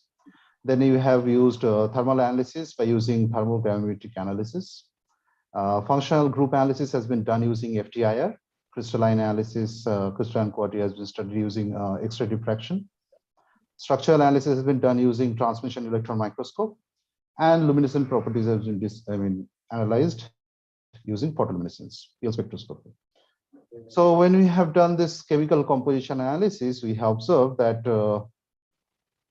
like about from our source, 100 grams of the grinded rice straw, we get around 28.2 gram of the ash content from it.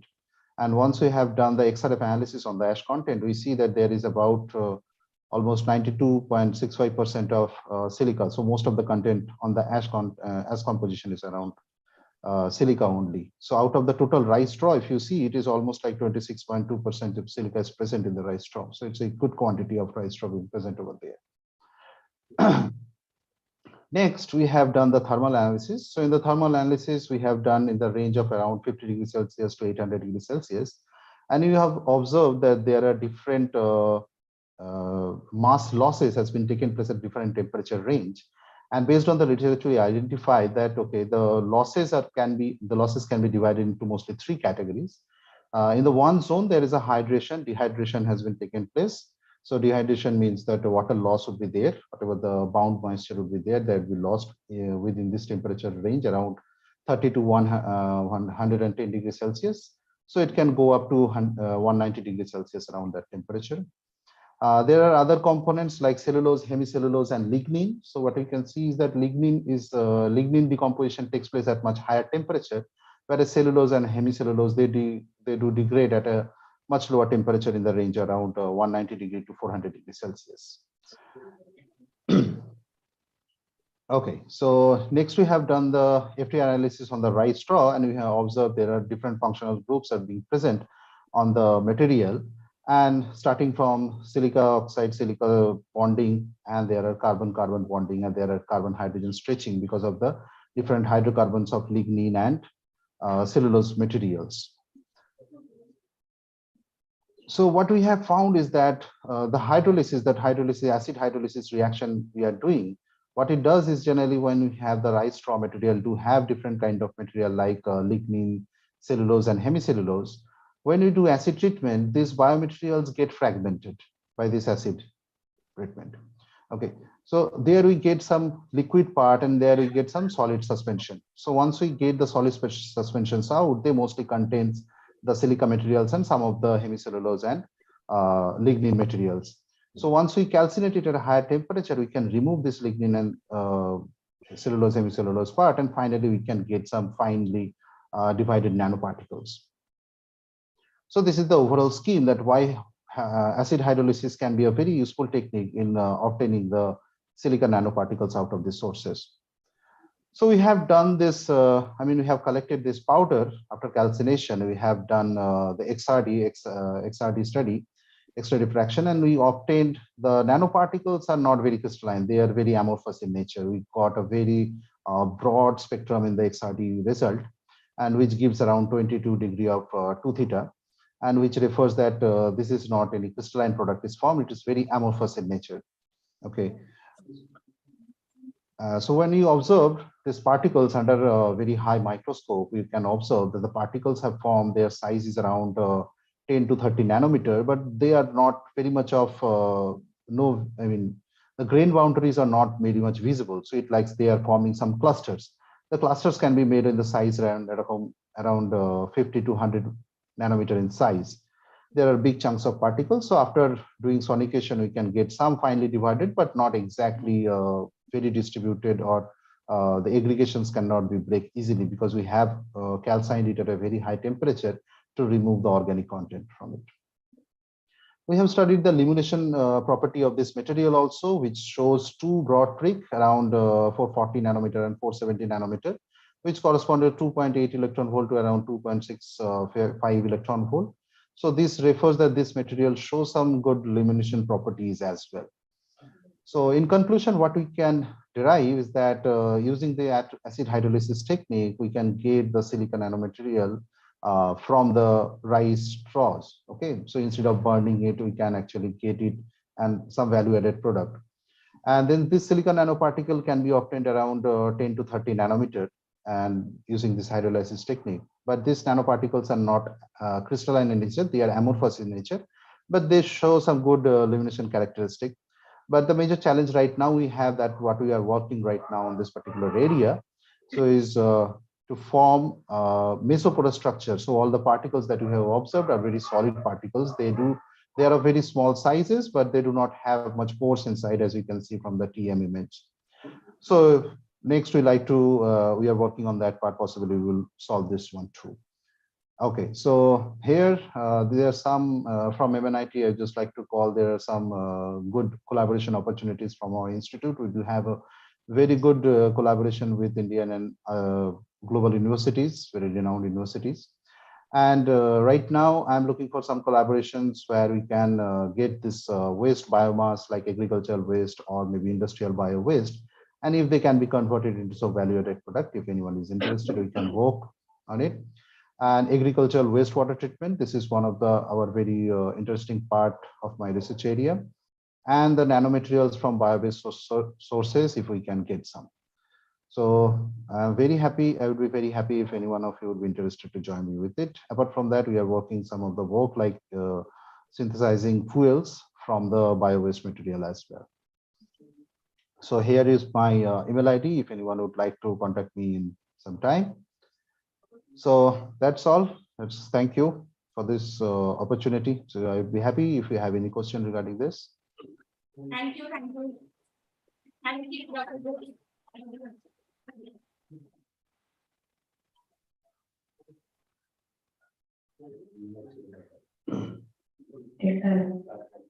Thank you so much, Dr. Bose. That is a brilliant presentation on how you can synthesize silica nanoparticles from rice straws through hydrolysis. Yes.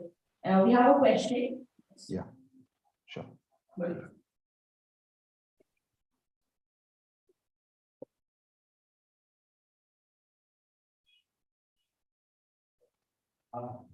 Excellent research. Thank you. Thank you, sir. Thank you, sir. I am also from another NIT. I am from NIT Agutala. Okay. And Professor Paddy is there, I think, director. Right. Yes. Right. Okay. So on this, actually, the process of calcination, what is the temperature requirement? Right now, we have worked with 700 degrees Celsius. We have also calcined it at 500 and 600 degrees Celsius as well. We found that the particle we are getting is not exactly completely free from carbonaceous material. So we suggest here 700 degrees Celsius is the best temperature for calcination. But how much power is required to generate 1 gram of nanoparticles? See, I mean, this is for a synthesis purpose on a very lab scale. But when we do in a very large scale, we have bigger furnaces. I mean, that cost requirement is not very big. I mean, obviously, 1 gram we are making into a very 1 gram or 100 gram we are making. Always the calculation per gram basis or per kg basis. Right, right. I would ask, you can per kg basis or per quintal basis. Okay. Can you repeat that? I mean, actually, I could not got this question properly. Can you repeat that question once? Concentrate only on gram. It may be kg, it may be quintals. 100 kg. Right. For kg, how much power is required? Because we have a million liter of water. Right. For that, we need about daily 10 kg of nanoparticles for treatment. Right. So how much power is required? Because that we are doing in the muffle furnace. Generally, yes, we can do in muffle furnace, even suppose industrial furnaces are there, right? Along with a very small crucible. Okay. Yes, it is possible, but we have not, I mean, current now I have not calculated the energy balance on it. So possibly I can do that. I can let you Economical know. analysis would also be done. You are using Right. a very, very economical waste. That is a crop. And you are producing a very valuable product. Right. Right. But we have to see how much power is. Of course, of course, of course. I will certainly take this point. I will calculate on that also. Dr. Rose. Yes. I have two queries you can say that why do you select basmati rice? Because the basmati rice they have less silica content than the non-basmati rice. So actually, the thing is that we have collected one sources like in Punjab. Actually, this particular stubble burning and that issue is there, and basmati rice content they have lesser content of silica if you can get other resources. This is just one trial we have made with one particular source because I mean we have started our work on this field, and so we need to get more experience on something. But we have not selected based on whether they do have a higher silica content or not. This is just understanding whether we can get a good, we can get the silica nanoparticle out of it using this hydrolysis technique or not. The next question is that did you work on the applied aspect of the nanosilica? Can you repeat the question once, please? Did you work on the applied aspect of nanosilicon? Right. Actually, we are planning for the bioimagining part, right? We are trying with the bioimagining of different NMR application where we can add some fluorescent material inside. So right now, as I mentioned, that it is not a mesoporous structure yet. So our target is to make it mesoporous. So once we get a mesoporous structure in it, we can graft different kind of luminescent material inside, and we can use it for bioimagining. That is our work is right now going on. And then how much stable it is? Because most of the nanoparticles, after some time, they lose their particle size. Okay, instead of 50 nanometer, it becomes much higher than that. So how much stable this is? See, particle size may not be the challenging part, but the pores. I mean, once the pore loses, I mean, like the pores are actually much more important than the bulk material. So in that particular case, what happens is that, yes, the nanoparticles do get their actual effectivity after some use. So, I mean, like in industrial application where the catalysts are used, they do have some lifetime, and once their usage is over, either they have to regenerate or they may have to discard, depending on how efficient the regeneration technique is. Okay, Dr. Thank and I think in future I have some more queries on this key aspect. I will email to you. Thank you very much. Sure. Thank you, Dr. Mokhaj. Thank you. For Dr. Ghosh everyone for an excellent presentation. Moving ahead, now let's get connected to Dr. Vijay Kumar from ICAR CSWRI, Ambikanagar, India, and he is presenting on effect of introduction of prolific burla gene on thermal tolerance of aviation rams in semi-arid subtropical Brazil. So let's get connected to Dr. Vijay Kumar. Sir, we welcome you. Am I audible, sir? Unmute. Sir, please unmute yourself. Okay, yeah. Are you able to hear me now? Yes, sir, you are audible. Please share your slides. Yeah. I'll just share.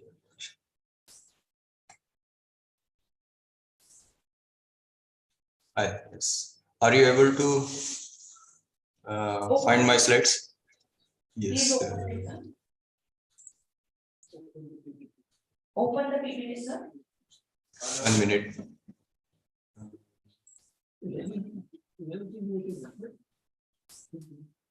Has it come now? Has it come now?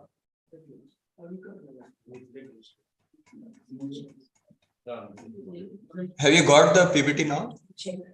Yes, sir. Not yet. No, I shared it. 1 minute. Yes, sir. Now it will show. Have you got the PPT now? Not yet, sir. Just 2 minutes. Yes. Okay.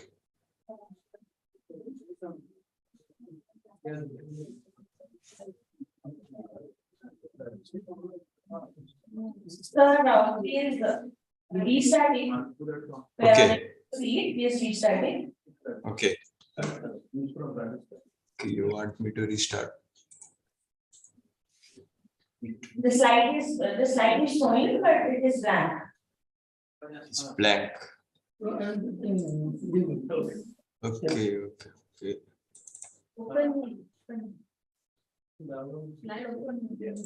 Open it, sir. Click twice. Okay. Yes, please go ahead. It has come now. Okay. Yes, sir. Please start. Go to slide some more. Go to slide. Have you got it now? May I proceed now? Yes. Okay. Thank you. I welcome you all. It was nice presentations here, but my work is very much different from what has been presented here. This is a conventional type of work. Actually, I would like to introduce myself. I am a principal scientist working here since 2017. And our institute is located in Malpura, that is district Tonk of Rajasthan, and about 90 kilometers from our earlier speaker, where he is in Jaipur. So Jaipur is the nearest city to us. Now I would just like to, this work was to identify, we developed a triple crossbreed, which was prolific.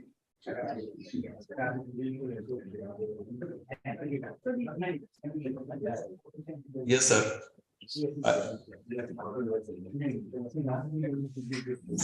You are able to hear me, I think. Yeah.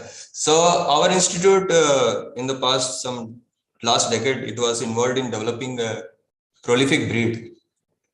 So that prolific breed, once it was developed to satisfy our needs for more lambs and also to have enough of milk for that for the lambs from the dam. So for that, from that EU, generally initially the only prolific breed that is available in India was Kendrapara or the Garol, which is located, which is its habitat is West Bengal. But we wanted to introduce its gene into our non-prolific breeds, and we developed Avishan. We wanted to test how it is adapted to our environment, whether it is readily tolerant to the harsh climate of the semi-arid region. Okay, so for this test was conducted, and not much, but we conducted those physiological tests so that we can identify whether it is adapted to the climate or not. So this was the effect. In this breed, we have the gene pool of Garol 12.5%, which is contributing to the prolificacy.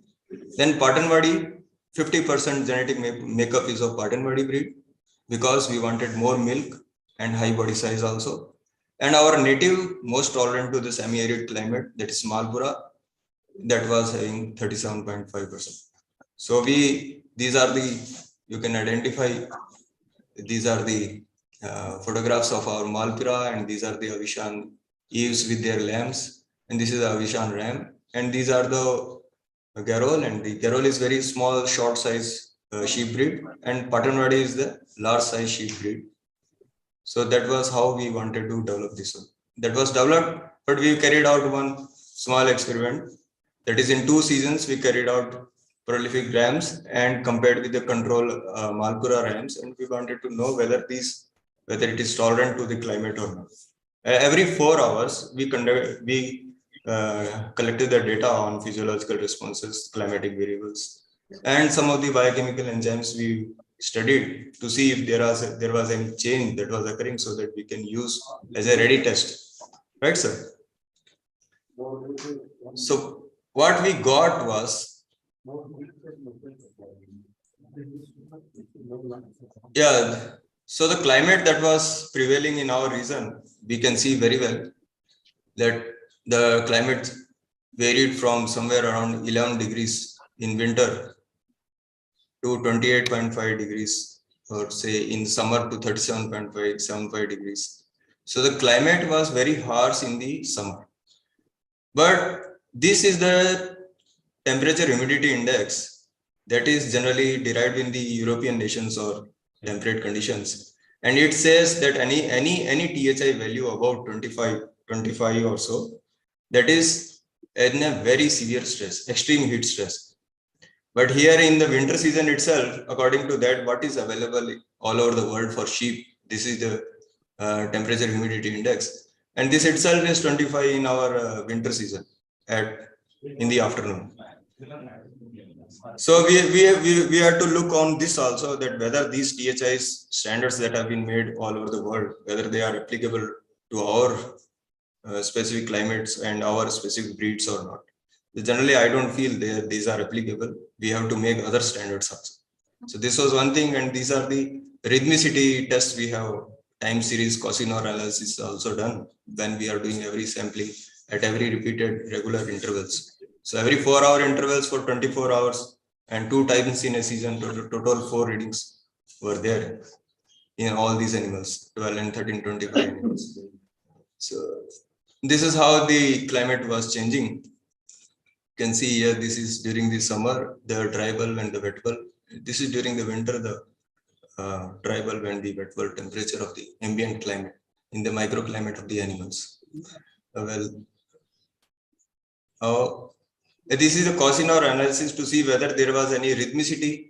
So for a rhythmicity, the Cosinor analysis is required and it has to be significant. Then only we say, yes, there is a rhythmicity in the change in the temperature, say in the circadian change. Every 24 hours, there is a change, regular change or not. So all these environmental parameters, they were changing. But except for one parameter, that is this wet bulb during the summer, it did not show any variation.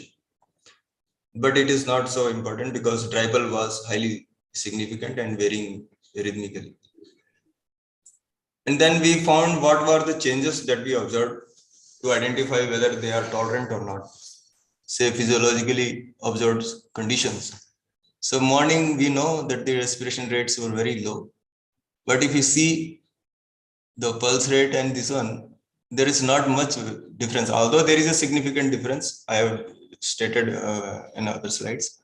There is a significant difference between this one, all these times of the daily times. But between the breeds, there was no difference. So it showed that yes, this breed that has been developed, it is performing at par or say comparable with the Malpura. That was first. In the pulse rate also, there was not much difference. And rhythmicity was observed except for this one Malpura, because it is highly tolerant to our environment. So, and pulse rate doesn't vary much significantly as good as this respiration rate. Respiration rate is the first sign that changes in a change of the environment. Then in the summer season, if you see in the summer season, there is a drastic change. Here, what was 18, it has become in the summer as high as 41 and 50 in case of the respiration rate. And even at say this one, at the maximum heat in the afternoon, say 60 respirations per minute. And here somewhere around 80, 78 to 80 pulses also. So that was significant difference between the seasons. Rhythmicity was well observed, and both in the summer, in both the breeds. Now what we wanted to see whether there was these two parameters were able to bring about any change in the rectal temperature also. So between the breeds, there was no change. It was found very well suitable. Although all the intervals between the circadian changes were there within a day, within a breed. So that has to, because of the rhythmic change of the environment. So rhythmically, these parameters also changed. That was significant. But what we see here is that we identify this BCA is the Benizera's coefficient of adaptability, which we derive to see whether they are adaptable or not. So in this one, what has come over here, the figure should be around 2, but all these figures are well above, near reaching to 4. That means there was a lot of stress was there. Animal was modulating, is adjusting its parameters, physiological reactions. If you see here in case of the winter season, it was just around 2 to 3. So except for this, they were around 2. So around 2.5 or so. And this shows that yes, there was the temperature, the season had a significant effect on these parameters. And that is not to discuss, you have seen the rhythmicity parameters. Now what changes we found here, that yes, there was between the seasons, there was significant changes. Between the breeds, there was no variation observed. And this is what we are thriving for, that if there are any changes in any parameters, what more we have to make them adapted to that, so that this breed, which brings out more lambs, more litter size, and profitable to farmers, can be well given to the farmers, say it can be transferred to the villages and or sheep farmers, so that they can earn more of economically can be beneficial to them, more income to them. And between the various circadian hours, there was changes were there. Circadian rhythmicity was also observed, except for 2, rectal temperature and pulse rate of Malpura in winter. So winter season for Malpura, no rhythmicity could be observed. That means that is highly adapted to this climate.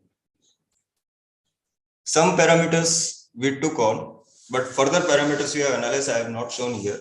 we have gone to all cortisol analysis also, but in this paper I have not shown.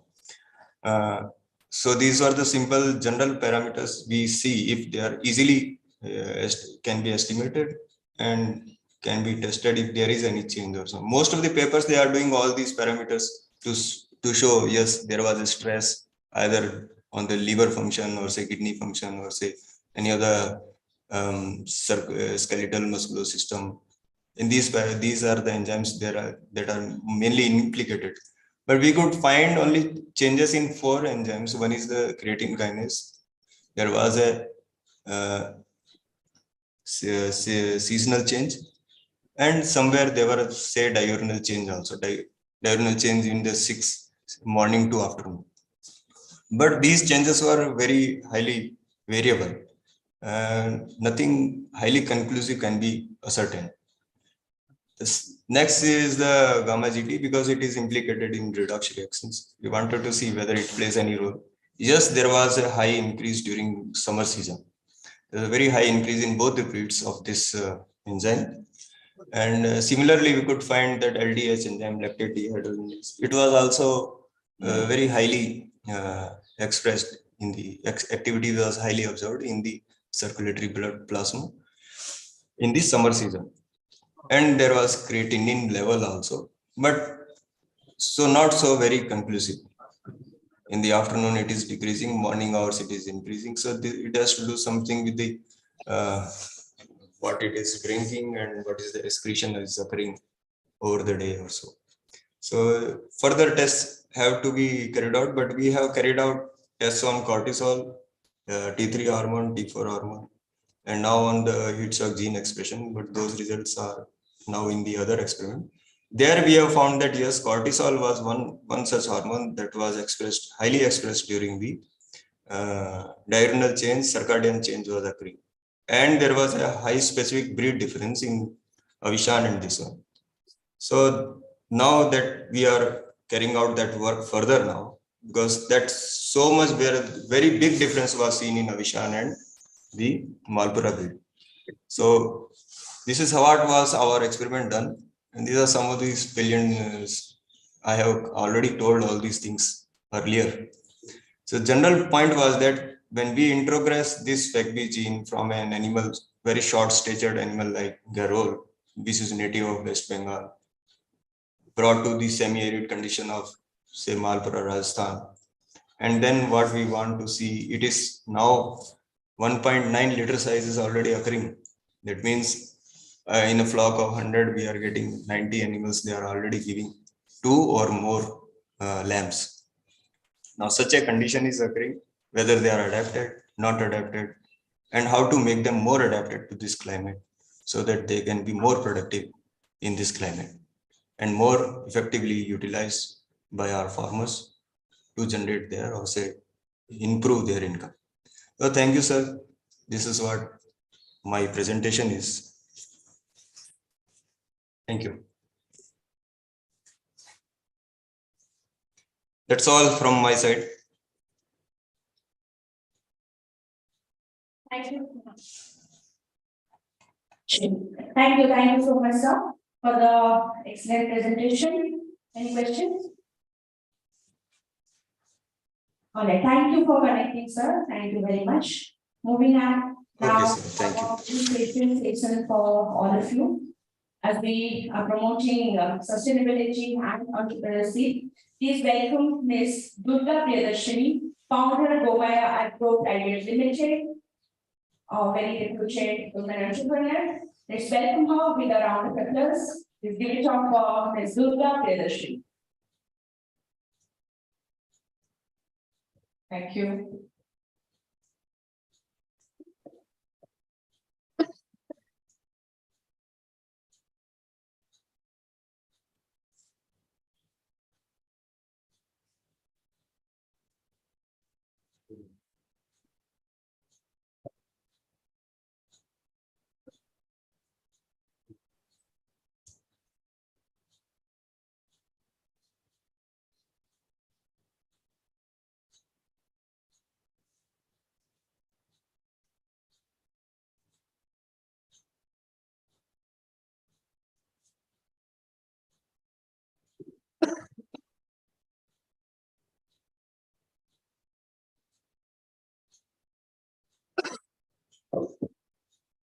Good afternoon, all of you.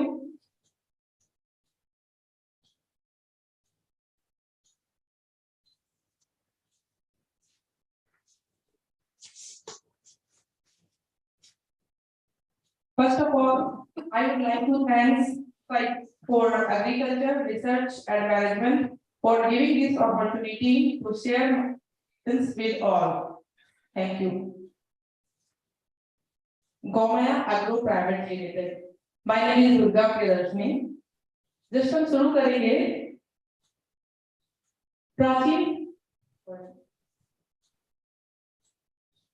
प्राचीन काल में हमारे दादा परदादा के time में आपने देखा होगा कि कच्चे मकानों को हमारे पास ओनली गोबर ही था कलर करने के लिए, जो कुछ इस तरह दिखता था, लेकिन जो कि एंटी बैक्टीरियल एंटी फंगस हुआ करता था और साथ ही दीवारें जो है सीमेंट की तरह काम करते थे गोबर लगाने से, और कई तरह के जीवाणु कीटाणु इससे बढ़ जाते थे।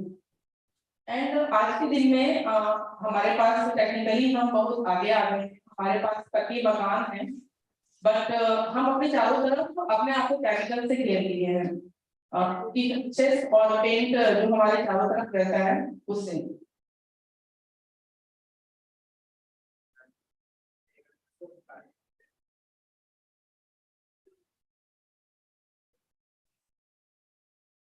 आप देख ही रहे होंगे कि मार्केट आजकल बहुत सारे पेंट्स अवेलेबल हैं, फिर भी गवर्नमेंट पेंट्स की क्यों जरूरत है? हमें लगता है कि जब हम घर से बाहर निकलते हैं तभी हम पॉल्यूशन में आते हैं, but it is not right. Indoor air is 3 times more polluted than outdoor air and according to the APA। और इससे ये इसका मुख्य कारण हमारे घरों में लगा हुआ पेंट और फर्नीचर होता है, जिससे कि काफी सारी डिसीजेस और स्पेशली कैंसर जैसी बीमारियां घर घर में आती जा रही है। NCBI एक संस्था है जिसके रिसर्च में निकला है कि पेंट बनाने में जो रॉ मटेरियल्स यूज किए जाते हैं उसमें जो हैवी मेटल यूज और केमिकल यूज किया जाता है वो अर्ली एज के चिल्ड्रंस के लिए बहुत ही खतरनाक है, जिसके कारण अर्ली एज के बच्चों को उनको कैंसर हो रहा है, जो कि पहले बहुत कम हुआ करता था।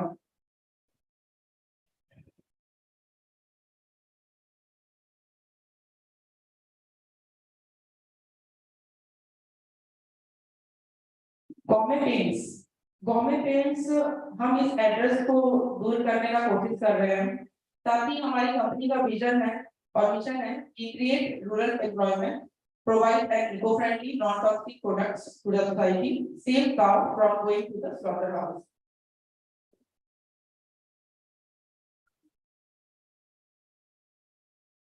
ग्रामीण अर्थव्यवस्था।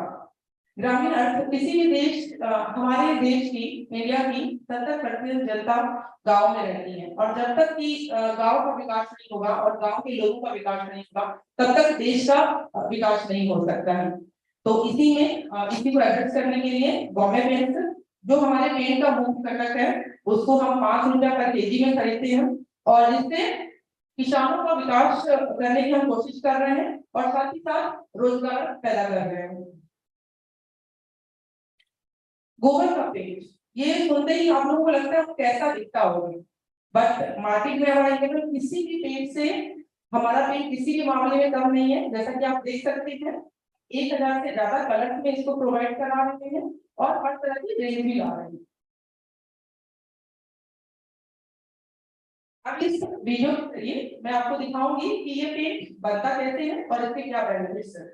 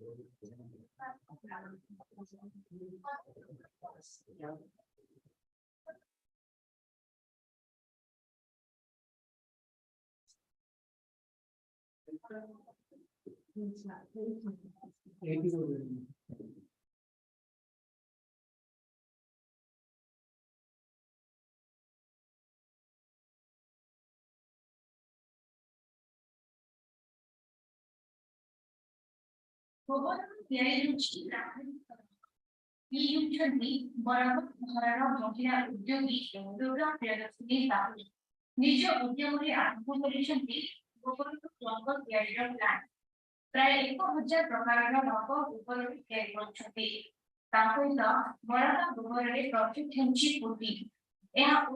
प्रथम प्लांट राजस्थान विज्ञान आउट प्लांट अच्छी 30% गोबर प्राकृतिक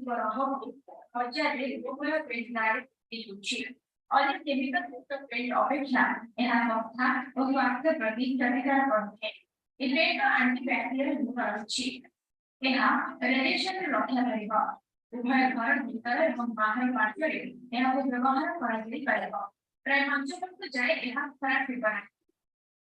सबसे पहले हम गूगल को ढूंढने की चालू होते गाँव जाके वहाँ पर सिलेक्ट करते हैं, कलेक्शन करते हैं, वहाँ पर अपनी पार्टी दे देते हैं जिनकी वो जमा करके रखते हैं, हमारी फैक्ट्री से वो पहुँचा देते हैं। उसके बाद गूगल को हम वेट करके उनका पैसा उनको दे देते हैं। उसके बाद इक्वल मात्रा में 100 केजी तुमने गोबर लिया था, 100 केजी पानी मिला के उसको घोल के डिजाइनरी मशीन में हम डालते हैं, जिससे कि वो ड्राई होकर हम एक मिनी टैंक उसको लेके आते हैं, जिसमें करीब 180 डिग्री से ऊपर उसमें हम स्टीम छोड़ते हैं और 3-4 घंटे तक ये प्रोसेस चलते रहता है। उसके बाद हम उसको ठंडा करने के लिए छोड़ देते हैं, लेकिन उसके बाद जो उसमें से चीजें निकलती है वो गोबर का एक अच्छा लुक होता है जिसको हम पेड़ में यूज करते हैं। और जब वो नीचे बैठ जाता है तो बड़ी चीज होती है उसको सुखा के छुट्टी बनाने में यूज करते हैं। और उसके बाद उसमें कैल्शियम कार्बोनेट और कुछ नाइट्रोजन उसको पेड़ की सारी देते हैं। तो इस तरह से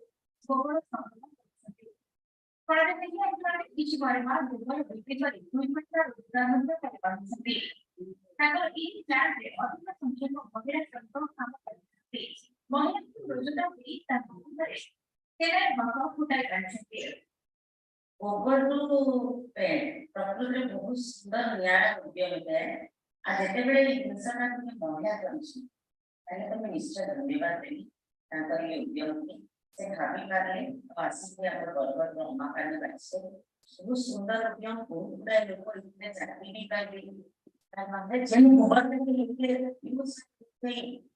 सरकार लेना तेजी रे विभूषण कर विश्व नहीं करो सामने समान किसी लागू पाउछु पूरा ऑर्गेनिक जिनिस हेतु है तो माननीय मुख्यमंत्री तो बहुत गुड़ा आम एसएससी तरफ महिला मान लगे विभिन्न उद्यम भी सामिल करके तो हमने बहुत गुड़ा महिला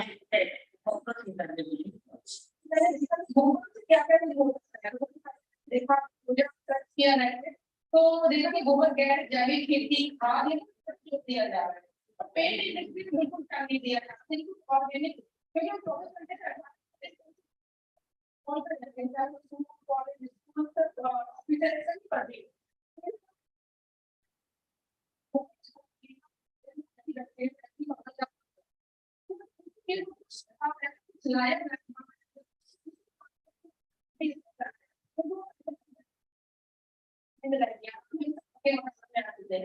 तो किसी रिगार्डिंग में छोटा चीज को बनाना तो ठीक करने के लिए छोटा सा प्रयास कर सकते हैं ये लगा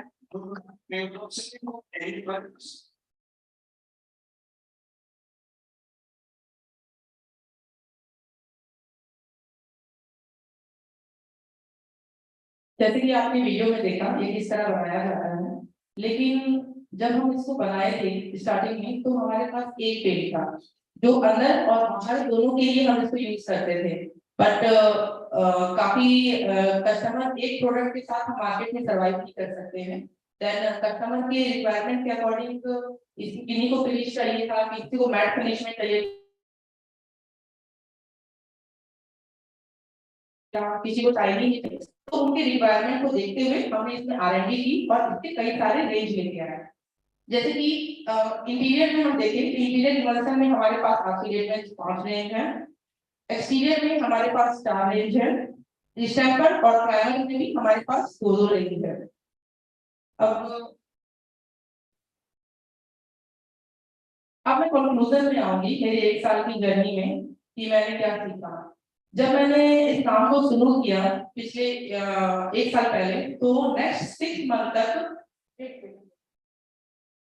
6 मंथ तक मेरा 1 लीटर भी पेंट सेल नहीं हुआ था, जिसकी वजह से मेरी पूरी टीम डिमोरलाइज हो गई। और लेकिन मेरे अंदर कहीं ना कहीं विश्वास था कि मैं इस चीज को आगे ले जा सकती हूँ, क्योंकि मुझे ये पता था कि ये जो काम है मैं लोगों को एक अच्छा प्रोवाइड करा रही हूँ, और मेरे हिसाब से फ्यूचर जो है ऑर्गेनिक का है। देन मैंने इसमें मेहनत किया, इसकी मार्केटिंग की, अवेयरनेस को, और आज की डेट में हम 7 से 8 स्टेट्स में इस पेंट को लोगों को सर्विस दे रहे हैं। और साथ ही साथ मेरी जो 1 साल की जर्नी है आप छोटे से एबी के द्वारा पूछ सकते हैं।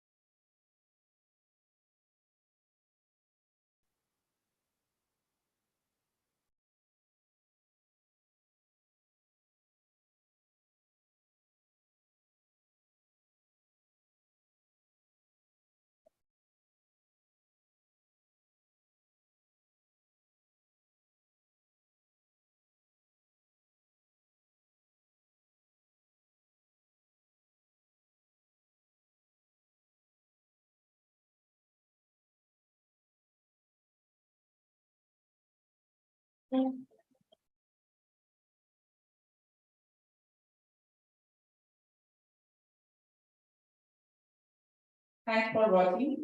मेरा यही मानना है कि अगर हमारे फ्यूचर जनरेशन को हम कुछ बेहतर देना चाहते हैं तो हमें ऑर्गेनिक की तरफ बढ़ना ही पड़ेगा। Thank you all.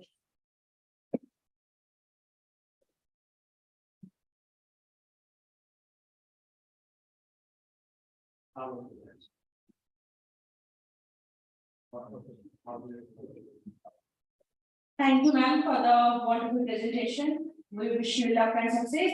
Moving ahead for the next presentation, let's get connected to Dr. Vidyashri Bharti, ICAR CIFP Mumbai से हमारे साथ हैं. So let's get connected to her. Yeah. So very good afternoon to all of you. Good afternoon, ma'am. And she is presenting on pond sediment amended with potassium enriched biochar enhances shrimp growth. Please share your slides, ma'am. We welcome you. Yeah, I hope my slides are visible. Yes, please, ma'am, go ahead. Okay. So again, a warm welcome to all the dignitaries and the audience. So my topic of presentation is pond sediment amended with potassium enriched biochar enhances shrimp growth. Now, in the era of climate change, we are more focusing on the climate resilient products. So one of these climate resilient product is the biochar. So what we find that this biochar is very much effective in improving the health of the sediment as well as the water. And ultimately, and the other parameters of the fish or the shrimp. So here I'm talking about the shrimp growth. So this biochar is actually produced by the pyrolysis of this agro waste. So that is the beauty of this product is we can use the huge amount of this agro waste available in our country for the production of biochar. So previous. Yeah, hello. I want to present that plan. Please continue, ma'am. Please continue. Huh? So previous speaker had just mentioned how to use this paddy straw for this nanoparticle production. So here in the similar fashion, because as we mentioned, the agro waste is used, so we can go for this biochar production. P199 actually is contributing very successfully in aquaculture, and out of this 73% of export value, 90% is contributed by this cultured shrimp. So cultures, if you see that, it has to be cultured not to the area where we are having the good quality of the resources, but it can be extended to the wasteland. So this wasteland can be converted to wetland. So one of the wasteland we can say this inland saline aquaculture system, normally this northeastern side, say Punjab, Haryana. So there we are having the UP side, we are having a huge potential of this inland saline aquaculture. So according to this Department of Fisheries, Government of India, now this inland saline aquaculture, now it is the area covered is 58,000 hectares. So this area, as I mentioned, is the wasteland. So having the poor quality of the water because the water salinity is higher, and then it is very much having the lesser productivity for the agricultural produce.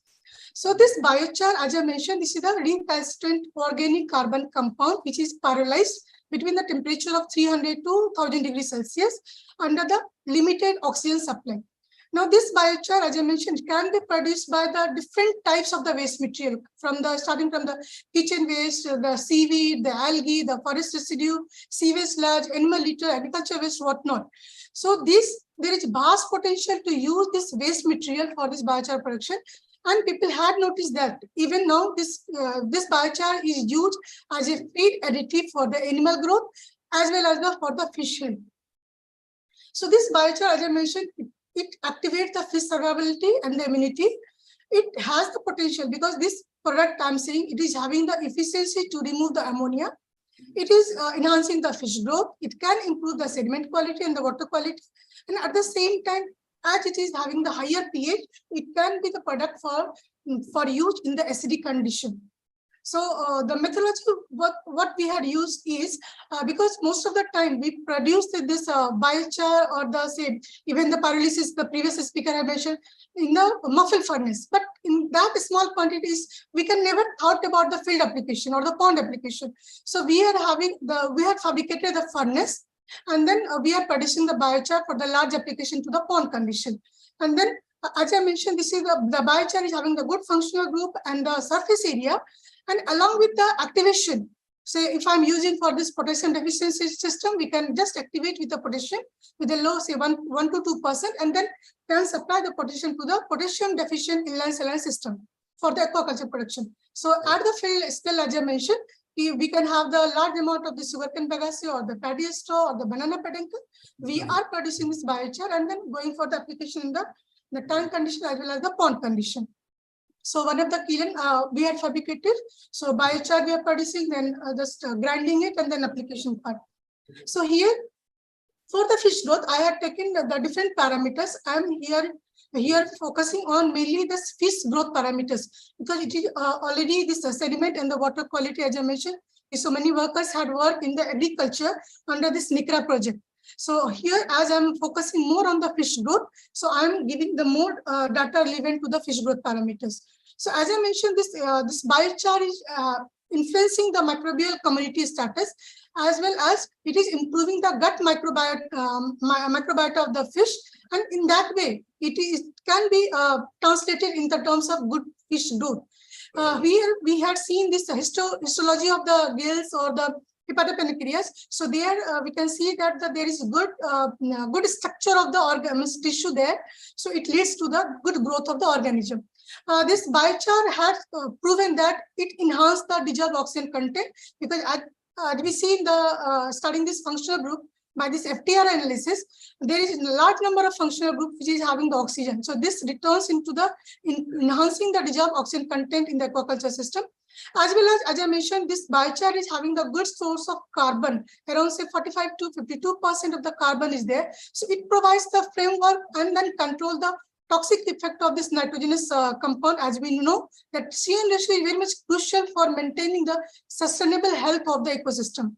Then this biochar provides the additional habitat for this biofilm attachment. In the same analysis, we have seen that this biochar is having a micropores inside this structure. So it provides the site for this attachment of this microbes, particularly bacteria, fungi, etc.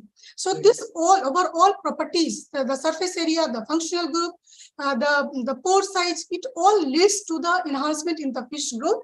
So in our experiment, we had taken this PL10 and then we acclimatized in the normal 15 ppt of salinity, and further we had used this 10 ppt of the water of this inland saline system.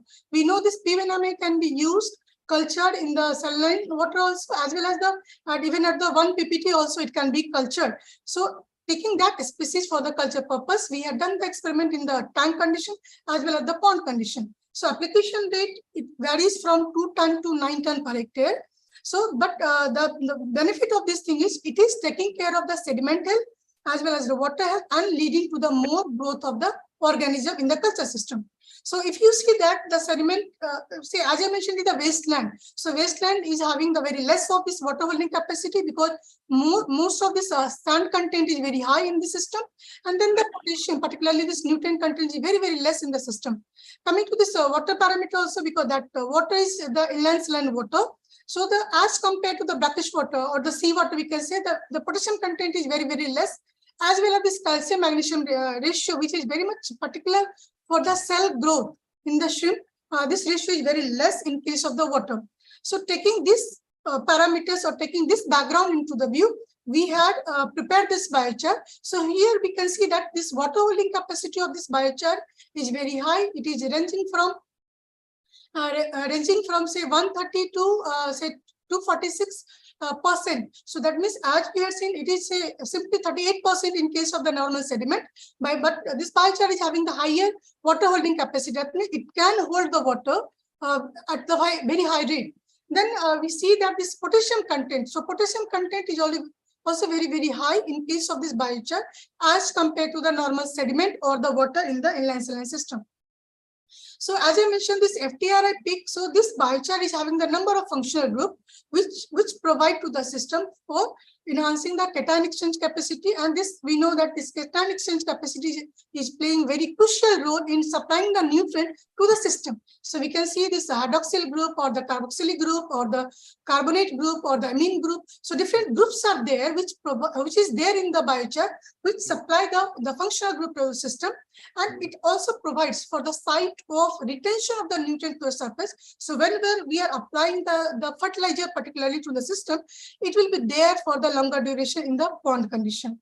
So we see that after application of this biochar in the system, in the final sediment, there is increase in the functional group, like the hydroxyl group or the amine group or the say methyl group. So this group actually impart the functionality to the system, and it enhances the nutrient retention capacity, water holding capacity, and as a whole we know the CEC of the system. So coming to this physicochemical parameter of the water, so after the application of this biochar in the system, we see that starting from 45 ppm, it leads to say 96 or the 100 ppm. So that means that biochar is having a very crucial role, because we know that people are used to apply this ash to the pond condition or the agriculture system because this ash is rich in the nutrient. But this biochar, as I mentioned, that it is a paralyzed product. So along with the nutrients, it is also having the carbon. So it provides the site for the retention of the toxic material, as well as it provides the different functional group and the organic matter to the system. And then it is controlled, it is improving the DO, which is a very crucial parameter in the aquaculture system. So these all parameters, and then we see that this calcium magnesium ratio, it also enhances in case of the aquaculture ponds. Say we can see it is starting from 1.772, it is going beyond say 4. So that is very much required for the cell formation or the cell growth in the shrimp culture. Then coming to the Yeah. So as I mentioned, I'm showing the three results from the three experiment. So in one case, so this experiment we had done with the biochar and the activation with the potassium hydroxide. So their enrichment of the potassium we had done so that the extra use of this potassic fertilizer to the system can be avoided, and as well as we know, this water exchange is very much crucial. The process or the phenomena during the shrimp culture. So we had applied this biochar, which is taking care of the water quality parameter, as well as it is supplying the potassium to the system. So we can see that the survival percentage, specific growth rate, and the feed conversion ratio is very much lesser in case of the treatment as compared to the control. So here we can say this weight gain in the system, weight gain to the organism is significantly higher in case of the treatment where the biochar is applied as compared to the control. Then we compare the different treatment, actually which treatment is actually giving the better result for the different parameters. So what we said that pH is almost improved in all the parameters, and whatever the recommended water quality requirement for this P. vannamei culture is retained in all the treatment of this biochar, either this activated biochar or the normal biochar. Then calcium magnesium ratio, as I mentioned, we require this 1:3 ratio. So here this property is also retained in case of this biochar treatment as compared to the control. Similarly, the potassium parameter, this ammonium nitrogen removal. So the requirement is less than 1 ppm. So we are getting this less than 1 ppm ammonia concentration wherever the treatment of this biochar either activated form or the normal biochar we had applied. Similarly, this specific growth rate of this P. vannamei or the weight gain percentage is also highest wherever this potassium activation is done, because as I mentioned, the system is deficient in potassium, and potassium is very much required to maintain the osmotic regulation of the shrimp. So then coming to the another experiment where we had used this paddy straw biochar, then banana peduncle biochar, and then mixing these two in the 50-50 ratio. So what we again find that this weight gain of this animal and the specific growth rate, the FCRM. So this value is significantly higher in case of this biochar treatment as compared to control. So in this way, that both the experiment, we conclude that the growth of the animal is improving wherever this biochar is added in the sediment. So here we have seen this glucose or the hemocyanin parameter. So in case of the treatment, there is significant decrease in the glucose content as well as the improvement in the pigment parameter. Coming to the third experiment, so here we have taken the different stocking density. So we know that the normal recommended stocking density of the shrimp is 60, but as I mentioned, it is improving the water quality. So we had checked this 90 numbers per meter square also. So 90 stocking density also we had taken, and this biochar we had used the sugarcane bagasse biochar. So either with the potassium enrichment or the without potassium enrichment, there is higher weight gain in case of the treatment as compared to the control. Similarly, the specific growth rate is also very, very high in case of the treatment as compared to the control. Similarly, in case of this 90 stocking density, the significant the survival rate is very high, and as well as this final body weight is very high in case of the treatment as compared to the control. So, but we seen that as compared to the 90 stocking density, 60 stocking density is having the good weight gain as compared to the 90. So in that way, we recommend that the 60 will be the very good ideal concentration or the ideal stocking density for the shrimp culture. So we find that there is positive effect of increase of this potassium on the survival and growth of this P. vannamei, as well as the survival and growth of the shrimp by this iron fortification. Particularly, people are doing potassium and the magnesium fortification in the system. So that can be avoided by just enriching the biochar and then supplying that biochar in the system. Then coming to this digestive enzyme, because say once we are getting the good growth of this organism, we check this digestive enzyme activity. So we find this almost all the enzyme activity is very much significantly higher where we had applied the biochar in the system as compared to the control. Similarly, the oxidative stress. So when this higher metabolic activity is there, it promotes the release of more reactive oxygen, and to counteract to this effect, the oxidative stress in the animal, higher SOD and catalytic activity is attributed to counterbalance the oxidative stress. So here we find that in case of this gill or the hepatopancreas, the SOD and the catalytic activity has increased wherever this the treatment is applied as compared to the control. Similarly, this metabolic enzyme activity is also significantly improved in case of the treatment as compared to the control. Then coming to this hemolymph parameters, so hemolymph parameters also get improved wherever this treatment is applied, and that is a significant improvement. So we conclude that wherever this biochar we are applying, so along with the enhancement of or the improving the quality or the health of the system by improving the health of the sediment in terms of this water holding capacity or the nutrient holding capacity, it is improving the water quality by reducing the ammonia concentration. So overall enhancement in the health of the sediment and the water, as well as this biochar is improving the growth performance of the shrimp by lowering this FCRL and then improving the specific growth rate.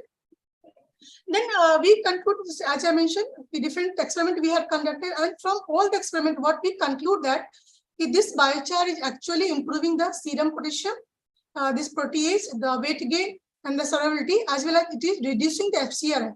So the future lies on the application of this agro waste in the aquaculture system, because we have to sustain the productivity in the long run.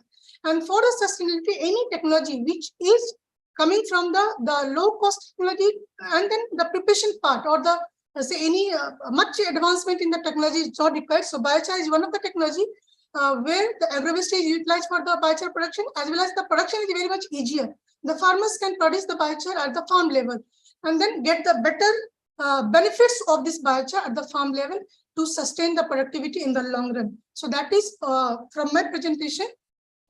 Just a minute. Yeah. So what we find this the research or the technology is very much useful to prepare this budget-friendly on-site application of biochar as water and the soil amendment, thereby increasing the productivity of the shrimp culture system on the sustainable basis. So this is all about from my presentation. Thank you very much.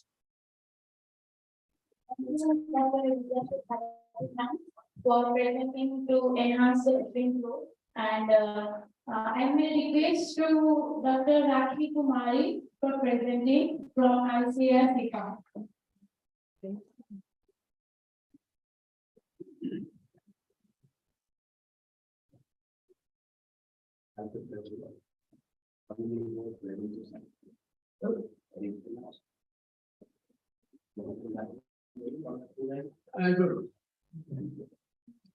It is not a order.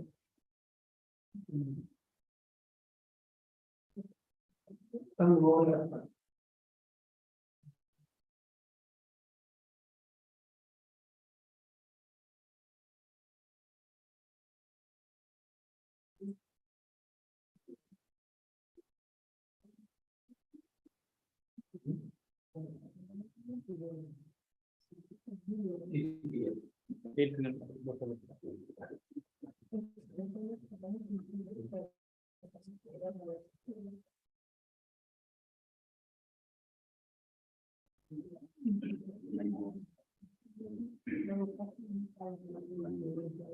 Of course,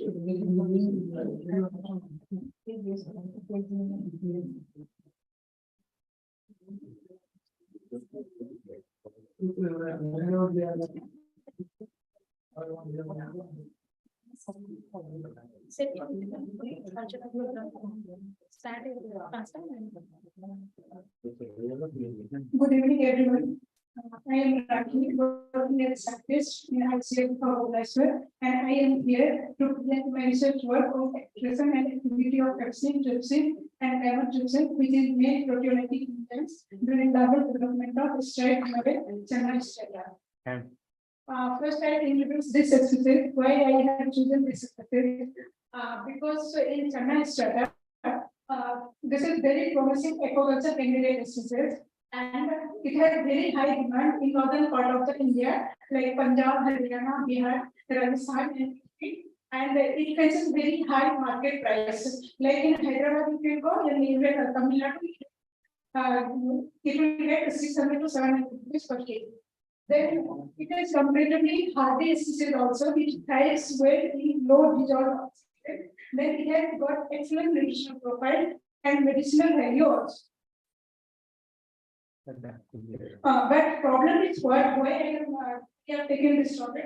Despite the huge aquaculture potentials, availability of sufficient quantity of quality seed is a major impediment for the horizontal and vertical expansion of this area. And what is major bottlenecks for the commercial production is that high working rate during the larval year. Actually, when larva 3 days that are dependent on maternal nutrition, that is Yorkshire only. And after that, we need to provide them external feed, that is exogenous feed, and it can be either in the form of live feed or inert feed. But what happens, their digestive system is not completely mature, and they are not ready to, they are not readily, they don't readily accept that inert feed. Then another problem is that what we encounter heterogeneous growth due to the inherent heterogeneous growth, we very high cannibalism is there. Then third is they won't accept inert diet, and fourth is that we don't have proper feed and feeding strategy for marine, especially for larva. So when we present the feed to the larva, there is a very small window of opportunity. When we present either live feed or inert feed, either they will take the feed or they will reject the feed. And this utilization of this feed particle depends on several factors. External factors there and internal factors also there.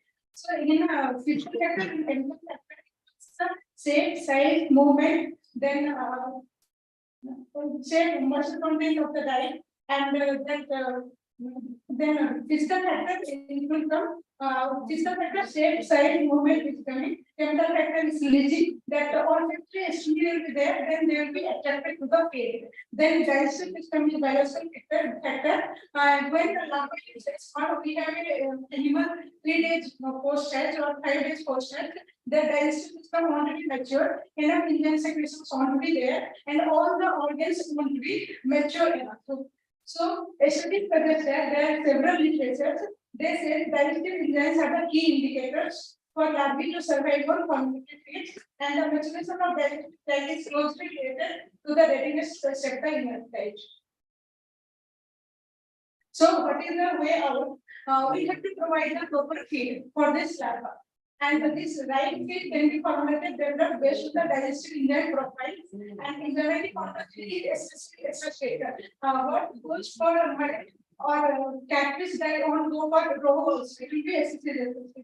So no information is available on complexity of digestive enzyme substances. Therefore, this study was essential to understand the age, life stage, specific formulation of feed, and the physiological stage of development with feeding practices and rearing protocols that will help in improving the survival rate of the larvae.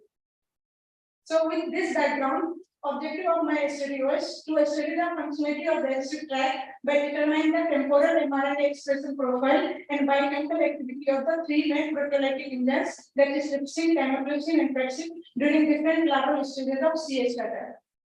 So site of my experiment was a breathing fish hatchery complex of ICR Sifa, and whatever larva we used for this study, that was produced by the hormonal induced spawning of the domesticated 5 pairs of the brooder collected from the experimental pond. And this is the feeding protocol I will follow. First 1 to 4 days, I am not giving any food because the larvae was dependent on indigenous nutrition. After that, we have given mixed planktons that was collected from our nearby pond, fertilized pond. After that, we have subjected the larvae to co-feeding. That is co-feeding means we have given live feed also, and we have given formulated inert feed also. After 25th days onwards, we have weaned them completely on formulated feed. So sample collection was done in the morning at different time point when that was as early as possible, and after that, depending on the size, we have collected different numbers of the larvae for both the biochemical and molecular studies. The larval growth was estimated based on the weight basis. This was the protocol followed. This is the standard protocol what we follow for the CDNS infections and expression diseases. This was 89% was the fertilization rate. Actually, we got 95%, and survival up to 35 days. This experimental 35 days. So survival, I got 44%. So before going for the mRNA expression studies of the selected diagnostic index, we have evaluated the housekeeping genes also, because research says that not a single housekeeping gene is universally accepted with invariant expression. So here we have selected 4 commonly used housekeeping genes, that is defective active RNA, then guardians and elongation factor 1 alpha. This is the expression profile of different housekeeping genes during the different developmental stages. Then different statistical algorithm were used for the selection of a suitable reference gene. We have used delta CP method, best keeper, non-finder, and G-non. All these 4 have generated different housekeeping genes at the stable one. So all 4 together have generated elongation factor 1 alpha as the most stable one. After that, we are going for biochemical estimation of biochemical activity and the related mRNA expression. So this is the trypsin expression. These trypsin and chymotrypsin are both alkaline protease, and trypsin I have taken one acid protease. So from this we can see this trypsin mRNA expression start increasing from the 3 days onwards. That is concurrent with the yolk sac absorption. And we have got 2 peaks, that is on 12 dps and 25 dps. While trypsin activity was highest during the 25 dps. So from this we can infer that alkaline protease perform protein digestion before the actual development of functional instruments. Then pepsin is the acid protease. It comes late in the picture digestion when the instrument is fully developed. During initial days, it was not detected, and after that it starts increasing. Then highest level we have got on 25 days expression, where activity was highest during 30 dps. This is another alkaline protein, that is chymotrypsin activity, and while expression was highest during 21 dps, activity was highest at 21 dps. Then this was from the first part. We have got one publication.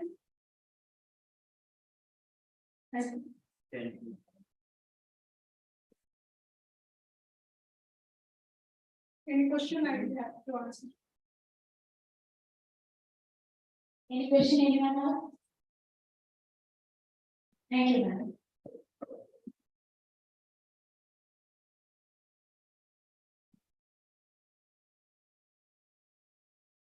Thank you, Dr. Rakhi Kumari ma'am, for this beautiful and informative presentation. Going to the next statement, I would request to Dr. Ifat Jahan from CUD and Palakimudi for presenting the presentation.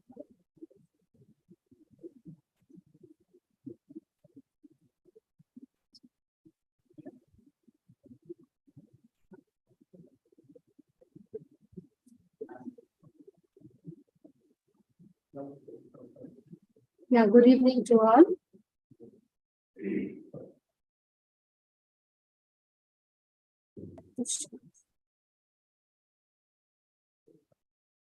It's audible. This is visible for all? Yes, ma'am. Yes, ma'am. Please go ahead. Okay. Yeah. So now today I am very happy that I got opportunity to present in international conference on agriculture and rural development, that is in association with the Central University of Technology and Management, Bhubaneswar. Today I will mainly discuss about the effects of high salinity on plasma steroid level in common carp Sarpinus carpio. Actually, here I have said about the high salinity. Here high salinity means that the water is saline, and that saline water, the salinity is range is high. That range is up to the in that period, in that almost 35 ppt. So in that whether the freshwater species can also be cultured or not, that we have studied in that. Actually, this high salinity relates with the inland saline aquaculture. In inland saline, this means this saline water is totally different as compared to the normal seawater and the fresh water. Oh, excuse me. So here this saline water is different than the seawater in comparison of the ionic composition, mainly the potassium, calcium, and the magnesium. Here the potassium content is very less, and the magnesium is varies from place to place, but the calcium content is too high. So because of that, if we will because of that, because of less amount of potassium and magnesium, it will create a problem to culture the marine water and the brackish water species, because for the osmoregulation and for their growth purpose, they need these minerals. So by development, various technologies and adoption of some techniques, they have mainly adopted some supplementation and fortification techniques, in that either by the feed and through in the medium direct itself, we are adding these ions into the water or in the feed. But in the side-wise, if we will compare this saline water with the fresh water, in that the potassium content is almost similar in the saline water than the fresh water. But here normally the calcium content is high. That means hardness is high in the saline water as compared to fresh water. So what is happening? This saline water is a very huge amount present in India, around 8.62 million hectares is present. But because of some activities earlier, because of some very early because of some anthropogenic activities and for the natural activities like rainfall, volcanic eruptions, and use of lots of fertilizers, so these area become salt area. So by development of new technology, this saline area is also become now it is now not means before up to 2000 it become a emerging area for the development of aquaculture throughout the world. So this is now it is a area for the potential development of aquaculture that can turn their waste resources into a viable through the adoption of the aquaculture technologies. Here we can see, I said that what is the main difference of this saline water and to the saline water as compared to the fresh water and the sea water. So around 8.62 million is totally affected, but by adoption of several technologies and then supplementation and fortification, this area is now under control, and now we can culture the brackish water, marine water, and to fresh water also species we can culture in that. So the potential of inland water in aquaculture, in that we have seen that we can see that the wide variety of aquatic species has been already cultured, especially vanami. It is commercialized in inland areas. But the freshwater species, some salt-tolerant species in freshwater also it is there, like tilapia, goldfish, riverine catfish, amurca. That also these fishes are standardized and acts as a good candidate species for the inland aquaculture. So here I have taken another species, that is common carp, Sapinus carpia. It is also a freshwater species, stenohaline, but it is its market demand is high. It is omnivorous. It is hardy in nature, and accessibly it is available throughout the world. And it has capacity to tolerate the salinity, high range of salinity. It can tolerate salinity and temperature also. So some of the researchers have done also common carp, but up to the less salinity around 8 ppt, but here I have taken up to the 15 ppt, so that if the freshwater common carp also will be it is a success, that means it will be greatly helpful in the aquaculture development in saline water. So these are the ponds that where I have stocked the fish, common carp. These are the earthen pond, that 0, 5, 10 and 15 ppt that I have made in that directly taken from the borewell. So this research I have done at Rohtak Center for 90 days, and the 3 treatments were, that is 5, 10 and 15, and control was fresh water. In that, the salinity mainly maintain how this 15 ppt directly I have taken from the borewell, and by using the fresh, so that means one pond is itself 15 ppt directly I got, and after that the 5 and 10 ppt managed by the adding fresh water. So, and the total stocking density, the initial stocking density was 30 to 32 gram, and it was acclimatized for 2 weeks, and stocking density around 5,000 number per hectare in each pond, and the pond dimension is 21 into 10 into 1.5 meter, and given the pelleted feed.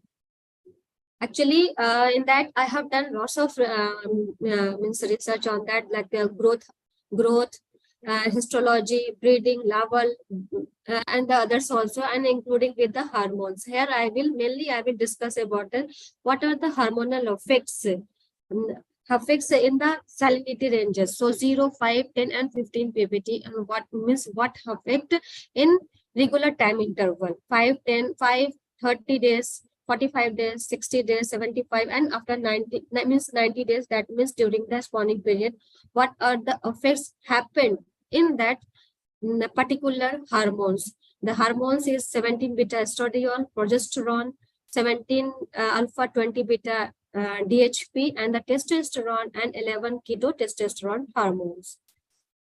So before that, just I want to show that what was the result for the growth. In that, I have got the highest result in fresh water, and after that 5 ppt. That is almost similar, 0 and 5, but the 10 and 15 ppt, the higher salinity growth was there, but it is less as compared to the 0 and 5 ppt. So here we can see that the salinity is also affecting. If the salinity is high, that means it will affect the growth. But anyhow, the growth is there. Somewhat it is less. So we can see that the initial weight, just a single species I have taken in that, so that everyone can see that the initial weight was 30 gram and the final 532. Like that, I have got the final result. And then some maturation study also I have done. By this picture, we can see that the male that gonadosomatic index, and by the gonad weight, we can see that the highest maturity were found in 5 ppt, then 0, that means fresh water, and later it is reduced by the higher salinity, that is 10 and 15 ppt. So here we can see that the highest maturation we found in 5 ppt.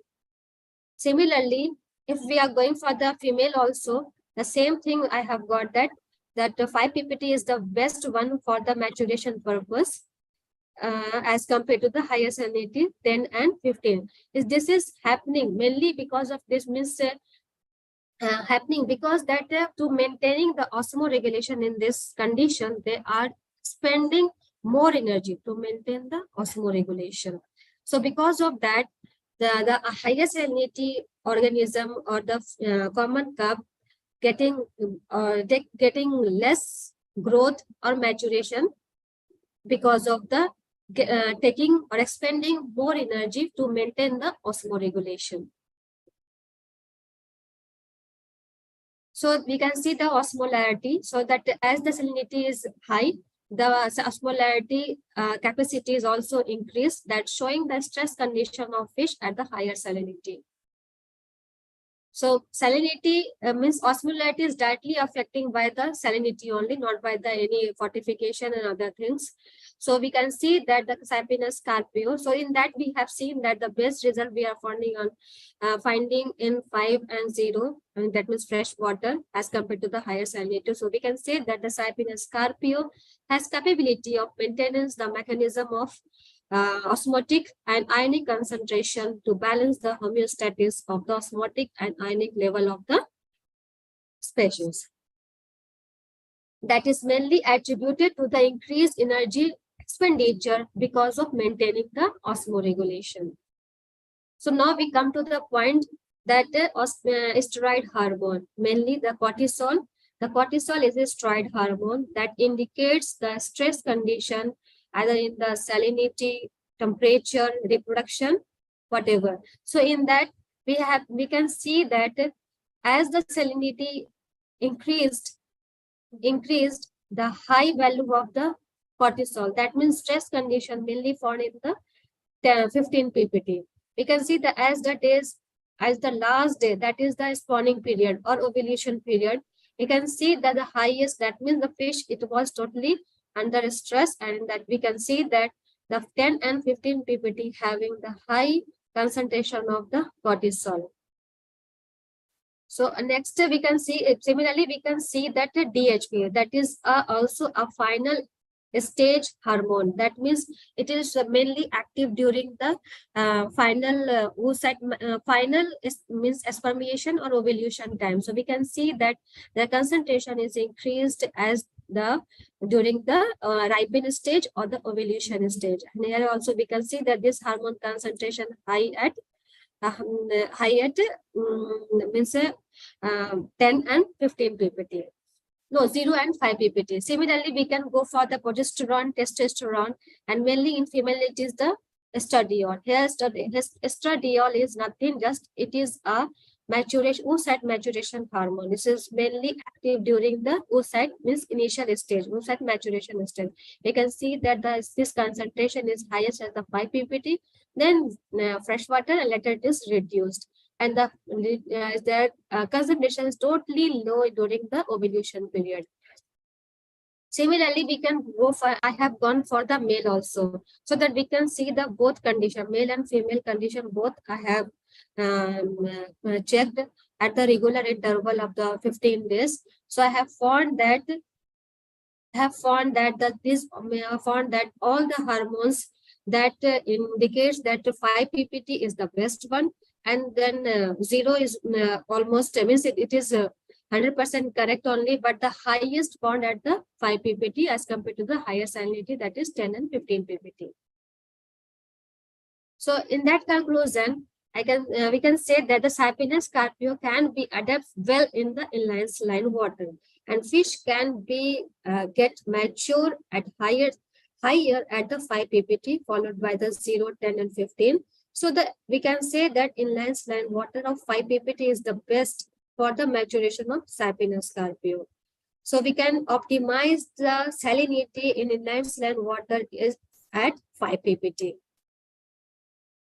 So the outcome of the research is that the means 0 and 5 ppt has the best reproductive performance compared to the higher salinity 10 and 15. And we can also conclude that Sapinus carpio can be cultured. This is a freshwater species, but can be cultured in the saline area up to the 5 ppt best one. So it will be, we can suggest that it will assist in sustainable utilization of non-arable inland saline water that can be highly helpful for the livelihood and nutritional security to the local community having the barren affected lands with the ground saline water. These are the references. The paper have been published for the breeding and the larval development of common carp inland saline groundwater. And the next one is the effect of inland saline groundwater on growth, maturation, and osmoregulation. And this one is the lipid profile. Thank you. Thank you very much, ma'am, for the presentation. Now we are getting late, but I would request to Dr. Subarao sir for his short presentation.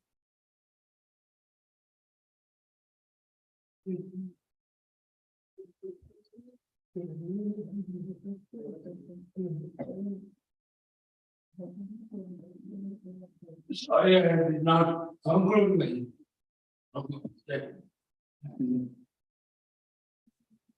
That's why I'm taking another session. Okay. Not okay.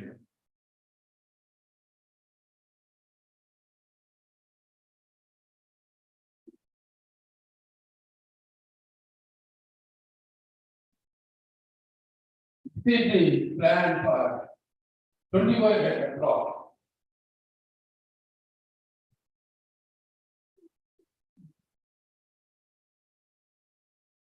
The into mark is for cattle shed. 250 milk cattle and 500 to 50 to 100 mutton cattle, wherever required, however required, we can modify. The 100 feet road and the 60 feet road area is meant for moving of vehicles, plus the silver plantation of 50,000 to 75,000 number of plants to get good greenery, oilseed, and related products from the silver. The block A, B, A, and A2 are meant for warehouses and cold and railway warehouses. Block B1, B2, C1, C2 are platforms for grading, crushing, winnowing by the farmer. These block Day-3 and D1 are supposed for the processing aspect, valuation projects, and the cattle products, that is byproducts of milk, and likewise the D1, D2, D2 and S2 are supposed for the farmer valuation besides the human resources development programs and offices and likewise. Like this, the project is totally rural oriented, income generating, and the manpower and man working days doubling. Likewise, the economic aspects are so many to add to the GDP of agricultural component. So, likewise, I'm having less time. That's why I have taken the plan as a whole, and the details are given. And I request the elect fora to give a good thought, give suggestions to add or delete, and give proposal to send proposal to concerned people through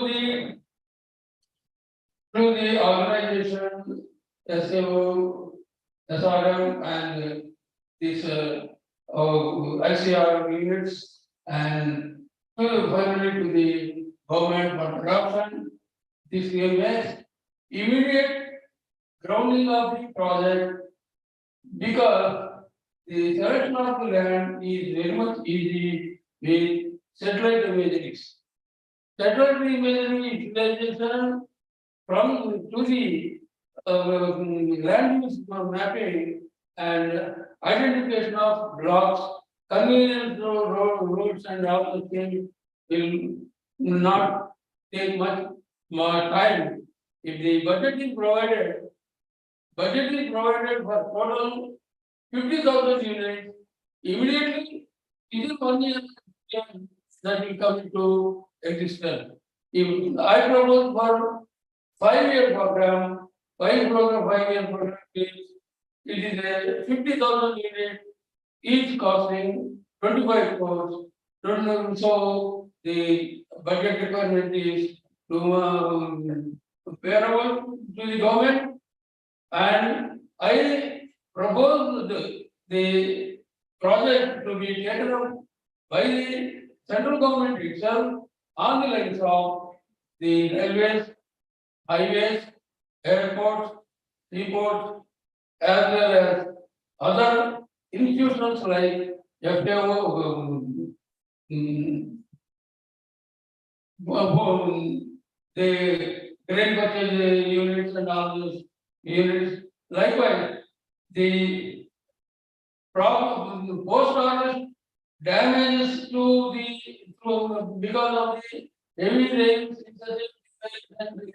and the indirect rain is itself is the value of the budget proposed. The loss is too much. If the warehouses are nearly nearer to the farmer, the even market loss also, miller loss are the main losses. This procurement agency losses are, if we add the total investment, it is very small. And also, I propose free of total provision to the farmer, no tax at any level, to no income generation to the government from the farmer to the total incoming area. And by going outside only, I propose outside it at the time of selling and purchasing the produce,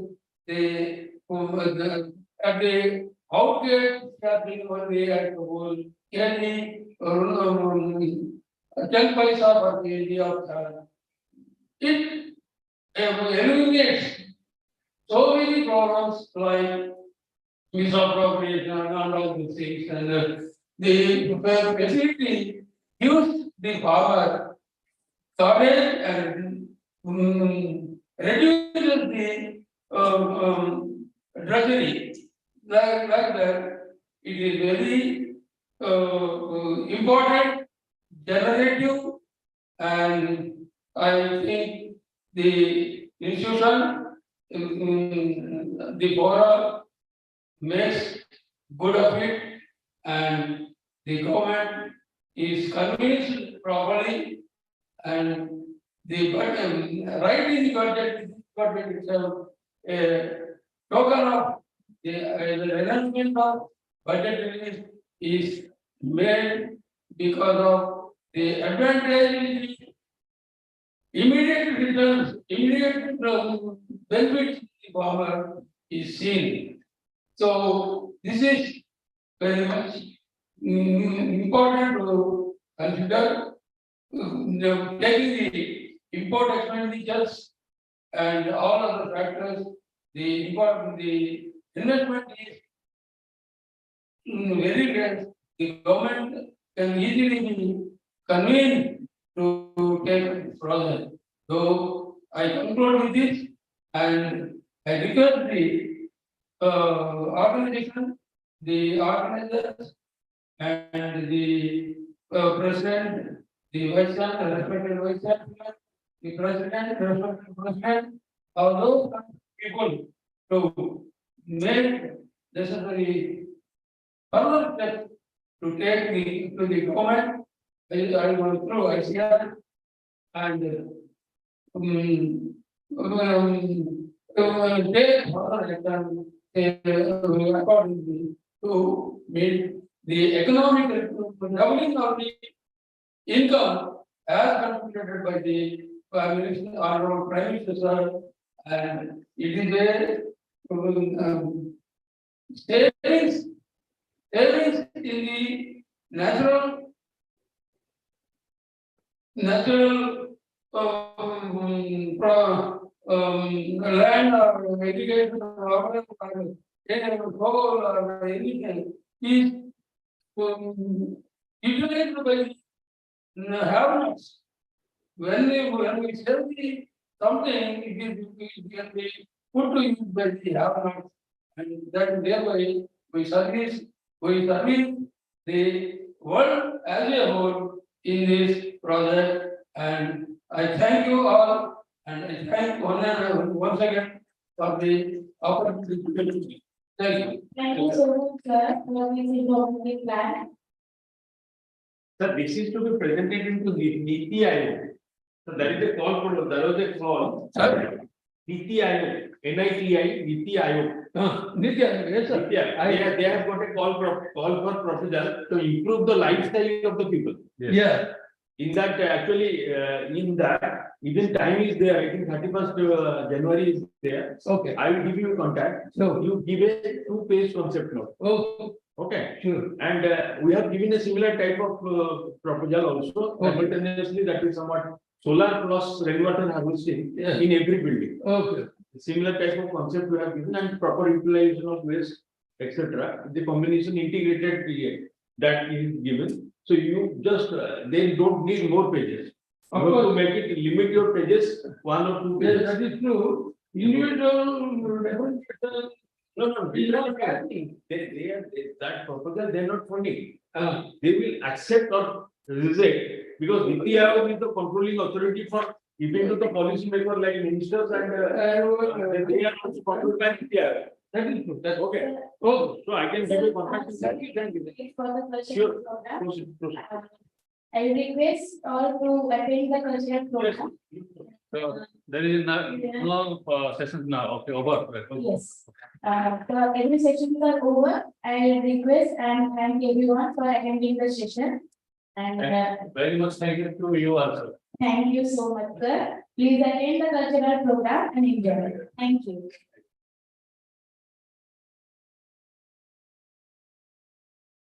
Thank